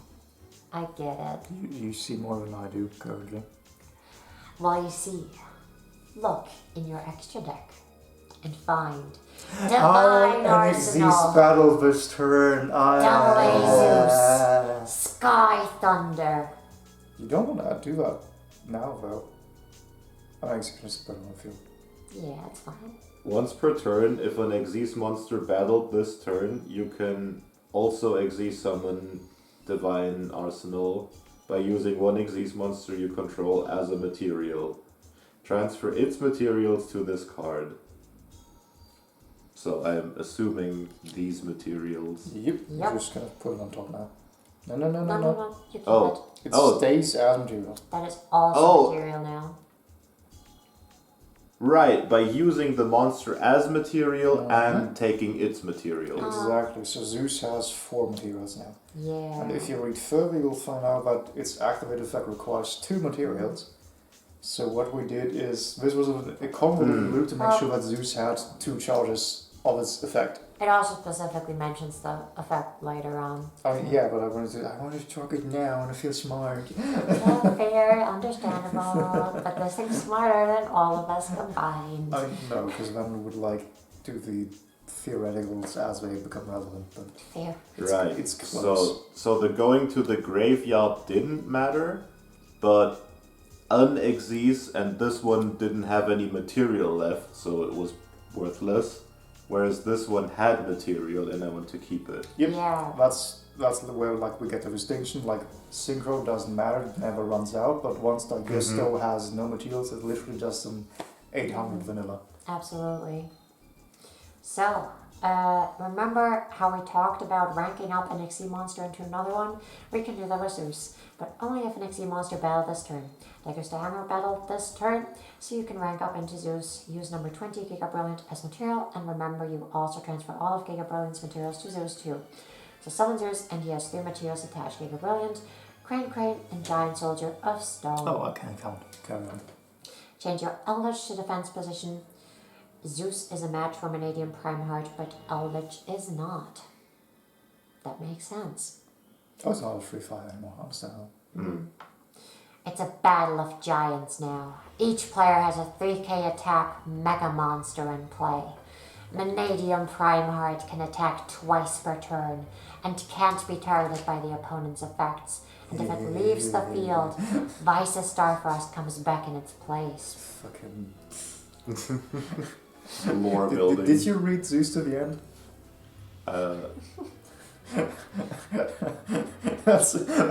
You will understand my reaction once you read the effect. Oh, I have water. Oh, that's right. I don't even need to still bounce water.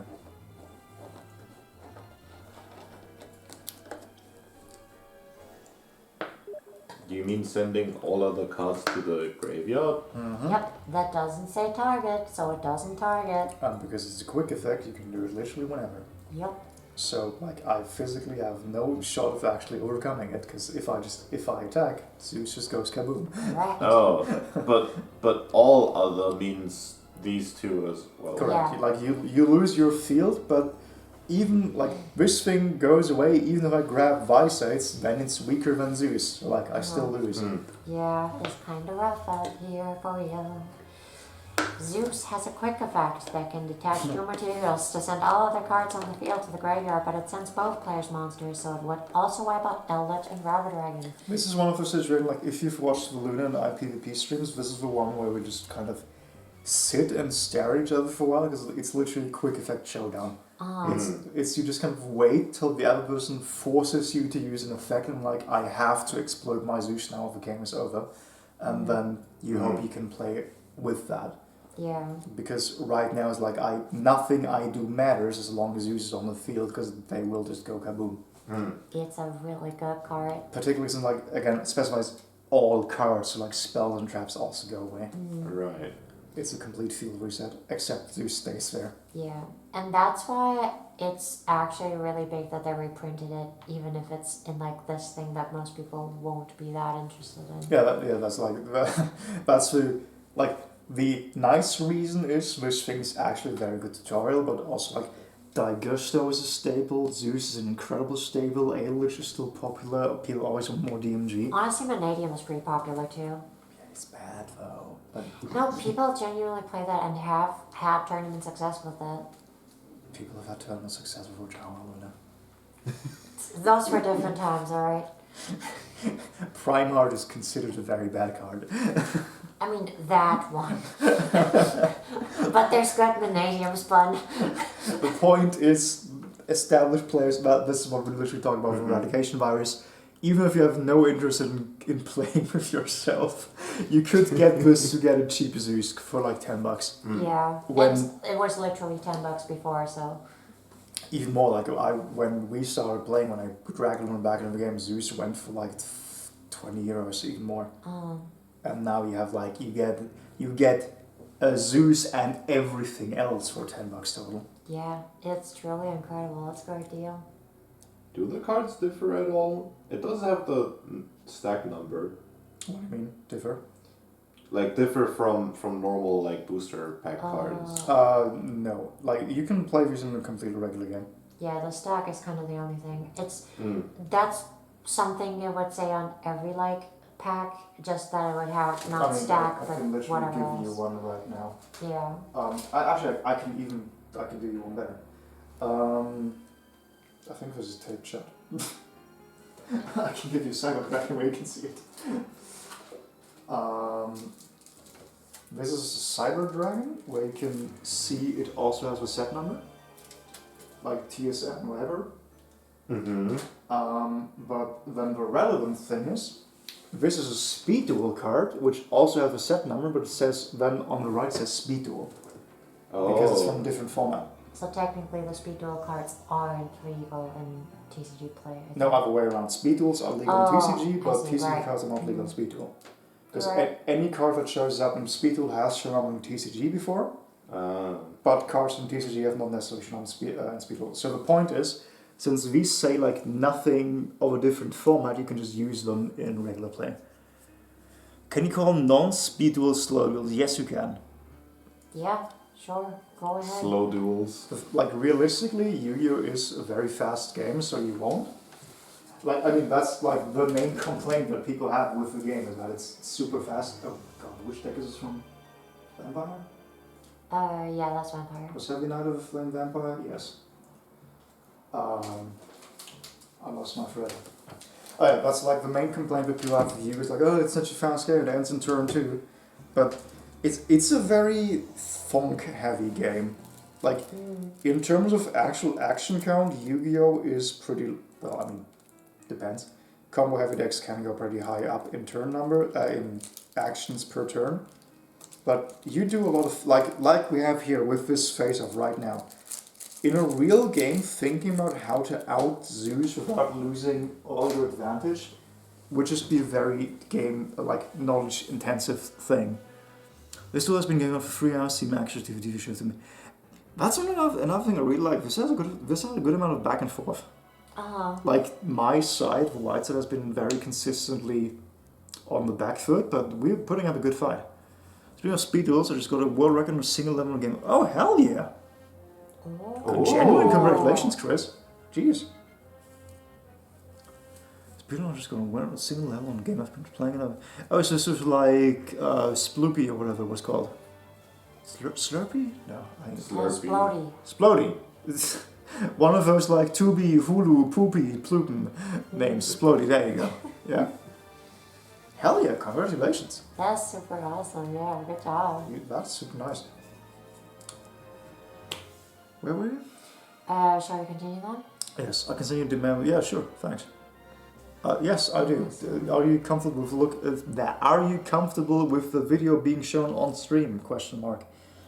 Ooh, commentary restream. That'd be cool. Yeah, sure.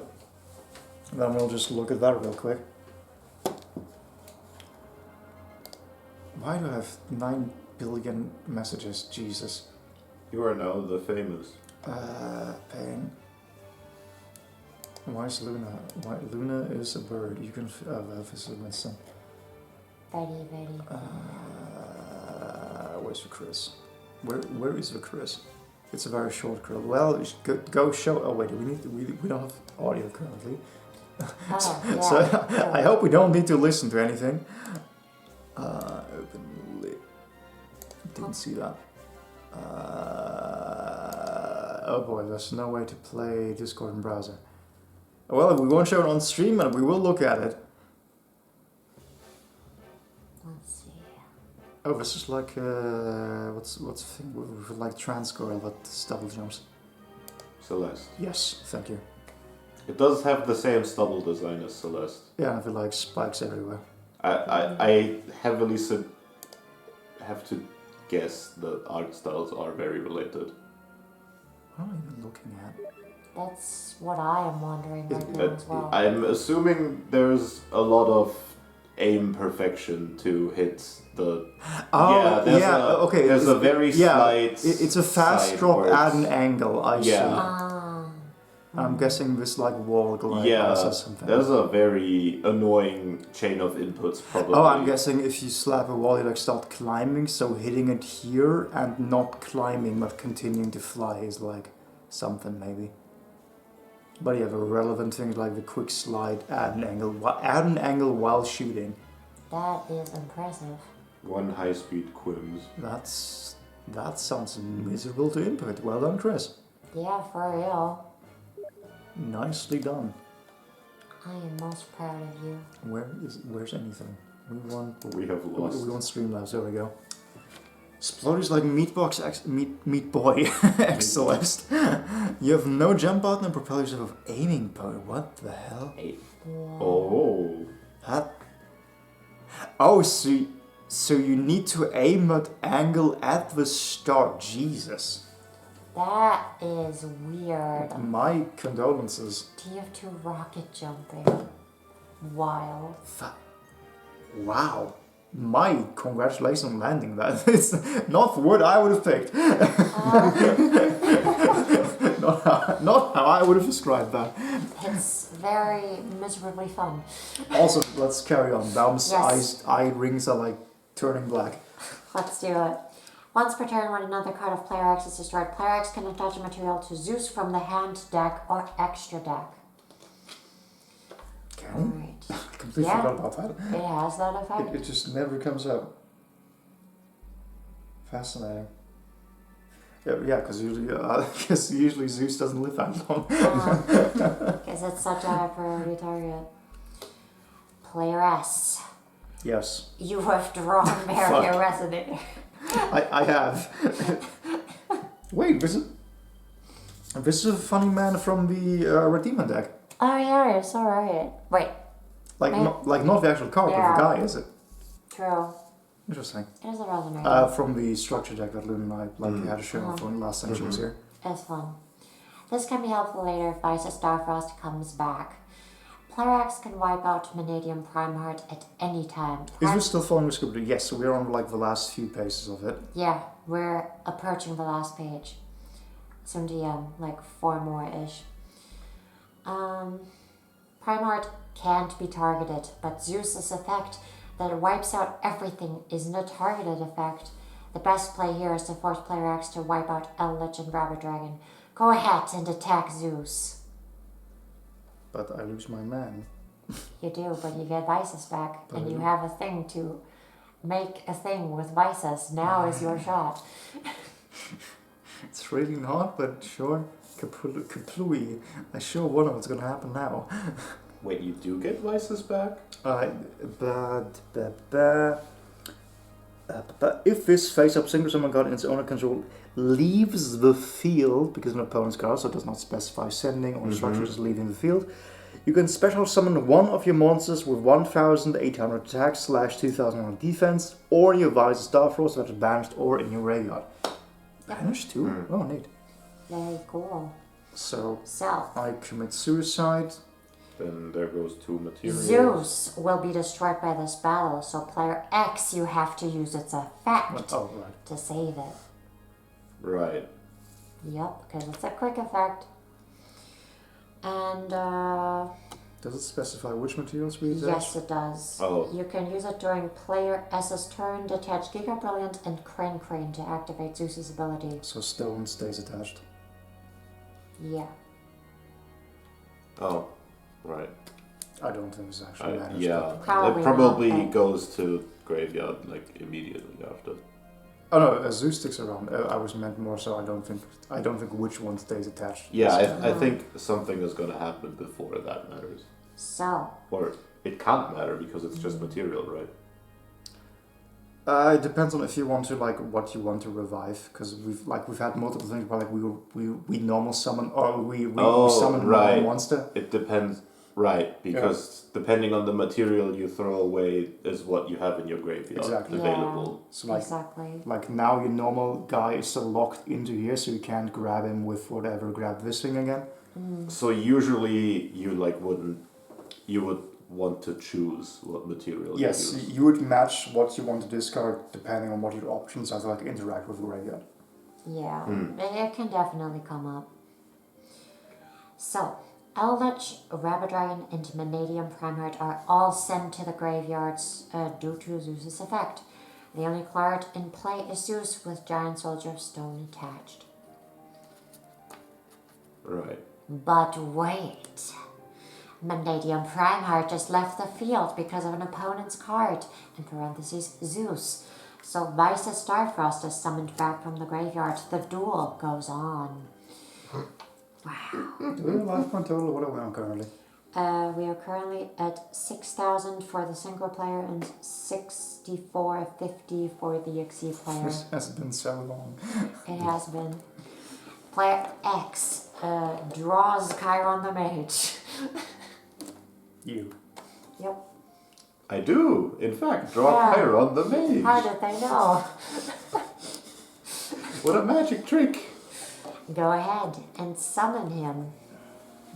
Right, it's a 4-star, and I just summon. Yep. Yep. It can And wait. So we have a guy on this resonator and we didn't use him. Correct. I guess I didn't read the resonator. Maybe he does something. He sure does do things. He does very relevant things. Are you telling me we skipped a page, or just it hasn't come up I was yet? just confused, but it hasn't come up yet in Okay. players. I just expected it in main phase 2, but it's I mean, not. same reason why we didn't banish Eldritch, as thing wants drama. Yeah. Mm-hmm. Go ahead and summon him. It can make a direct attack after Zeus attacks Visa Starfrost. Declare that attack. Right. So this is on Visa, which is 3,000 attack on 1,800? 2-1. 2-1. So Which is 900 900 to face, and that. However, player S, use your barrier resonator. Thank you, drama. Quick effect. I can send this card from my hand to the graveyard and target one tuna I control. This turn cannot be destroyed by battle. Also, I take no battle damage from attacks involving it.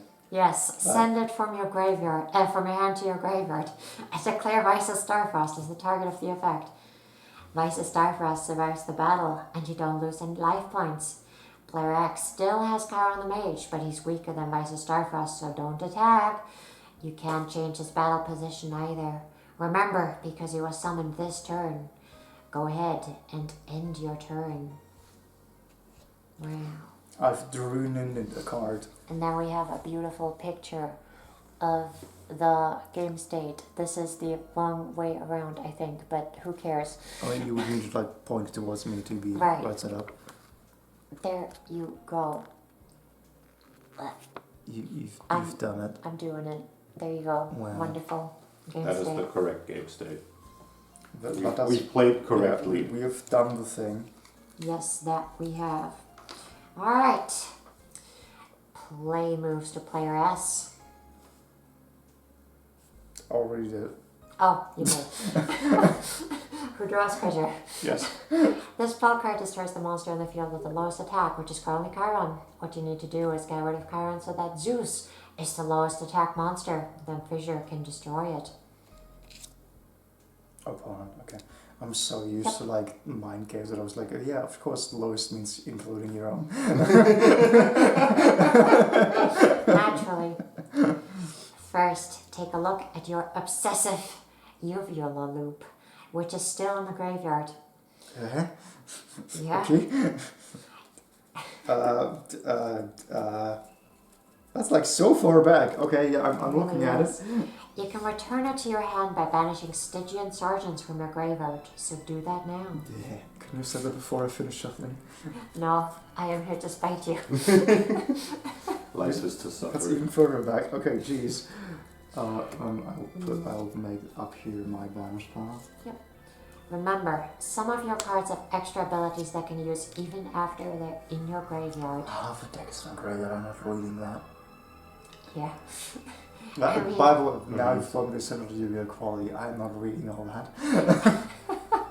Whatever happens, happens. And this is why everyone says Yu-Gi-Oh! Players don't read cards. Because there's way too much, and we don't want to. Yep. That's like one card in a vacuum, sure, whatever. But once it gets this thick, thanks, I'm good. Yeah, you have your key cards that you play around. Yeah. And Yep. Next, you will continue reading because I need more water. Go right there. Next, enter your battle phase and attack Chiron with Vise Starfrost. Chiron is destroyed. Player X loses another 300 life points. oh no, my points of life. And Starfrost gains 900 attack, bringing him to 3000 flat once again. For like the 5th time. Flat numbers. But since one of Player X's cards was just destroyed, Player X can attach a material to Zeus from the hand deck or extra deck. Player X can look through a deck and pick any card to attach to Zeus. Wait, actually, does this let you pick anything? It does say attach one card from your hand, I mean, deck, yeah, or no, extra deck. I meant sort of scripting.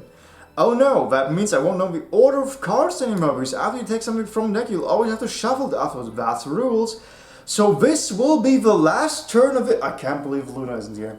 We have to wait for her. There's no way we do this without Luna. When you start reading cards, no longer becomes a fast game slow. No, that's the thing. Like, if you don't read them, you don't remember that you have effects or results, so they never come up, which makes it very fast. You just play the not effect game. Like you just play whatever's on the field, and if there's something on the graveyard, oh well, didn't read it.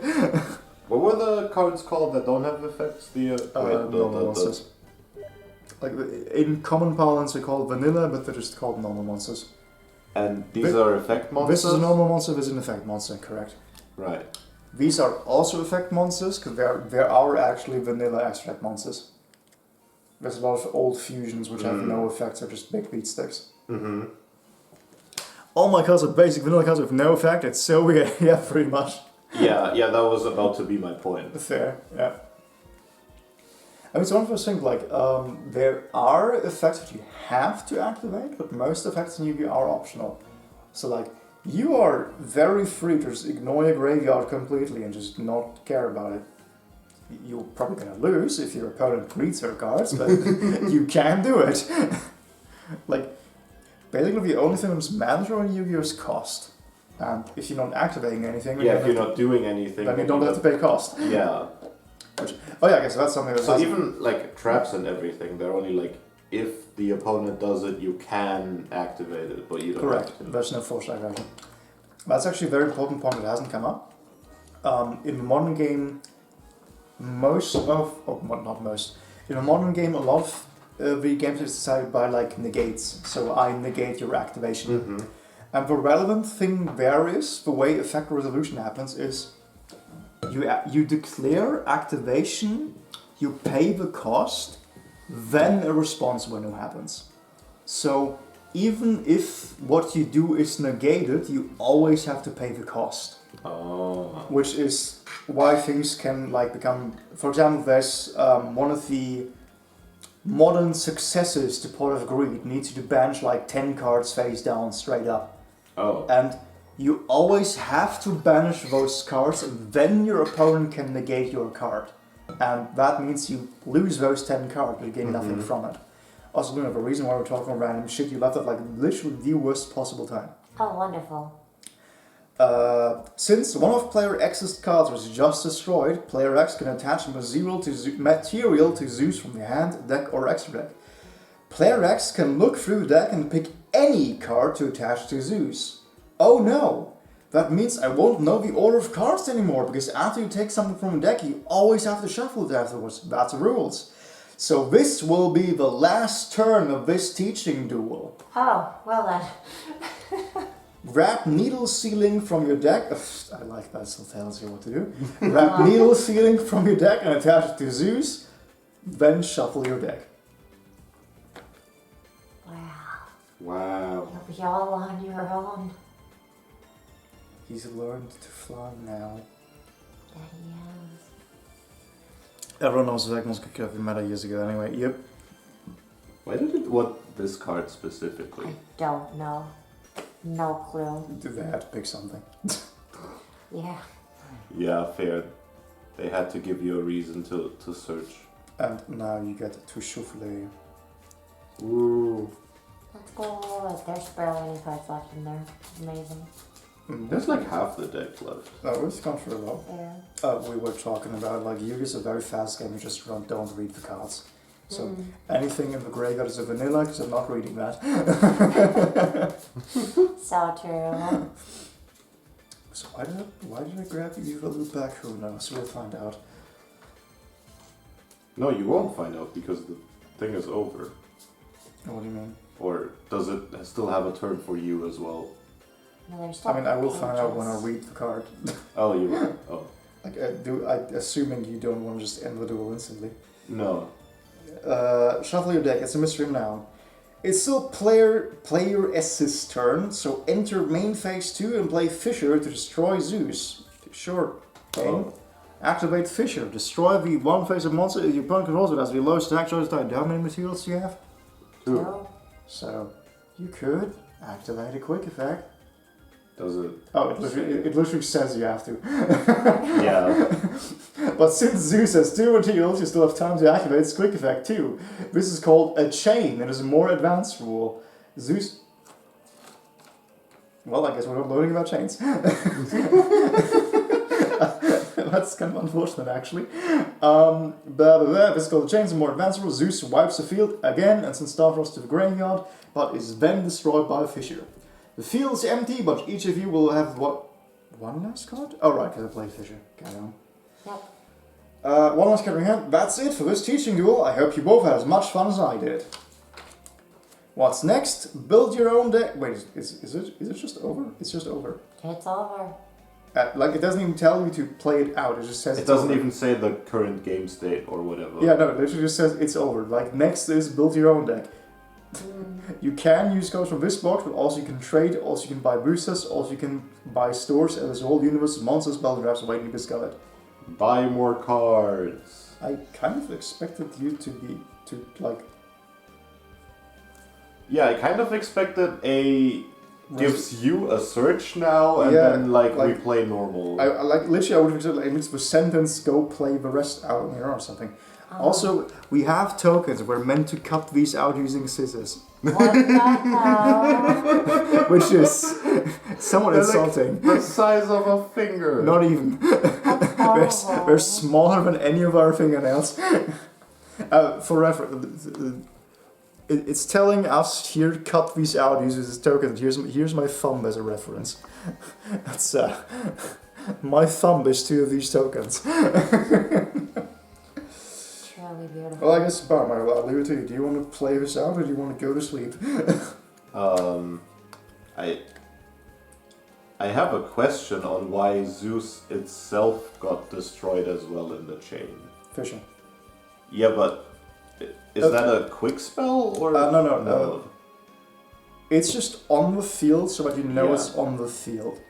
So if I destroy it from the field, the It still effect goes still through. goes through. You just learned something incredible. There's a called the no, you've never watched you. Goddammit. There's a called Mystical Space Typhoon, which is a quick play spell card, and Mystical Space Typhoon just says destroy 1 spell trap card, and every reasonable person assumes you can, because it's a quick play spell card, you can chain to this, either destroy and then negates. It doesn't. It destroys something that would already go to the graveyard, but the activation still happens. Nothing changes. As soon as a spell card is activated, unless you have something that specifically says negates the activation of a spell card, the effect still happens. So negate is a specific keyword, Negate is a specific keyword. but the activation would already send it to the graveyard, Correct. so a send to graveyard does nothing. Like, Zeus was dead the second I played this, it was just a question of do you get to respond in any way. And you do since Zeus has a quick effect. But Zeus was dead regardless of what happens. Why is Luna smuggling gold? Because I didn't want to wear it anymore, so I'm putting it away, and I don't want to lose it, so it goes in here now. I was going to say, you will completely forget that you put that there. Probably. But, no, totally never would happen. Classic Konami, fair.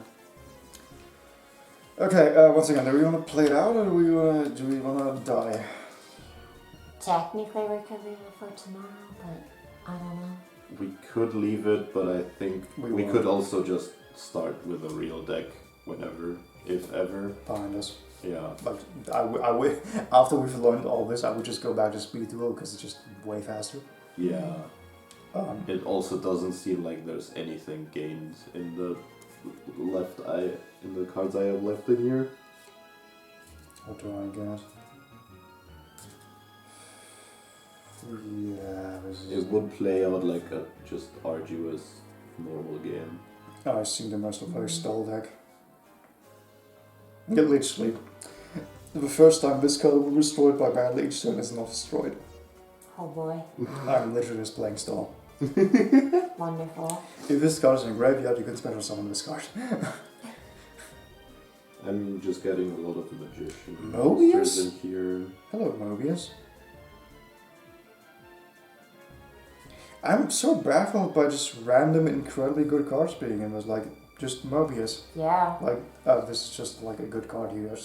Not nowadays anymore. it was prevalent in decks for like years. Oh hey, Magic Cylinder. Honestly, monarchs have a special place in my heart because frog monarchs exist. I mean, if you oh shit, Dark Wall. Oh yeah.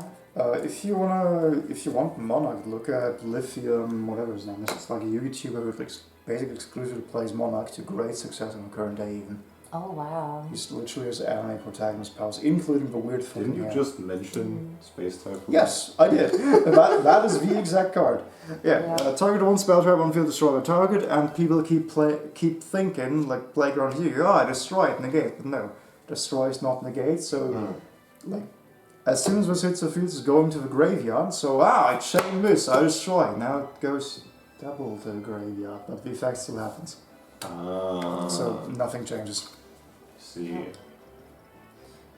Also, I guess we can get slightly into chains, just a little bit. Basically, when he activated Fissure, that's like the first part of the chain. Chain link 1. Chain link 1, if you will, yes.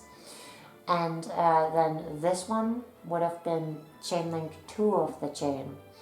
And it goes from the back first. So first Zeus's effect triggers, then Fissure triggers. That's how chains work.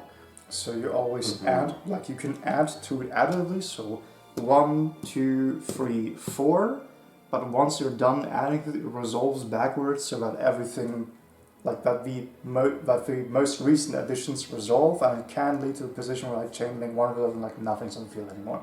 Yeah, it's first in, last out. Yes. Yeah. Alright. Thoughts on the product? Honestly, let's ask the man. First, yeah. I think I now know how the game works. I would agree.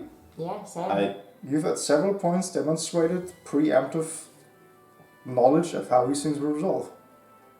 Yeah, I think I could, if I have a given hand, figure out a play with that hand. Doing combos and like deck building, no idea. I mean, that's literally just card knowledge. So like that's literally just reading cards, but that's not mechanic knowledge. But the mechanics itself, I think I could figure out anything now if I just read the cards. Yeah, heck yeah. Because like we went for Exodec, we went for Banish, we went for Destroy, we went through Away from the Field but not Destroyed. We went for like Thing, and this was super good. Oh, yeah. How much does it currently go for on Card Market? Let's find out. Like the only thing that it didn't really touch on is other summoning mechanics.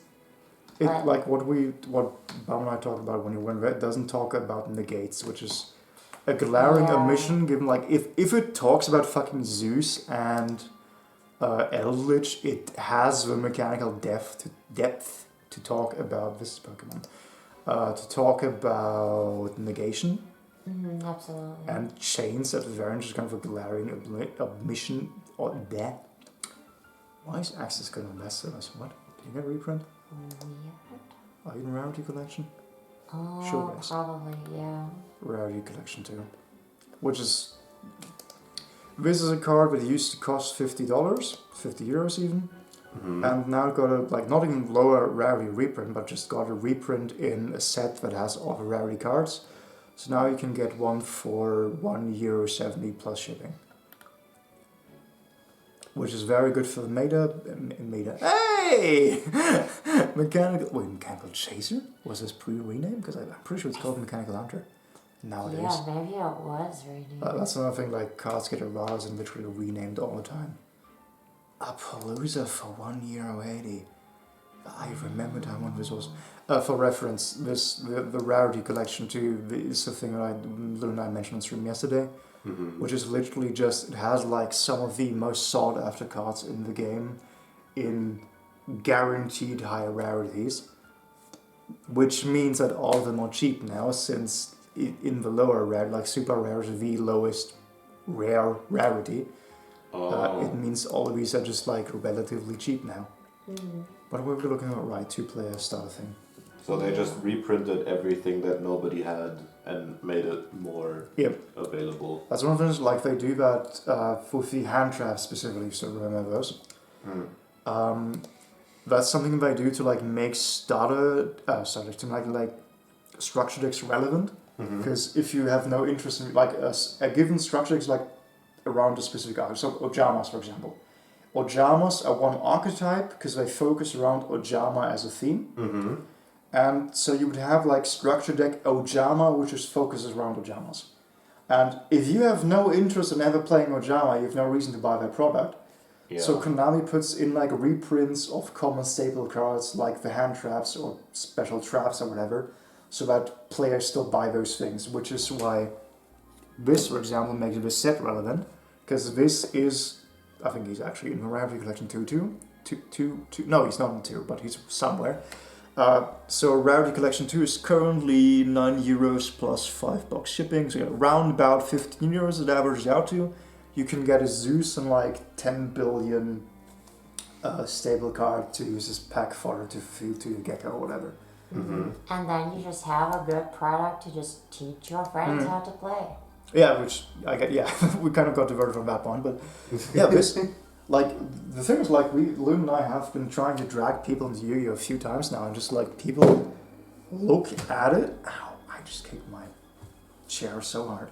And people just kind of look at it, even if you walk them through, it's like Yu-Gi-Oh's a very binary thing because you like try to walk people through like with just normal summons and no extra, and like, okay, now you have very basics, and then there's all the other stuff. And having a clean introduction to all the other stuff in a way that isn't just immediate information overload and turning your brain off is very difficult.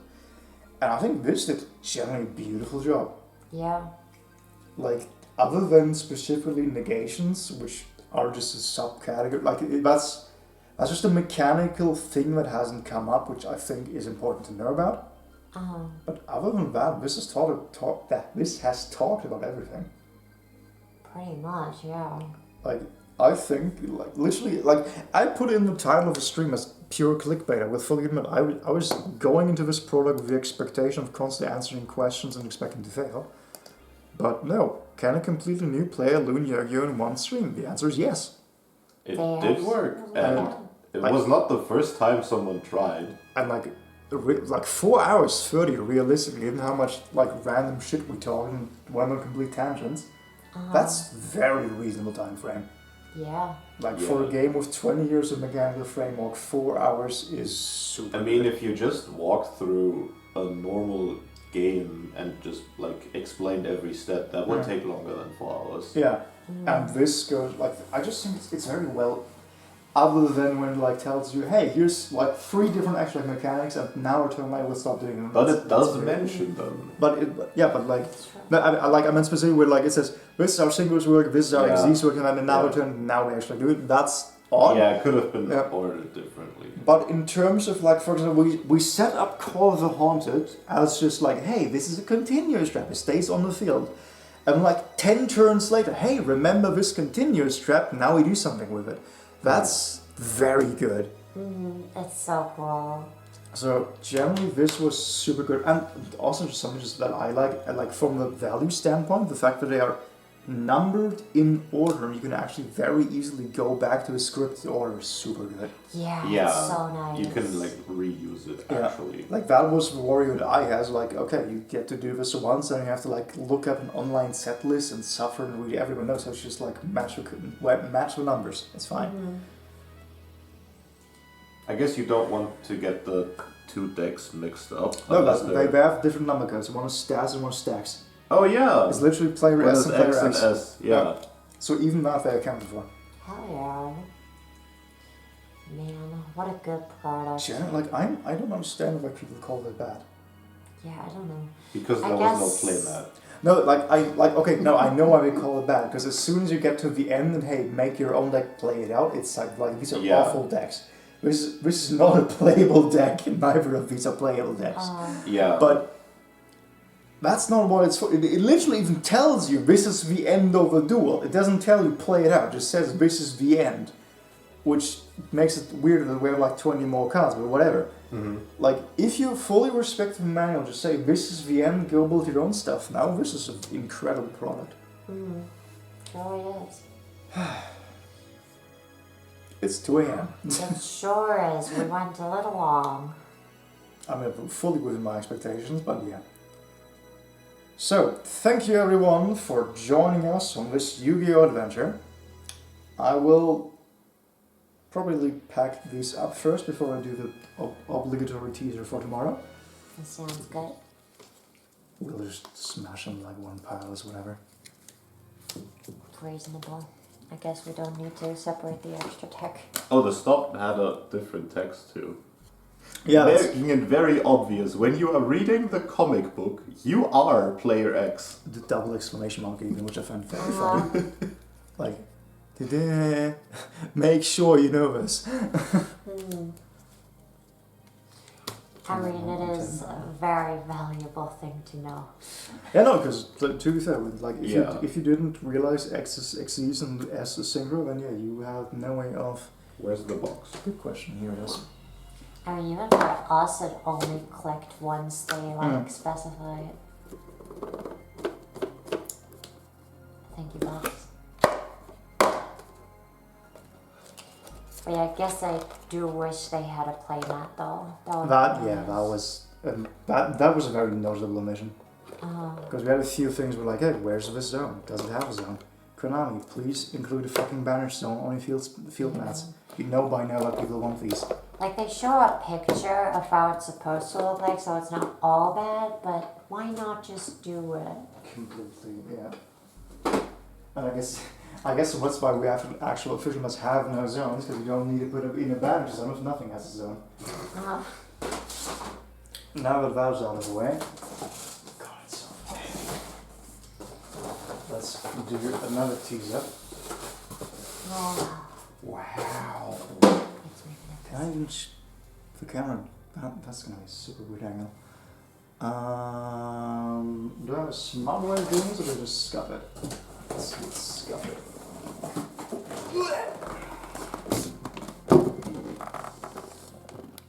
Doing this on the screen thing is kind of a bad idea. Yeah, I should have switched There to the you go. live camera.